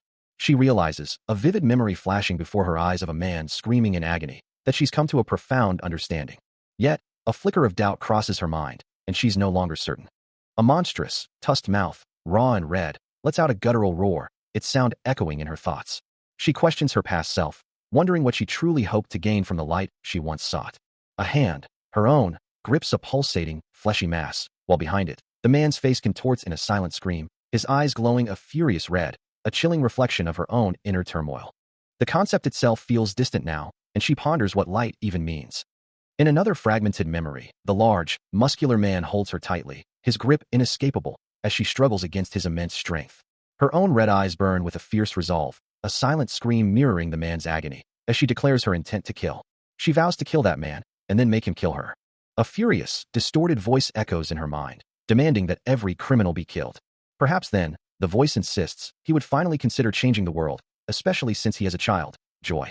The memory shifts, showing her small, distressed figure beside the prone form of the tusked prisoner. His young son, Jean, huddles close to him in the dim, confined space. A quiet thought emerges, acknowledging the man as simply a father, desperately trying to protect his child. Her own voice, small and pleading, echoes through the memory, insisting that the child did nothing wrong. Then, with a soft thud, she collapses to the cold stone floor, near the tusked prisoner's still body. The memory lingers on his motionless form, a stark image in the desolate room. She lies motionless beside the large man, a chilling echo of the past. Above, the moon hangs full and indifferent in the night sky, its pale light barely reaching the narrow confines where she rests. Her eyes, bloodshot and wide with a haunting realization, fixate on something unseen. As a question echoes in her mind, what did I want from you? The same moon watches over the desolate scene. And another thought pierces through her, wondering if the death penalty was truly the light she had been chasing. A monstrous, shadowy form with glowing red eyes and sharp teeth manifests in her mind, its voice a chilling whisper. Smile when I go ahead and kill you all? Standing over a dark, prone figure, she asks, is that still what you want? Her red eyes, still haunted by the past, reflect a deep-seated question. She wonders, what do you mean? The answer echoes from a memory, a primal desire for what I need. A flashback reveals her as a child, lying beside the tusked prisoner, a time when she believed in the law's protection. But another memory surfaces, her father's voice, demanding, I need you to kill him. His words, filled with venom, paint a gruesome picture. I want to see those bastards' heads crushed and smashed like eggs. The child, surrounded by the detritus of a broken life, internalizes his cruel lessons, looking up at her father as he promises, that's how you can save me. He holds out a dress, a twisted gift, his face contorted in a maniacal grin, forever scarring her childhood. Her thoughts drift back to a time when she was just a child, a time when she could still laugh with unbridled joy. A sentiment echoed by the monstrous, tusked man who once declared, that's the kind of story that I want. She remembers the simple dress she wore, her face smudged with dirt, looking up with wide, innocent eyes. A memory surfaces of her and another child, trapped together within a glass enclosure, one crying while the other offered a small, comforting smile. What she truly desired, she realizes, was a future. A future that her father, hunched and weeping, once promised would bring the hope for a better tomorrow. She continues to reflect on the fundamental human drive, the simple desire to go on living, believing that is all anyone truly wants, not the finality of death. Her face contorts in a silent scream, tears streaming from her wide, red eyes, a raw expression of profound anguish. In a memory, a younger version of her and Jean lie on the ground, wailing in terror as the hulking, tusked prisoner looms over them. The girl's gaze, however, holds a deeper, more complex emotion. As her eyes glow a menacing red, a chilling smile spreading across her face, revealing the lesson she was trying to impart. Suddenly, a heavy boot descends, crushing the prisoner's hand, as her father steps in, declaring the situation great. The father stands over the groaning prisoner, his expression stern, while the girl watches, her eyes wide with a mixture of fear and understanding. The father's face, etched with a grim satisfaction, looms large in her memory. "I found them for you," he declares, a chilling smile spreading across his lips as a curly-haired man and a blonde-haired man grin beside him. The blonde-haired man coughs lightly, asking, "Can we stop this toss and tumble now?" The memory shifts, showing the hulking tusked prisoner, his face contorted in a snarl, towering over the terrified figures of Jean and the young girl. Then, a hand, strong and decisive, intervenes. The girl stands alone, her small form resolute, as if absorbing the weight of a profound lesson. Her father reaches out to her, and Jean, the tusked prisoner, now a defeated shadow behind him, his words echoing the harsh truth. "The death penalty puts an end to people's stories. Have I suppressed? In order to stop this world's story going," she thinks, her eye glowing with a fierce, crimson light. "This time, I'm going to change the world." Having decided she was done with the death penalty, choosing life over death now, and having seen enough endings, the young girl knew it was time for a new beginning. Her father, a wide, unsettling smile on his face, looked down at her and Jean, calling out their names. His gaze lingered on her wide, red eyes, before he declared, "From now on, you're going to be the gatekeepers of Block 5. A grand, ornate building stands imposingly, its intricate architecture hinting at significant power and history. Suddenly, a loud, surprised cry escapes the creepy girl's father, his eyes wide with shock, as the unnamed creepy girl beside him mirrors his exaggerated expression. Nearby, several bottles sit on a table, their presence a subtle detail in the unfolding scene. The father lets out another astonished sound, his mouth agape, while the girl maintains her wide-eyed, almost unsettling gaze. Later, the two are seated across from each other at a table, the father now looking more composed as he begins to speak. His expression is earnest, his gaze fixed on the girl. He explains that not only will her debt be paid and her board free, but she will also receive the highest level of protection from the Administration Bureau, with the exception of himself. He continues, promising that her parents will be treated like royalty and will receive the Administration Bureau's full protection. The creepy girl, her red eyes gleaming, adds her own condition, ensuring they receive the best medical treatment available. With a chilling, wide smile, the girl presents her terms, declaring, "This is the life I'm offering you." Her father, standing before her, bows his head in complete submission, affirming, "You have our undying loyalty." The girl's unsettling grin remains fixed, as she simply utters, "Good." Turning his attention to Great, the father's expression hardens as he warns, "Now serve us well, because you're about to go through hell." A soft shuffle echoes through the room as Great stands before him, listening intently to the ominous words. A guttural scream echoes through the ancient-looking structures, as he stands over the bound figure of the bald captor, who writhes in agony on the ground. The captor's face contorts, his voice strained as he challenges, "Come on, stick, punching a hole right through you. I'm not sure about the stick, but I'm definitely punching a hole through you." A sharp crack rings out, as Great's fist connects squarely with the captor's jaw. Another cry of pain escapes him, as Great stomps down on his feet. From a short distance, the unnamed creepy girl watches, a chilling smile playing on her lips as she remarks, "Excellent. You're putting in a lot of muscle, I see." Putting muscle? That was the sound of his bones snapping in two. Later, the bald captor, still bound, clutches a small cookie, his expression one of profound distress as he whispers, "I've never hit anyone in my life." Great, giving a confident thumbs up, responds with a knowing smirk, "Yes, you have. In the future." The captor stares at the cookie, his face a mask of despair, as Great's thumb remains prominently in the foreground, a silent, unsettling promise. He hurls a small, sharp projectile, aiming for the tied-up bald captor, who flinches as it whizzes past his head and impacts the stone pillar behind him. With a sharp sound, he clenches another rough stone in his hand, preparing for the next throw. The bald captor, still bound, lets out a frustrated yell, demanding to know why he can't even be hit with his back turned. Great simply replies, "He's still far too weak," observing the man's struggles. Despite the bald captor's complaints, he is making some progress with his aim, as Great's careful personality and natural strength have made him a master of long-range attacks, a skill he now applies to this unusual training. Indeed, the bald captor's dodging has improved, a small victory in his otherwise humiliating predicament. Holding another small stone, Great acknowledges that the only real challenge lies in the sheer power of his throws. He then considers Jean, wondering if only he could study with him and learn these precise techniques. With a thoughtful hum, Great turns and walks away, leaving the bald captor still tied to the pillar, while the unnamed creepy girl watches silently from a distance. He continues his relentless training, launching a projectile that the bald captor barely manages to evade, a sharp thwack echoing as it passes by. Meanwhile, two observers watch the scene unfold, one bald man questioning, "What is the world coming to? He's just a bunch of vagrants." His companion replies, "I have no idea. What is he made of?" From a distance, the unnamed creepy girl observes, a thought forming in her mind. He hasn't executed a single person since he became the admin. She continues her internal monologue. He doesn't exactly look like it, but it appears he's more of a humanitarian. Back with the observers, the bald man scoffs. Humanitarian? You must be joking. The bald captor walks away from the training grounds, a soft creak of a gate sounding as the creepy girl and her father enter a nearby building.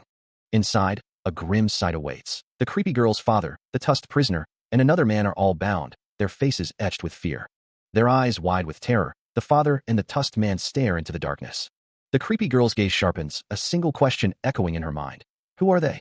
A grim courtyard bustles with activity as guards escort a new group of criminals, one of them remarking on the terrifying reputation of the admin. The bald guard's face is etched with concern, his thoughts consumed by the admin's methods. He continues, explaining that the admin has been relegated to the administration building's basement, where it's rumored he only kills. Inside, Great stands over a cowering figure, who screams in agony, begging for death after enduring horrific torture. Two bald guards, their faces contorted in horror and sweat beading on their brows, bear witness to the gruesome scene.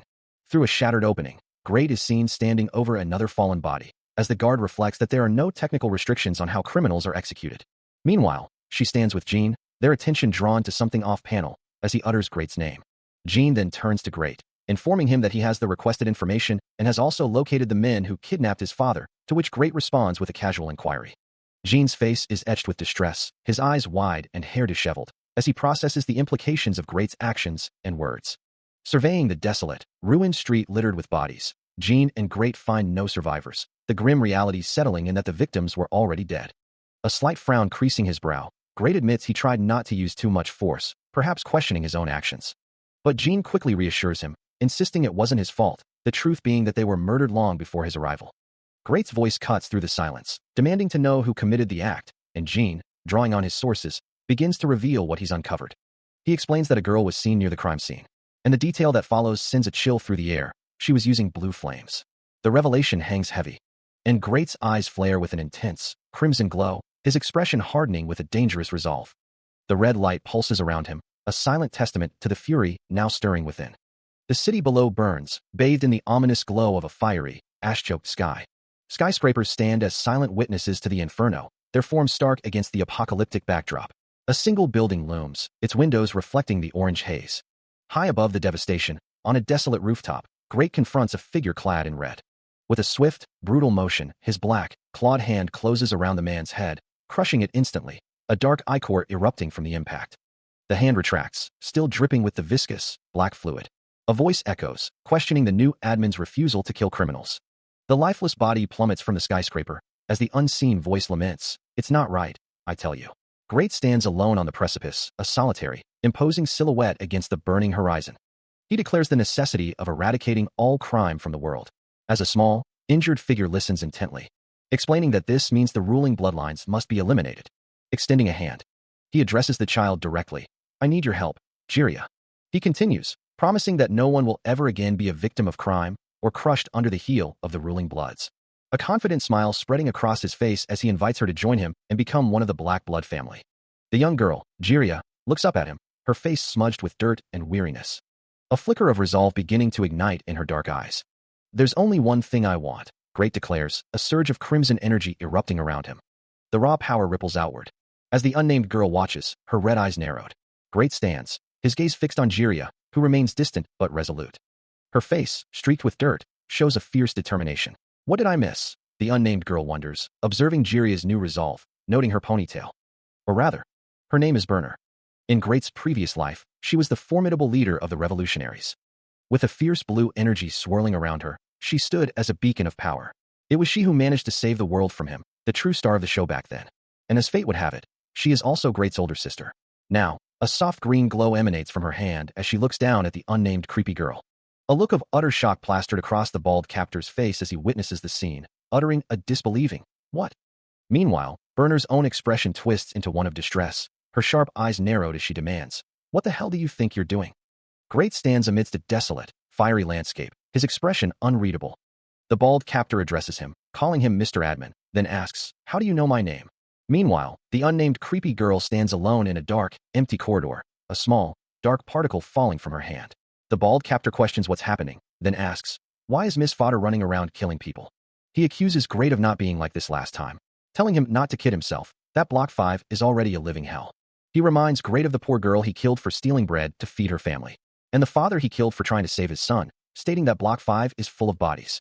He then challenges Great, asking what makes him think this place is safer than anywhere else, as a towering, ruined city looms in the background. He glares, his face contorted in rage as the accusation rings out. A chilling, mocking laugh escapes him, his eyes glowing with a sinister light. The sound echoes through the cavernous space, a maniacal cackle that fills the silence. Across the vast, desolate expanse, the bald captor watches, while the small, creepy girl stands silently beside Great. The bald captor's voice cuts through the air, accusing him of being the one person who shouldn't be on that side. Before he can finish, a sudden, unseen force sends the bald captor hurtling backward, his words still hanging in the air. The punishment for murder is death. Great's expression hardens, his gaze fixed on the falling figure. Are you aware of that, Miss Ponytail? The bald captor lands, surrounded by shadowy, subservient figures, his hands beginning to glow with an ominous blue energy as he challenges Great. Then hurry up and kill me. What are you waiting for? The blue energy intensifies, crackling with raw power. The azure flame, a swirling torrent of vibrant blue energy, erupts into existence. Its power coalesces around him, his eyes burning with an intense, electric blue glow. He moves with impossible speed, the azure energy trailing behind him like a living cloak. As the flame engulfs his very being, a silent roar escaping his lips. The bald captor's face contorts in a snarl, blue energy flaring around him in a desperate attempt to defend. But the impact sends him hurtling backward, a shower of debris exploding around him. He flies through the air with a violent whoosh, while Great and the silent girl watch on. Recovering mid-flight, the captor's surprise turns to a furious question. You learned the azure flame sooner this time. Do you have a teacher now? The bald captor dismisses any further discussion, his intent clear. He slams Great against the wall with brutal force, the impact sending him sliding down the rough surface. As he recovers on the ground, a faint green energy begins to emanate from his form, his eyes glowing with a renewed, fierce resolve. The captor looms over him, declaring that a beating is exactly what he needs to learn his lesson. He grabs Great by the shirt, pulling him close. But Great, fueled by a sudden surge of defiance, curses him and demands to be released. With a swift, unexpected movement, he winds back his fist, unleashing a flurry of powerful blows that connect with the captor's face, leaving him stunned and questioning the kind of company Great keeps. A sharp, internal shock makes him recoil, leaving him momentarily stunned and confused, a soft groan escaping his lips. As a faint green energy begins to shimmer around him, the small figure of the unnamed creepy girl speaks from a distance, her voice carrying an unsettling confidence, claiming he isn't as amazing as he thinks, to which he demands to know who could have converted her like this. He stares at her, the question hanging heavy in the air, wondering how she could have become a murderer. She simply turns her back to him, her silence a chilling answer that speaks of the world. Before she can move further, Great's hand shoots out, grabbing her arm, a faint blue glow emanating from the contact point as the background flares with an ominous red-orange. And with a deafening wharum, a massive explosion of white energy erupts from her position, forcing Great to react, a powerful blue aura now flaring around him as he realizes she's activating a skill at this close range. The raw, blue energy of the girl's attack still pulsed around him, its explosive force washing over Great. Even amidst the chaos, he recognized the chilling resolve reflected in her eyes, a look he knew all too well. It was the unwavering gaze of someone willing to sacrifice everything, even their own life, for a cause. His body absorbed the impact, recoiling from the sheer power, the blue aura around him shimmering as it took the brunt of the blast. Finally, the force subsided, leaving him on one knee, but still standing, the small girl looming over him. A frustrated sigh escaped him. Damn it! The girl's red eyes widened slightly, a hint of surprise in her voice as she observed his unyielding form. That didn't even make a scratch on you. A thought escapes Jiria, acknowledging the young man's unexpected resilience, finding him to be a truly tough opponent. Turning her back to him, she declares her intention to take him to the administration bureau. But Great, still on his knees, knows he needs to uncover the truth behind the chaos surrounding him. His resolve hardening. He defiantly tells her she's not taking him anywhere, even as she lifts him by his collar. His eyes blazing with a fierce red glow, he utters her name, Jiria. With a sudden burst of power, he strikes her, sending her reeling from the impact. Standing firm amidst a fiery backdrop, his red eyes continue to burn with unwavering determination. He finds himself adrift in a memory, a younger version of himself standing beside his older sister, Burner, in a desolate landscape, who looks down at him with a gentle concern. Her hand rests softly on his head, a silent gesture of comfort. He gazes up at her, her expression a mix of sadness and resolve. The memory lingers on her face, etched with a quiet sorrow. Back in the present, his own eyes burn with an intense focus, his jaw set in grim determination. A question echoes in his mind, a silent challenge. Why don't you forgive yourself now? Meanwhile, Jiria's face is contorted in distress, her eyes wide with shock and pain. The image of Burner returns, now vibrant and clear, standing beside a resolute Great, a powerful reminder of his past and his purpose. As if in response to his inner turmoil, a golden, coin-like object glows brightly in his hand, radiating an ethereal energy. Jiria lay defeated on the ground, crackling with residual yellow energy, as Great stood over her, the victor of their brief, brutal clash. Turning his back on the fallen opponent, he simply uttered, "See you around," a dismissive farewell. But before he could fully depart, a new, enraged voice cut through the air, accompanied by a surge of yellow lightning, as a spiky-haired figure appeared, his eyes glowing with fierce intensity. "You bloody thief who stole Hyper's title." The new challenger's gaze was unwavering, a menacing grin spreading across his face, as he continued his furious declaration. "Hey, Mr. Admin, just you wait. I'll be the one to kill you no matter what." His glowing yellow eye burned with an unshakable resolve, a promise of future confrontation. With a sudden flash of light and energy, Great teleported away, leaving Jiria still prone on the ground. Yet, the challenge persisted, as the spiky-haired figure's green, glowing head materialized before him, a spectral projection of his adversary's will. "That's it. You're just." He had teleported away, leaving his pursuer seething, the unnamed antagonist's face contorted in a snarl of pure rage. His voice, tight with fury, echoed the sentiment, declaring, "Of course not." Meanwhile, in a different realm, a colossal, ruined city stretched beneath a blood-red sky, its jagged spires reaching towards a distant, crackling lightning bolt. Two figures stood as mere specks on the desolate, cracked earth, gazing out at the vast, decaying landscape. The immense scale of the destruction surrounded them, a testament to some forgotten cataclysm. Intricate, dark structures formed a labyrinth of decay, bathed in the ominous glow of the crimson heavens. One of the newcomers, a man with long white hair, broke the silence, his voice filled with uncertainty as he asked, "Where are we?" The black-haired woman beside him, her expression grim, looked down, lost in thought. She then spoke, her words painting a stark picture of her past. "The man and woman who raised me were kidnapped and taken to a place known as the underground." Kneeling in a dark, cavernous space, a young man with spiky black hair pleads for assistance, his voice echoing with desperation as he speaks of those he considers family. A calm, older man in a suit extends a reassuring hand, telling him there is no need to beg, and that his family is their family. The young man reaches out, and standing together, the young man declares they must go save them, to which his mentor replies, "They will go together." Suddenly, the young man finds himself in a desolate, ruined city under a blood-red sky, a place he recognizes as where his family is being held. The air crackles with an ominous energy, and a voice whispers, assuring him that nobody knows about this place, even as a distant dang reverberates through the ruins. He is joined by Jiria and another young girl with black hair, as a loud boom echoes from the crumbling structures. The three of them standing amidst the destruction as more explosions erupt around them, the sound of boom-boom filling the air. The young man simply observes the chaotic scene, his expression unreadable. He looks up, a surprised sound escaping him. The grand hall stands empty, a silent testament to its former glory. Suddenly, a violent explosion rips through the structure, sending debris flying. The force of it sends him reeling, a dark, smoky aura erupting around him as he coughs through the dust. A hand taps lightly on a surface nearby, and then a familiar face emerges from the shadows, eyes glowing with an intense red light, stating, "I knew I'd find you here." Scaling the crumbling ruins with practiced ease, he continues his ascent, while the other watches, a subtle smirk playing on his lips as he bids farewell to unseen figures. Later, in a different, starker setting, he ponders the implications of a name, asking if they mean the clan halfway, then quickly correcting himself, realizing they probably prefer to be called the Black Blood family, led by the Goblin clan's leader, Gobblebear. "Let me tell you why I wanted to make the world a better place for you all." A voice echoes, as a young man lies defeated on the ground, hearing only the dismissive word, "pathetic." Standing over him, the bald captor holds a sword, his tone sharp with disappointment. "After all that training, this is the best you can do?" The young man's vision blurs with pain as the captor's words cut deeper. A 50% physical sync rate. His eyes remain closed, absorbing the final blow. "I guess you really are useless after all." 50%. The number had been repeated so often, he'd almost believed it was his own name. Later, the young man walks down a long, empty hallway, his back to the captor, who watches him disappear into the distance. He clenches his fist. As the two figures continue their walk, the bald captor still speaking to him. "Hey, it's the human god clone," the captor remarks, a smirk playing on his lips. The young man glances down, a quiet 50% escaping him, prompting a mocking laugh from his companion. Don't call him that. I know he's not a knockoff god, but even still." The bald man then asks, "Then what should I call him? I've never heard you call him under his own name." Yes, names," he murmurs, his gaze still distant. The captor continues, "Everybody seems to have one, except me. I mean, the guy's a freak. A monster created in the lab. He's not even really human."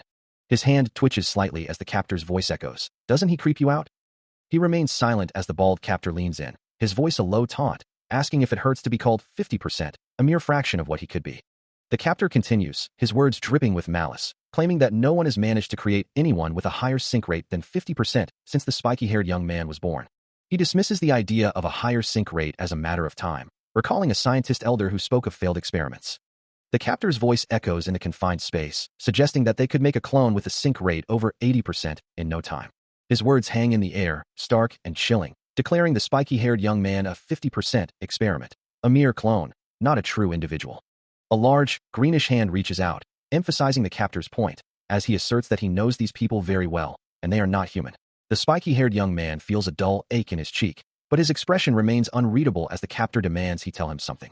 He asks the spiky-haired young man, "Yeah, so?" before revealing his own affiliation. "Well, I'm a member of the Bear Clan too."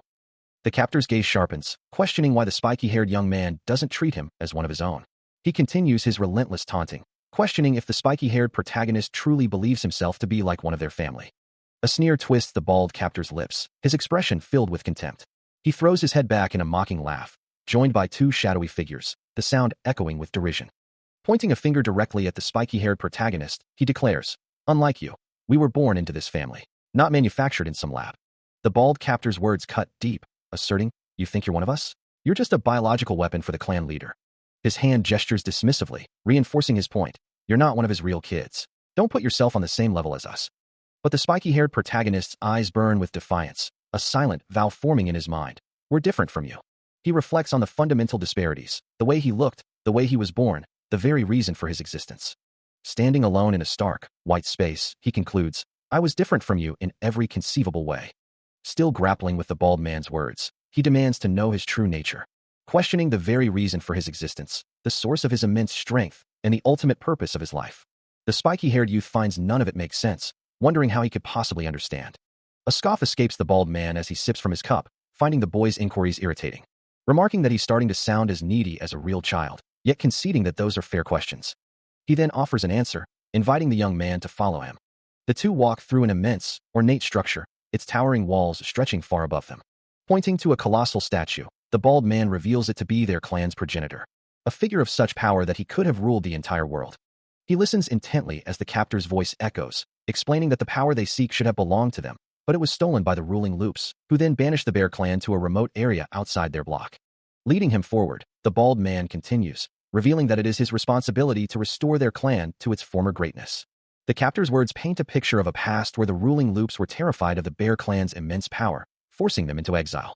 Now, the clan's resurgence is at hand. And to achieve this, they need to revive the mighty bear and awaken its extreme power. The bald man pauses, his gaze fixed on the young man, asking if his words are clear. A stunned expression crosses the young man's face as the captor delivers the shocking truth. He was created to be the perfect reincarnation of Bear. This revelation means Bear can reclaim his rightful place, ruling the world once more. The young man's eyes widen in disbelief, grappling with the monumental destiny just laid before him. He hears the captor's voice echoing, reminding him that as a hybrid, he doesn't resemble others of his kind, yet possesses exceptional power. He's only 50% synced with Bear, but that still means a part of Bear resides within him. A hand reaches out, offering a twisted form of encouragement, telling him he has great potential and should cheer up. The words cut deep, a chilling declaration that he could still be a useful failure. That day, the captor had branded him a useful failure, a label that burned into his very being. And as soon as those words were uttered, his body simply stopped growing. He wonders if it was a side effect of the experiments, but either way, his body had ceased its development. He was left trapped in that state, unable to move forward. Then, one day, a voice urgently announces that it worked. The bald captor stands in a sterile, green-lit room, a smaller figure beside him, as he declares their success in creating children with a sync rate over 90%. He continues, his voice echoing through the chamber, proclaiming that they'll soon have children with a perfect 100% sync rate. A chilling smile spreads across his face, anticipating a long journey ahead. In a darker, more industrial setting, the bald captor stands with the suit mentor, addressing the spiky-haired protagonist, reiterating their goal of achieving a 100% sync rate. The spiky-haired protagonist watches from a distance as Great, a figure with long, light hair, approaches a towering green experimental tube, his hand reaching out to touch the glowing, vibrant energy within. While the spiky-haired protagonist, his face illuminated by a green glow, simply utters, "Hey." The scene shifts to an empty, desolate room, a voice calling out, "Ho, everyone," before transitioning to a sprawling, futuristic city, its towering structures reaching towards the sky, a testament to the journey's progress. A young man with spiky black hair stands over a medical bed, gazing down at a small, bald baby nestled within. A wide, Almost manic grin spreads across his face as he points to his own brow, declaring that the baby's eyebrows look just like his. From a distance, the bald captor watches on, a knowing smile playing on his lips as he remarks, "We have the same skin color. Then again, we both belong to the Gray clan, so I'm not surprised." Huh? The baby, oblivious to the conversation, simply smiles back, its tiny face radiating innocence. A sudden, vibrant green glow emanates from the spiky-haired young man, his eyes widening in a mixture of shock and profound realization. As he proclaims, "I'm your brother, everyone." The green aura intensifies around him, his smile now resolute, as he emphasizes, "Your older brother." His voice rings with conviction, "We're a family." The scene focuses on the simple, dark clothing of the young man, a silent testament to his newfound commitment. He remains kneeling beside the medical bed, a soft smile on his face as he gazes at the infant, when a voice from behind cuts through the quiet, asking what he finds so amusing. The bald man stands over him, his expression unreadable as he continues, "Are you truly happy with your fellow little brother?" His tone shifts, a chilling warning in his words, "Don't get too attached. They'll be gone soon." The spiky-haired young man's smile falters, his brow furrowing in confusion as he asks, What do you mean?" The bald captor explains, his words devoid of warmth. "They'll each be adopted where they're needed." He then corrects himself, a hint of disdain in his voice. "Well, I call it adoption." He clarifies the true nature of their fate. But really, they're just being put to work. The spiky-haired young man's eyes widen, a flicker of horror crossing his face as the implications sink in. The bald man's voice rings out, cutting through the silence as the baby in the bed glows with a vibrant green aura. "Why do you look so surprised? You clones are specifically created to serve the Gray clan." A cruel smile spreads across the bald captor's face as he concludes, "Is to get stronger." A primal scream tears from the spiky-haired protagonist's throat, his eyes burning crimson as the bald captor's words echo in his mind, that this is the sole reason for his existence. Meanwhile, a glowing red hand reaches into a crib, the captor's voice asserting that the Gray family demands the baby restore its glory. He stands before a towering, angular red figure, his defiance unwavering, refusing to accept that he and the baby were merely created. His hand gently touches the baby's tiny fingers, a silent vow forming to seek revenge for them both. His form darkens, eyes glowing with renewed resolve, against a world that cast them out as mere outcasts. The red hand closes in on the distressed infant, the captor's chilling voice declaring the baby's life only has value as a sacrifice. The spiky-haired protagonist's face contorts in a snarl of pure fury, his eyes blazing as he demands they leave the baby alone. He mutters a protective endearment for the little one. But the red hand cruelly grips the baby's head, the captor's voice dripping with malice, asking if it hurts. Consumed by a primal fury, his face distorts into a monstrous snarl. A memory echoing in his mind. "Don't traumatize them like you did to me." He stands as a small child, adorned with dark, spiky hair and ominous red horns, alone in a crimson-tinged void. The monstrous rage returning to his features, his jaw unhinged in a silent scream. A figure with flowing white hair and a cold gaze reaches out. His presence dominating the memory as a torn piece of paper, bearing the word Goblu, drifts into view. The abstract chaos of his past swirls around him. As he recalls the moment he first awoke, "When I came to, I was locked up in a cell, and my younger siblings had already been sent off to other blocks." A small, spiky-haired child huddles in the corner of a stark cell, while the silhouette of another child, with straight bangs, stands nearby. The mentor's voice echoes, "Very impressive." He continues, "I never imagined you had so much power within you. You really are a useful failure." The spiky-haired protagonist looks up, his eyes reflecting a flicker of emotion as the mentor adds, "Let me know if there's anything you want. It'll help you." The mentor's final words hang in the air, "Feel better." A thought forms in the protagonist's mind. Well, in that case. He stands before a bank of glowing green screens, each displaying complex data. One screen shows the innocent, smiling face of a baby. The protagonist gazes at the image, lost in contemplation. His internal monologue continues, "I wonder if I'll ever see them again. I hope you're raised by loving parents." He thinks of caring parents, expressing a silent hope. He vows that they will never have to suffer as he did, promising a reunion until they meet again. He urges them to take care and stay strong. Meanwhile, the spiky-haired figure, his skin now a vibrant green, resolves, "I'll get everything ready.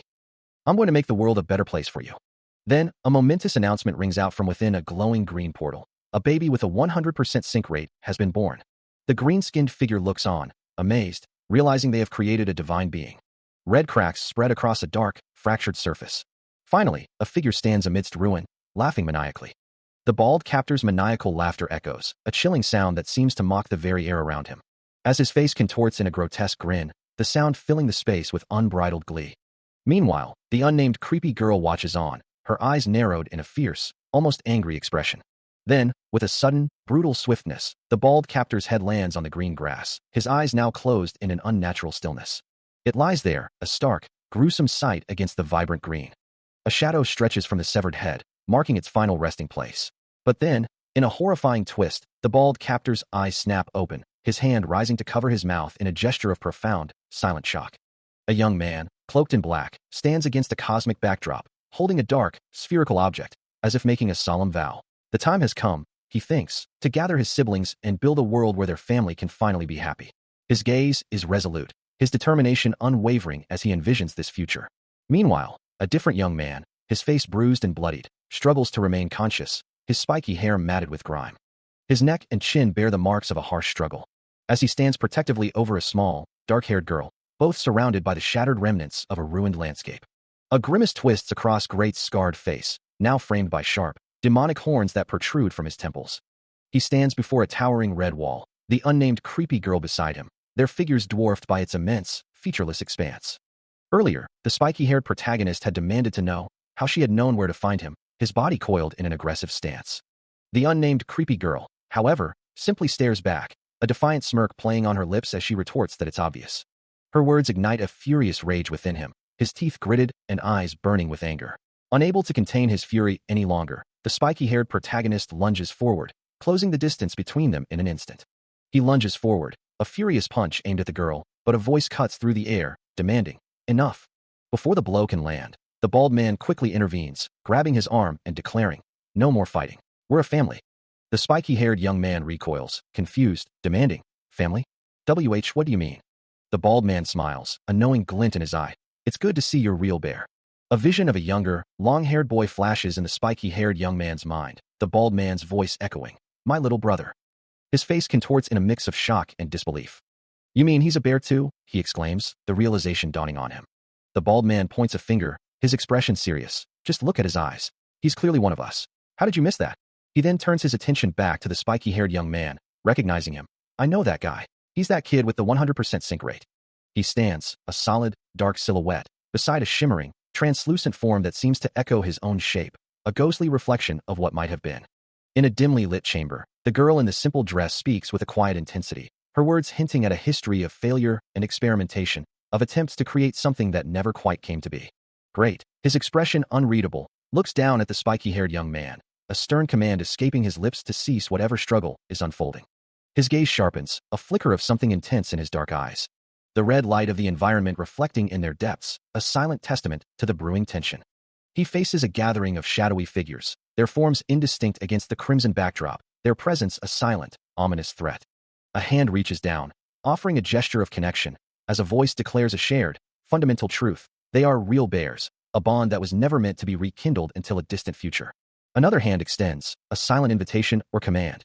And Great stands tall over the spiky-haired young man, who now lies at his feet, a chilling welcome echoing through the space, acknowledging him as his little brother.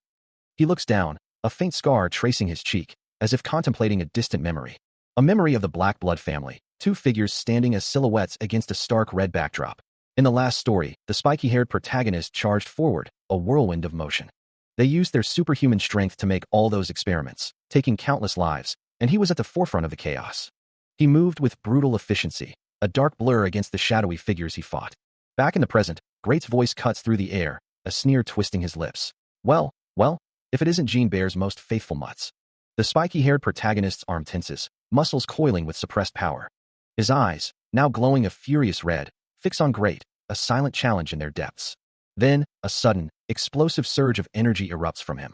His eyes burning with a fierce red glow, the spiky-haired protagonist faces Great, who remarks that he hadn't expected to see them all together, dismissing their entire family as nothing but bullshit. Behind Great, a shadowy group of figures stands silently. As he continues his verbal assault, calling them walking disasters, and making it clear he can't stand any of them, the spiky-haired protagonist, his face etched with a mix of anger and suspicion, mutters that he has a very strong feeling this story is about to take a turn. Great, still calm amidst the rising tension, repeats his earlier sentiment about not expecting them to be together and the family bullshit, then dismissively states he doesn't want to hear any more of it. Looking down at something unseen, Great asks why the spiky-haired protagonist is so on edge, a massive, spiky structure looming behind him. The spiky-haired protagonist's eyes widen in disbelief, exclaiming, "You're kidding, right?" Great points a finger directly at him, his expression unreadable.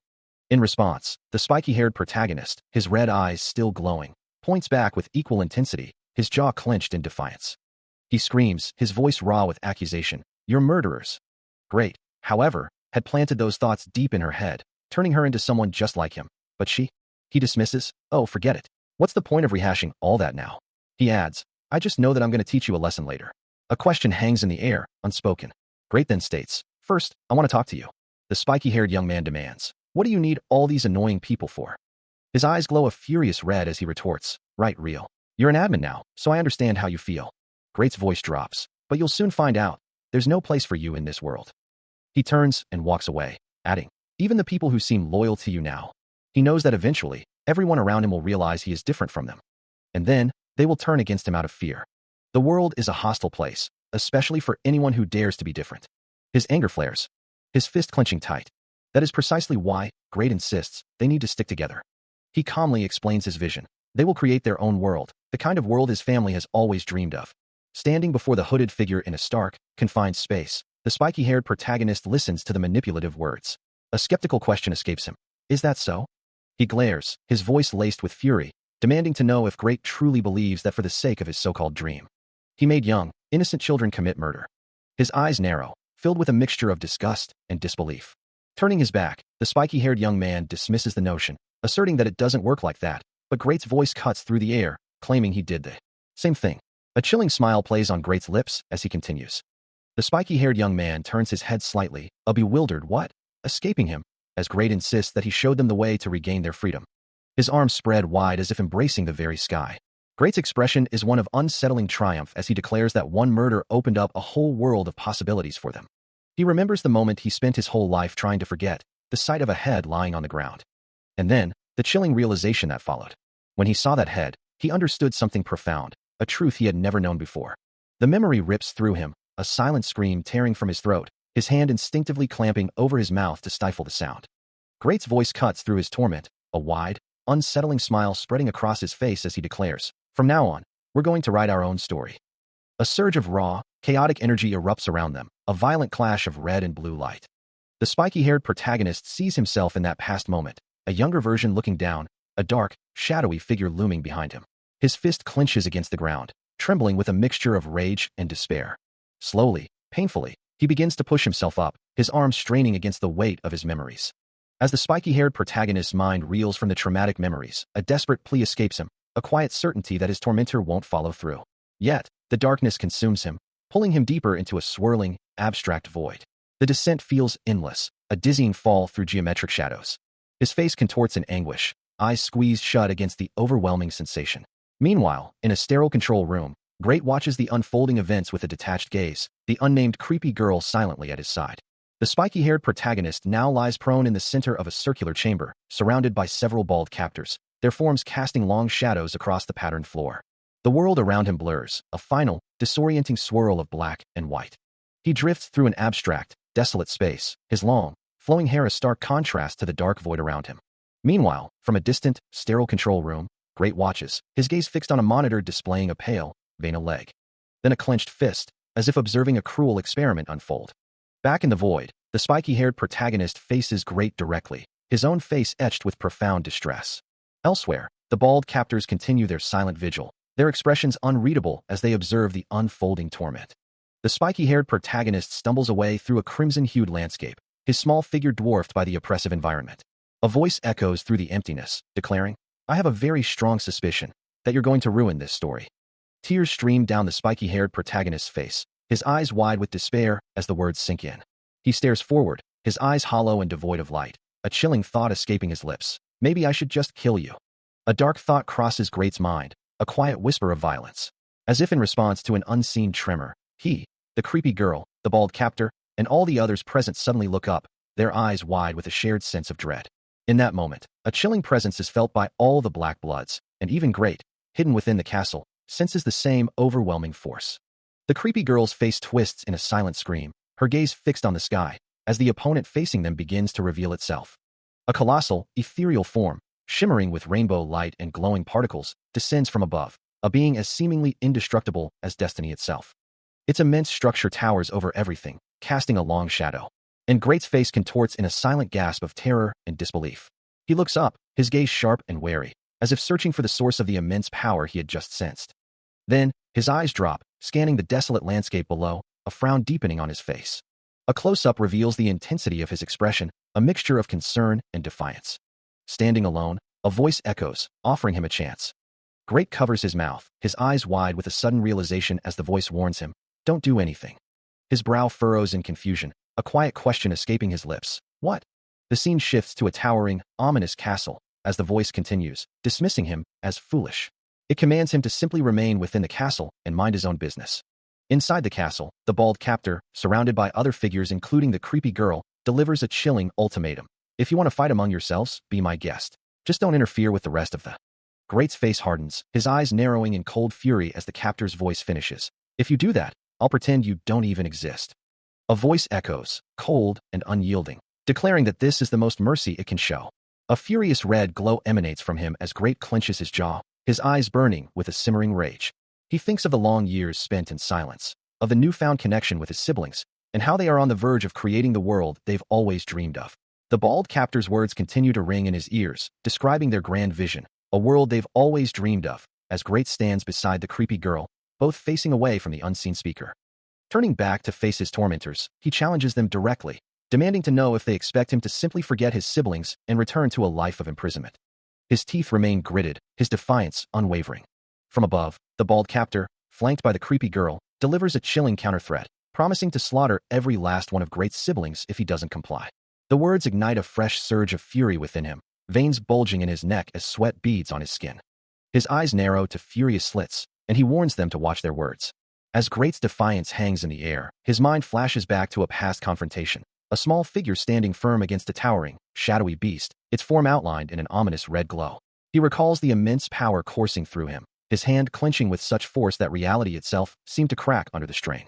A devastating attack erupts from him, shattering the very ground beneath his feet with a thunderous FWOM. His expression hardens, a memory of past deeds fueling his resolve. He thinks of those Black Clan bastards, acknowledging their scumminess, but quickly adding that they didn't necessarily deserve to die. A hand reaches towards him, as if to grasp his attention, but he remains lost in his thoughts, challenging the unseen captor. He asks about Justin, the one who killed him, asserting that as far as he's concerned, they're all the same. The memory of his power returns, a wham of impact echoing in his mind, as he questions the difference between their murder and his own. The ground continues to crumble from the recalled force, and he challenges the notion that they are the only ones who get to decide who lives and who dies. He unleashes a devastating scatter strike, the force of his attack pulverizing the ground around him. As debris rises into the air, he stands firm amidst the destruction he has wrought. Another powerful thwack echoes, his fist connecting with unseen resistance, further shattering the environment. A hand reaches out, and Great's voice rings with conviction, declaring that he is the only one in the entire world who truly understands his own truth. The ground cracks under his power, a large hand from the bald captor appearing to react to the sheer force. The bald captor's face contorts in anger, demanding to know if Great has any idea how arrogant he sounds. Great's own expression is fierce as he retorts, accusing the captor of being no different from himself, a murderer just like them, before challenging him further.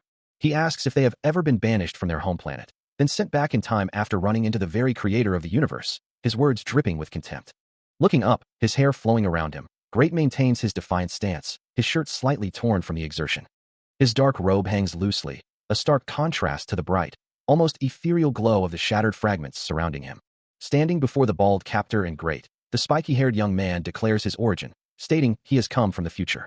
His gaze intense, he asserts his knowledge of what needs to be done, his hand clenched in determination to make the world a better place. Looking up with wide, frustrated eyes, he warns that anyone who stands in his way will be dealt with. A scoff escapes him, as he dismisses someone's perception of him as completely delusional. His fist tightens, the word delusional echoing in his mind. He laments that no matter what he says, everyone thinks he's completely out of it.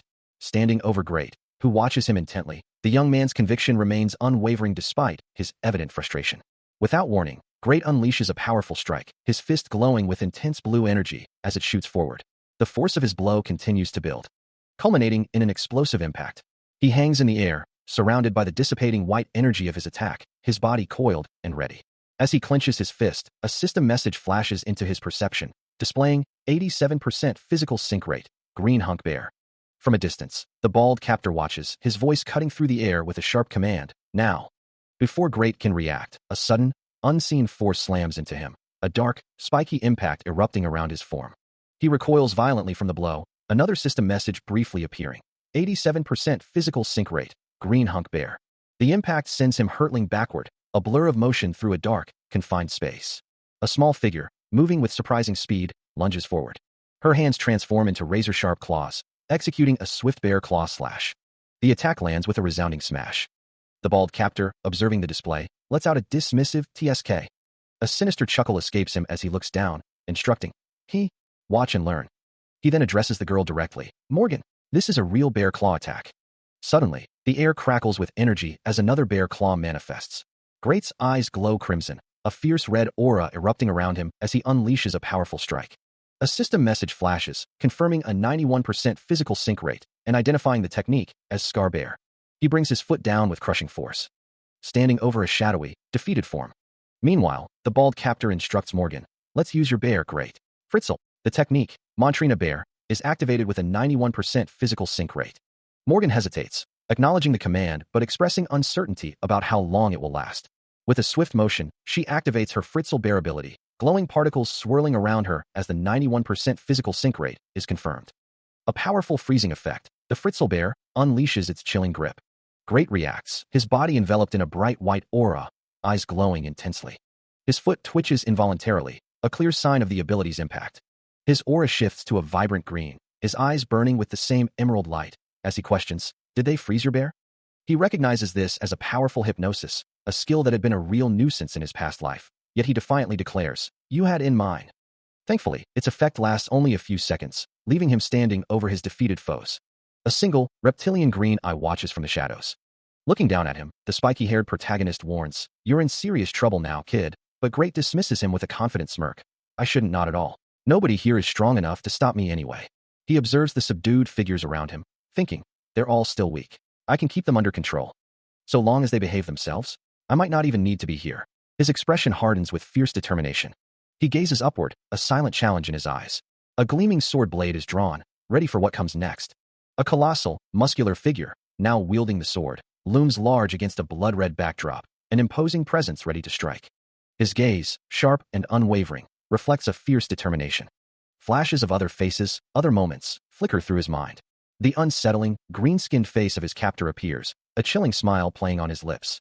A green, clawed hand reaches out, a phantom touch from a past encounter. But the figure's resolve hardens, a declaration echoing in the silence. At last, it's my turn.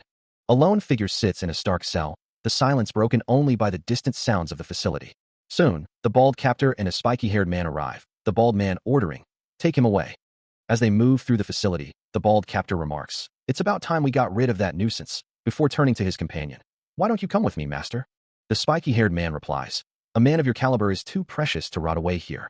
He then adds, don't call me grandmaster. I haven't taught you anything. The bald captor, now holding a device to Great's head, retorts, in fact, I never even said you could follow me around. He then addresses the spiky-haired man directly. You're one of the 3 legendary sword masters, and the greatest swordsman in the world. Robert. Robert looks away, a thoughtful expression on his face, acknowledging, you have the power to do that. He continues, his voice firm, slay any enemy that stands in your way. My goal is to change the world, and I need your power to do that. The bald captor, with a knowing smile, extends his hand, inviting, so come with me. Join our family. As the bald captor considers the idea of a new world, he leans forward, addressing Robert as a young sprout, before sharing a piece of his mind. He muses that power alone isn't always enough to change the world. In fact, some power, he believes, shouldn't even be allowed to exist. Robert, listening intently, challenges him, asking what he intends to do with such power, and if he's being called a kid. The bald captor dismisses the kid notion, stating that Robert is a danger to himself and the world, to which Robert retorts, that he makes it sound like he's ruining the future. With a knowing look, the bald captor asks if Robert can truly tell if someone is a potential threat or not. He answers his own question with absolute certainty, a confident, of course, echoing in the air. He then reveals his true nature, declaring himself the kind of person who could easily destroy the world. He concludes that he recognizes his own kind at a glance. As the bald captor's words hang heavy in the air, Robert's face contorts with a raw, furious defiance. His body already forced to the ground, the bald captor looming over him. Robert glares up, his anger palpable, while the bald captor simply stares down, an unsettling calm on his face. His teeth are gritted, a silent snarl of resistance against his captor's power. Suddenly, a frantic cry echoes through the cavern, as a small figure rushes forward, screaming Robert's name. The bald captor, still gripping Robert's head, turns slightly as the girl demands, what do you think you are doing? You dare behead my own brother? The bald captor's gaze is sharp, his voice a low rumble as he addresses Robert, asking if he sensed it too, and commanding him to control himself. A heavy, oppressive feeling settles in the air, the murderous aura Robert exudes filling the space. Robert retorts, accusing the bald captor of always treating them like monsters, but the bald man quickly cuts him off, denying the accusation. He clarifies his meaning, his expression grim, revealing that he has killed far more people than he can count. The bald captor's blade, a weapon that has taken thousands of lives, is shown, its history palpable. Robert acknowledges the blade's grim legacy, admitting it constantly reeks of blood, no matter how hard he tries to wash it. But then he adds that his own efforts are nothing compared to the stench of blood the bald captor gives off. The bald captor's eyes narrow, a chilling realization dawning on him as he perceives Robert as a living, breathing disaster. He continues, his voice laced with a dark understanding, stating that he and Robert are nothing compared to a threat like him. The bald captor's words hang heavy in the air, a prophecy of doom, as he declares Robert's purpose is to bring an end to this world. The bald captor's voice echoes, declaring that someone had to be eliminated. His feet stand firmly on a dark, uneven surface. He continues, musing that perhaps the karma he'd accumulated over countless lives was all for the sake of preventing the potential calamity he foresaw. Robert, his expression hardening, challenges him, asking if his own life might have had some meaning if that were true, then demanding to know if the captor killed his brother based on some mere premonition. As Robert points, the captor turns, revealing a back crisscrossed with old scars, and asks how he would explain this. The scene shifts to a stark red, as the captor's silhouette looms, asserting that despite everything, he can still smell their blood on Robert. The crimson backdrop intensifies, reflecting the weight of his words. The shadowy figures remain, steeped in the violent imagery. The captor's bare feet are visible, planted on the rough ground, bringing the focus back to their immediate reality. The bald captor's voice cuts through the silence, offering an answer to Robert's unspoken questions, as he chillingly reveals that most of the people who were once here were, in fact, killed by him, in what he refers to as the past future. Robert, absorbing this confession, instinctively drops into a ready stance, preparing for the inevitable confrontation.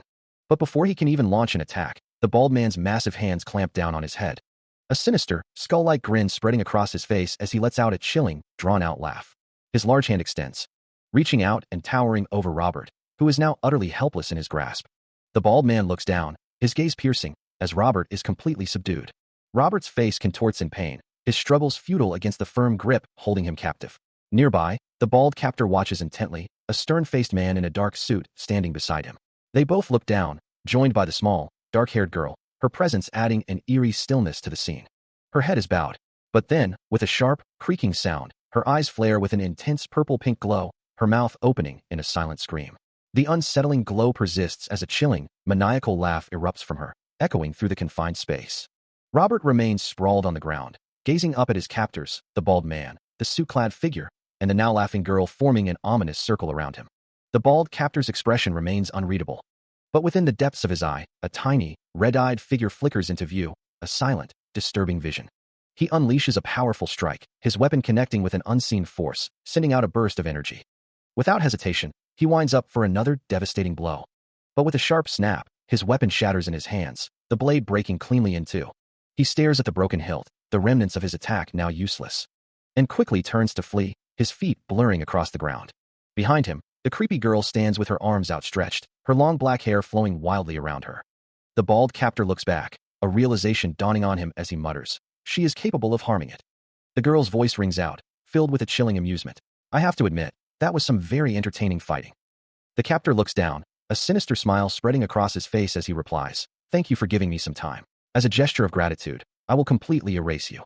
She floats effortlessly in the vast, empty space, facing her opponent. A scoff escapes her as she declares, "Actually, never mind. I have a feeling you'll only get in my way, so I'd rather just do this," as a soft pop echoes through the chamber. The bald captor, now a hulking, demonic creature, crashes down with a heavy thud, his transformation complete. But before he can even register his new form, a look of utter shock contorts his monstrous face. In an instant, the creepy girl stands casually atop his defeated, prone body, her victory absolute. A faint, ethereal glow emanates from her hand, a power that seems to defy the very laws of physics. She gazes at her glowing palm, a hint of amusement in her voice as she muses, "It's quite something, isn't it? This feeling of a cool body." Her eyes burn with a vibrant red light as she extends her hand, a silent invitation or a chilling warning. The red aura around her fingers pulses softly. Great looks up, his face contorted in a mix of shock and agony, as the sheer force pressing down on him makes him realize this power is incredibly hard to crush. He struggles, caught in the grip of the creepy girl, who holds his head with such ease. her smile chilling as she declares it takes so little effort to crush his head like a grape. Then, with a casual air, she raises a fist, wondering aloud. Let's see. And a brutal punch connects squarely with his face. The girl's expression unwavering as she asks if he is too weak. His face is a mask of pain as she continues her assault, taunting him with another question. How about this? Another blow lands, followed by her chilling query. Or this? Does this hurt? Great's head snaps back from the impact, the girl's laughter echoing as she delivers a final, crushing strike, asking, haha, what about this? She continues her relentless assault, each strike landing with a sickening thud, as Great cries out in agony, unable to comprehend the sheer power overwhelming him. The world around him distorts, a cosmic blur of pain echoing in his ears, until he finally slumps to the ground, utterly defeated, joining the phantom images of his own broken form. His face contorts in a mask of pure anguish and fury, as she calmly grips his jaw, holding him captive beneath her gaze. Standing over his broken body in the ruined chamber, she begins to muse, her voice unsettlingly calm. In this story, she declares, gesturing towards him, you are the villain. She pauses, a thoughtful expression on her face, but villains are good. They challenge the protagonist and help him in the ending alone, she explains, her words echoing through the debris. They promote a motive for personal growth, and their presence gives the story more meaning. The bald captor considers their next move, a grim determination etched across his face, believing that the quickest way to achieve their goals would be to eliminate all the villains. Robert, standing beside him, echoes the sentiment, agreeing that such a drastic measure is necessary. Meanwhile, Great lies utterly defeated on the cold ground, his body still, a broken piece of debris nearby. The bald captor's expression hardens, his resolve unwavering. In an ethereal void, Robert floats, facing the unnamed creepy girl, a tense silence hanging between them. Suddenly, Robert's form distorts, erupting into a monstrous, shadowy mass, while the girl remains calm, suspended above the swirling darkness. With glowing hands, she unleashes her power, effortlessly reducing the monstrous shadow to a mere puddle of black liquid spreading across the ground. Her eyes wide and glowing red, the unnamed creepy girl lets out a triumphant, almost feral cry. Her eyes wide and intense, the unnamed creepy girl stares forward, a chilling calm settling over her features. Meanwhile, the bald captor and Great watch, a mysterious green glow emanating from something held in the captor's hand. With a blur of motion, she moves, leaving trails of vibrant green energy in her wake. The monstrous, shadowy form of Robert stands before her, his defeat now absolute as the bald captor and Great look on in horror. Effortlessly, she lifts his entire body, holding him upside down as if he weighs nothing at all. A guttural scream tears from the bald captor's throat, his face contorted in pure terror. He can only manage a desperate, broken plea. No. Save me. Robert's head, now severed from his body, falls through the air, a final, fragmented thought escaping his lips. I don't want. It hits the ground with a sickening thud, his last, agonizing scream echoing in the silence. As the bald captor's face contorts in a mask of pure terror, tears streaming down his cheeks, the small girl remains an unmoving, chilling presence. With a sudden, impossible burst of speed, she snaps into motion, a blur of dark energy, sending him recoiling violently. Meanwhile, Great clenches his fists, sweat beading on his brow, his breath coming in ragged pants, as if facing an immense internal struggle. Images of the girl's terrifying power flash through his mind, her various forms swirling around him like a haunting vision. He recalls a past triumph, a memory of saving the world with superhuman strength, a stark contrast to the overwhelming force he now witnesses. His eyes narrow, a fierce determination hardening his gaze as he mutters, "Come on, show it to me." His face is a mask of raw intensity, a silent challenge burning in his eyes. He watches as a blinding flash erupts, a surge of raw power manifesting before him, the chaotic energy expanding into a vibrant, shifting spectrum of light.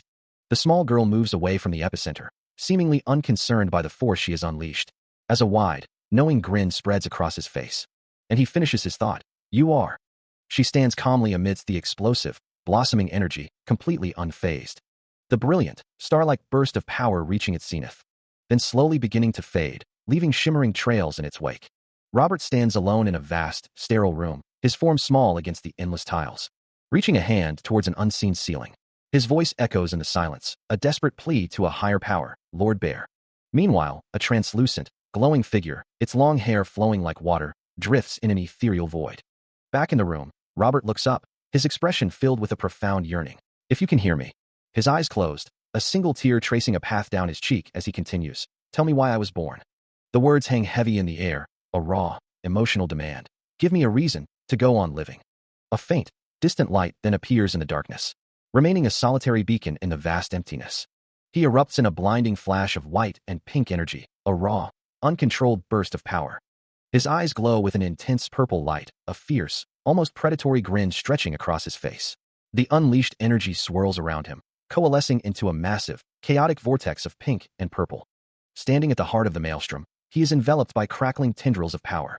But the strain is immense, his face contorted in a grimace of pain and effort as he struggles against the overwhelming force. His hand trembles, veins bulging, pushed to its absolute limit. Then, with a surge of defiance, a brilliant blue energy ignites within him, pushing back against the chaotic pink and purple. He charges forward, a blur of motion, his resolve hardening with every step. His eyes now blaze with a determined blue light, and with a resounding crack, he shatters the invisible barrier before him. In the end, a foreign presence had interfered with the natural course of events. Suddenly, an ethereal figure appears, its voice echoing through the void, crying out, "Burner!" The glowing entity introduces himself as Mach, an ancestor, explaining that he had been hiding to meet him, a revelation that clearly shocks the young man. Mach continues, stating that he tried not to meddle in his story, but a foreign intruder had intervened. As a result, the young man's story had been contaminated, and so, Mach had proceeded to dispose of his dear family members. He justifies this horrific act, claiming it was to protect them from the intruder, insisting that a human story must be written by humans alone. The young man's face contorts with a mixture of rage and disbelief, his jaw clenched tight. Mach, however, offers a glimmer of hope, acknowledging the bastard who ruined his whole family, but assuring him that he can still bring them back. He watches, his expression a mix of shock and disbelief, as the ethereal figure continues to explain how he had actually killed his siblings. Though not physically. Instead, he had simply distorted their story, ruining the entire order of their lives. He had left their narratives without a proper ending, without even having their heads cut off. This act, the figure explains, created a very distorted story, a hole that could only be turned around. If Robert was from the Bear clan and capable of receiving his power, the weight of the revelation settles on him, his mind racing with the implications of such a power. Looking up at the ancestor, he finally asks, "What do you need me to do?" His hand clenches into a tight fist, a silent testament to his resolve. Mach's voice echoes, instructing Robert to recall his siblings as clearly as he can. As he speaks, a swirling vortex of purple and blue energy begins to coalesce, cradling a tiny, glowing figure within its depths. Mach explains that he will infuse Robert's mental image of them with his power. However, the power is too immense for Robert to carry alone. It must be shared with his siblings. Mach declares, stating their intention to create 7 bears right now. Suddenly, a younger Robert manifests, his eyes wide and mouth open in a shout, surrounded by a vibrant purple aura as the power takes hold. The child version of Robert looks up, his gaze fixed on a taller, dark-haired figure, a clear memory of his brother, Great. With fierce determination, the younger Robert points forward, while a larger, unseen hand, presumably Mach's, gestures towards him, and a simple sketch of his sister appears, completing the mental image. He watches as a shadowy, clawed figure, a manifestation of his brother Great, lunges forward with aggressive intent, its form blurring with speed as it closes the distance. But before it can strike, a vibrant wave of pink and blue energy erupts, pushing the shadowy form back with immense force. The impact reverberates with a sharp clash as the energy collides with the manifestation. Mach appears, enveloped in a swirling purple aura, his hands extended as he exerts absolute control over the younger Great, now clearly visible within the energy. With a single command, he freezes the boy mid-air, suspending him in a dark, empty space. Robert, witnessing the raw power, can only utter, "Wow, not bad." A slight smile plays on his lips. As he crosses his arms, observing the frozen manifestation with keen interest, the manifestation's shadowy hand strikes with a sharp thwack, slamming against an invisible, crystalline barrier. With a resounding crash, the barrier shatters into countless fragments. Yet the manifestation looks down in disbelief, its attack having been deftly avoided. "I can't believe you just dodged my story," it mutters, realizing the true extent of the power it faces. A vibrant, chaotic energy swirls around the space. As its eyes glow a furious red, "You were born to slay me," it declares, the truth of its words hanging heavy in the air. A lone figure stands in the distance, observing the unfolding chaos. Robert moves with blinding speed, a sudden burst of motion. His attack connects, wrapping Great in shimmering purple energy, binding him tightly. A flicker of surprise crosses Great's face as he realizes, their attacks are working against me. Standing defiantly, Mach, flanked by a red-haired girl and a white-haired boy, declares, "That can only mean one thing." His stance firm on the ground. Mach is then violently struck by a powerful, glowing impact, crying out, "Bear shared his power, and revived them." Robert watches the scene unfold, his body tensing, ready to act. Mach is sent hurtling through the air, debris scattering around him, the force of the blow undeniable. Great observes the aftermath, a dark, menacing shadow falling across his face. A chilling voice echoes through the void, declaring, "You made a serious mistake." As the words hang in the air, monstrous, Jagged mouths erupt from the cosmic expanse, swallowing the red-haired girl and the white-haired boy into their dark depths. One gaping maw looms over Mach, who lies defeated on the ground, as the voice continues its sinister pronouncement. Once I devour you all, Bear's power will be mine, just like I've always wanted. Mach's face contorts in a silent scream, his eyes wide with terror and pain. The monstrous mouth, a vortex of cosmic energy, opens wider still. For a fleeting moment, a stark, almost primal image flashes through the mind's eye. A powerful figure holding a small child, a memory or a prophecy tied to the very power Great craves. Then, with brutal finality, a clawed hand emerges from the maw, snatching the white-haired boy and dragging him into the abyss. A powerful, bald figure swings a massive, curved blade, its arc leaving a trail of light. Before his feet land with a heavy thud, kicking up dust from the impact. The world goes dark. A vast cityscape stretches out below, untouched. Then a devastating impact shatters the urban landscape, a colossal splat echoing through the air. The bald figure stands amidst the destruction, now wielding two glowing swords, a triumphant grin spreading across his face. Later, he sits exhausted on the ground, one sword resting beside him, as another figure stands nearby. He looks up, a resigned expression on his face, muttering, "Oh no. Okay." The darkness returns, punctuated by his final admission, "I admit it." A strange, metallic sphere floats in an empty space, its surface reflecting nothing but the void. A voice echoes, filled with a profound understanding of power, declaring that one possesses the raw talent to become a true sword master. The bald master's eyes glow with an intense red light behind his glasses, his sharp gaze fixed on an unseen point. Suddenly, Robert is thrown through a swirling vortex of speed lines, his body a blur against the stark, white background. He lands, sweat beading on his brow, and with a determined grunt, announces that his preparations are complete. But before he can recover, a swift, unseen force cuts through the air, a sharp slice, echoing as his mouth contorts in reaction. He tumbles again, falling through a crimson void, his form a small silhouette against the overwhelming red. Then, a heavy plunk as he impacts a viscous, red surface, sending ripples across the strange, liquid mass. Back in the present, Great stands with his companions on a rugged, rocky outcrop. Robert, the creepy girl, the red-haired girl, and a bald man in a skull mask gathered around him, surveying the desolate landscape. A stark white void echoes with the sound of impacts, a young boy with spiky white hair recoiling from unseen forces. He walks through the emptiness, a small, dark-haired girl trailing silently behind him. They sit together in the void, unaware of the bald master observing them from a distance. Back in the desolate, rocky landscape, Great stands with the master, the red-haired girl, a quiet white-haired girl, and the dark-haired child, his gaze fixed on something unseen as he mutters about black bloods. Meanwhile, a determined young man with spiky black hair charges forward, a blinding flash of light erupting before him.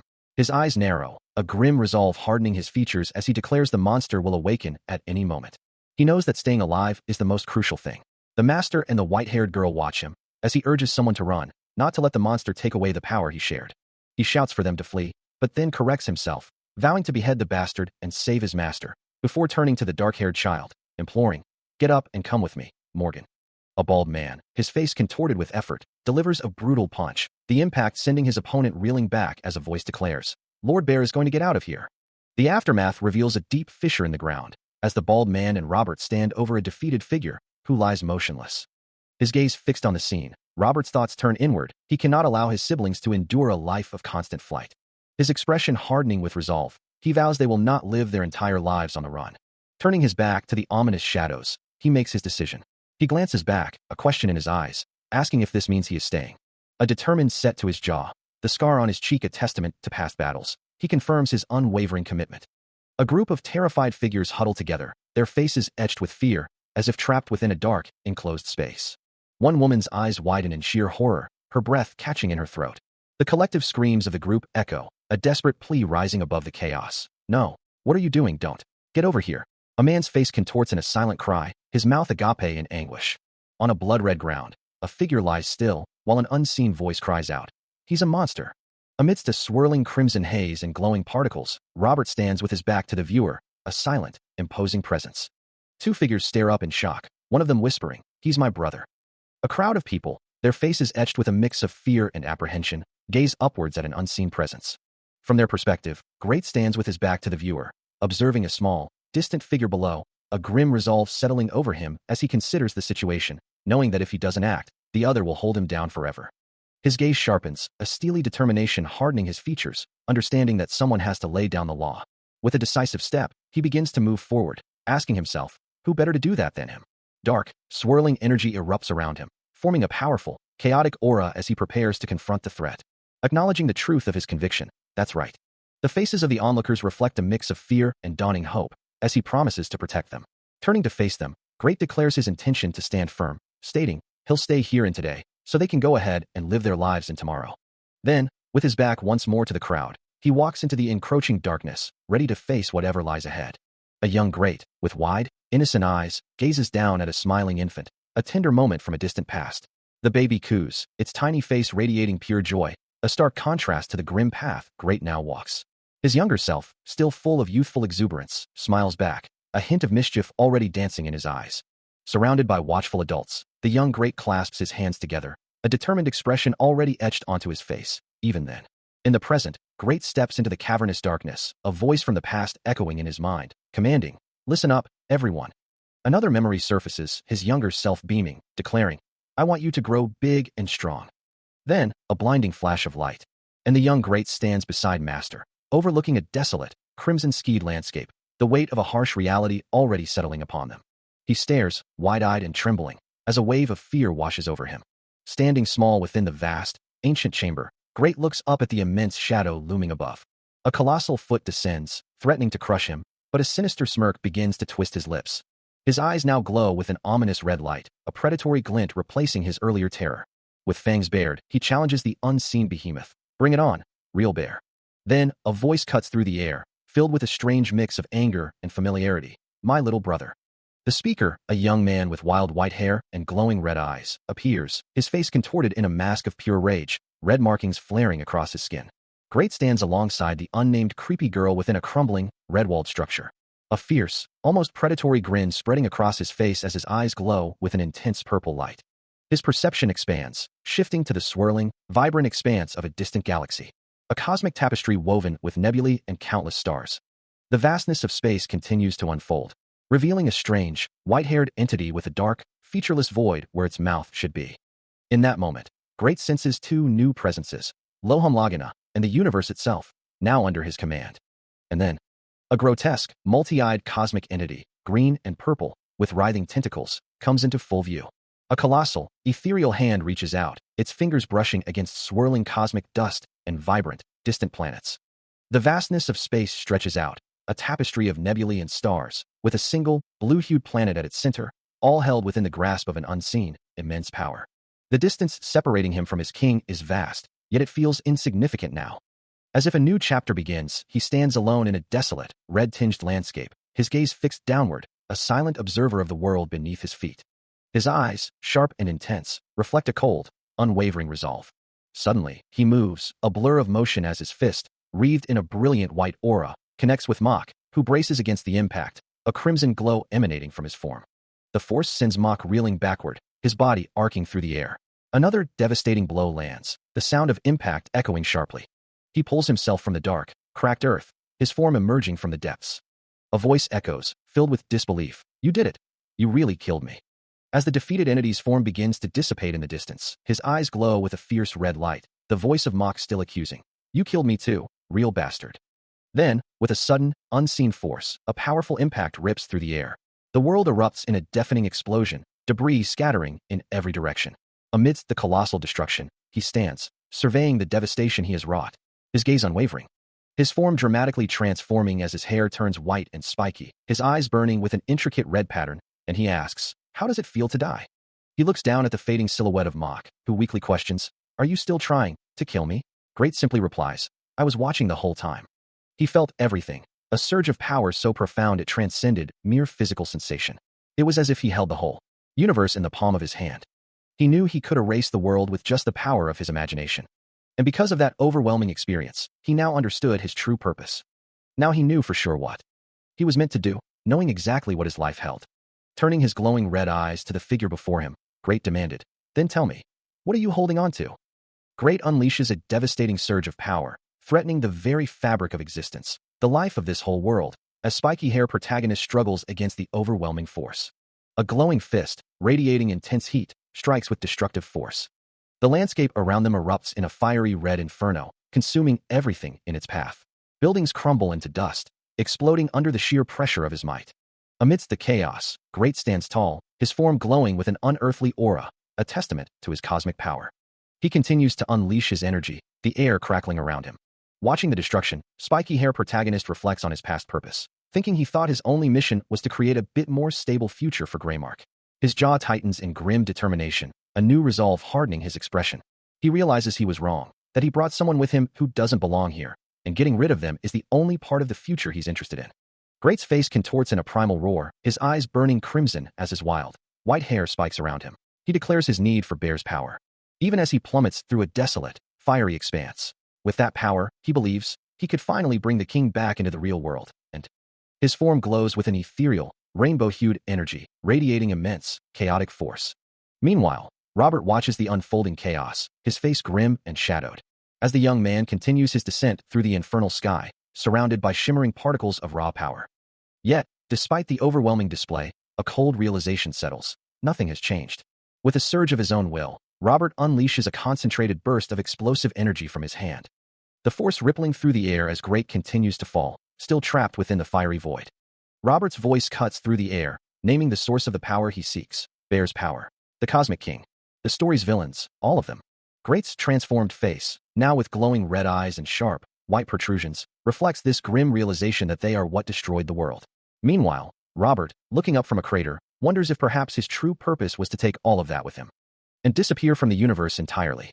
Great's own thoughts echo a similar sentiment. His original dark eye momentarily visible as he considers that perhaps this has been his true purpose from the very start. His transformed visage hardens, as a powerful white aura erupts around his silhouette, his fist clenching with fierce resolve. He plunges through the fractured, fiery dimension, accepting his fate, to be born to disappear.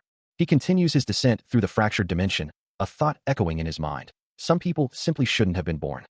This conviction, he realizes, has only deepened through his conversation with the Master. The Master's voice, sharp and accusatory, cuts through his thoughts, suggesting that while killing might seem an easy solution, Great himself has resorted to the same methods.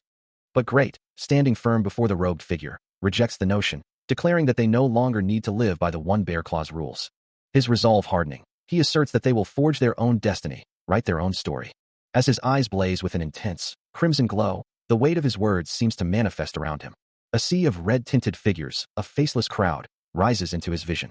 Their forms indistinct yet numerous. As the chilling thought repeats itself, if they just keep killing and killing and killing, a sea of identical, red-tinted figures stretches out, a silent, unsettling crowd. The thought echoes, a safe world for everybody. Great looks down, a somber realization dawning on him, that they are all just like him.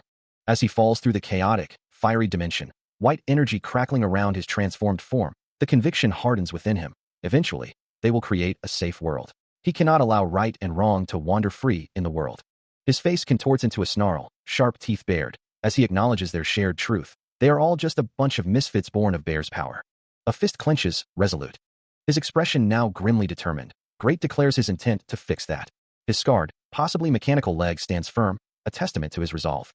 With a raised, clenched fist, he challenges the very source of their existence, Bear's power, the Cosmic King, and the whole lot of them. His voice, now a guttural snarl, echoes through the void, declaring his intent to erase everything from the world. His monstrous form, with its glowing red eyes and sharp teeth, embodies the rage fueling his words, as he challenges the notion that he and his kind are mere misfits, mistakes born of Bear's power. He questions the very idea of life as a blessing. His fury building against the hypocrisy of those who preach such ideals, yet denied that blessing to him and his own. A faded memory flashes, showing Robert and the unnamed creepy girl, as Great's internal monologue reveals the deep wound of being treated as biological weapons by their own family, despised as calamities by the rest of the world. His transformed face contorts further, the red glow in his eyes intensifying, the weight of that past injustice pressing down on him. Another memory surfaces, of the unnamed creepy girl kneeling before him, a poignant reminder of his lost hope, of a time when he believed happiness might finally be within reach for his siblings and himself. His monstrous visage snarls, red energy crackling around him, the raw emotion of his past pain radiating outwards. With a final, burning intensity in his eyes, he rejects any notion of forgiveness, vowing vengeance for his youngest sister, who died alone. The towering figure of his master looms over a small, young Great. His small face, already etched with faint scars, holds a vacant stare. A voice, filled with chilling despair, echoes the thought, because we should have never been born, he concludes, his dark eyes glowing with a stark white light, his face contorted in anguish. Now, transformed, with flowing white hair, Great floats amidst a swirling vortex of crimson energy, his form radiating immense power. A monstrous, white-furred hand, tipped with sharp claws, clenches in the darkness. The voice continues, demanding to know the depths of the hell he endured. What sort of hell you've been through to give me that answer? Mock stands, his back to the viewer, observing Great, who is now enveloped in a furious red aura, as the awful circumstances of his past still unfold. A profound realization washes over Great, his white hair flowing as he gazes at a distant, glowing green cube, understanding the painful truth that his mind will never truly forgive. In a memory, his master's silhouette stands before him, remarking on their striking similarities, a chilling observation that echoes through the past. The master's voice, filled with a heavy regret, apologizes to Great, wishing he had intervened sooner. He pleads for forgiveness, lamenting his delay in coming to Great's aid. Suddenly, a white, glowing orb shatters amidst a fiery, cracked landscape, dark, wing-like tendrils erupting from its core. The master's somber words continue, revealing a terrible choice. He had to prioritize the lives of other children over Great's own. Great stands on the desolate, cracked earth, a monstrous, clawed hand emerging nearby, as the master's voice declares, real, or rather, Great, you've officially become an enemy too. A fresh scar now marks his cheek as the master's voice cuts in, dismissing further discussion, stating that Great leaves him no other option but to act against him, aligning him with the Black Blood family. From the fiery, fractured ground, a colossal, dark, winged entity with glowing red eyes and a gaping maw fully emerges, its presence a terrifying testament to the master's words. Within the confines of a crystalline cavern, Great stands alone, his back to the viewer, as if awaiting an inevitable fate. A voice echoes through his memory, cold and resolute, declaring, I will do everything in my power to put you out of your misery and free you from your suffering. He finds himself on a desolate, rocky plain, gazing out at a barren horizon, the weight of those words pressing down on him. A fresh scar marks his cheek as he clenches his jaw, a defiant whisper escaping his lips. No, I can't die. Overwhelmed, he collapses onto the ground, arms outstretched, staring up at an unseen sky. As he slowly pushes himself up, the master's voice returns, chillingly casual. The thought of saving you only crossed my mind for a brief moment. Driven by an unseen terror, Great flees across a crimson landscape, desperate to escape the memory. But the voice persists, now accompanied by the ominous presence of a masked figure holding a smaller, dark orb. But that was enough to condemn you. Then, a monstrous, clawed hand emerges from the shadows, its own voice raspy and ancient. You're the one who comes to me. A monstrous voice echoes, declaring that as long as Great exists, the future will never be certain. A flash of white hair appears as the shadowy, clawed hand continues its pronouncement. It finishes its chilling judgment, labeling him the villain of this story. The vast, desolate landscape emphasizes the gravity of the condemnation. With a silent, resolute clench of his fist, Great makes up his mind. The condemning voice continues its accusations, charging him with the ultimate murder of the universe, as well as corrupting a young, innocent girl and using her to murder. The final, chilling verdict is delivered. He must be put to death. A stark guillotine stands ready, symbolizing the ultimate judgment.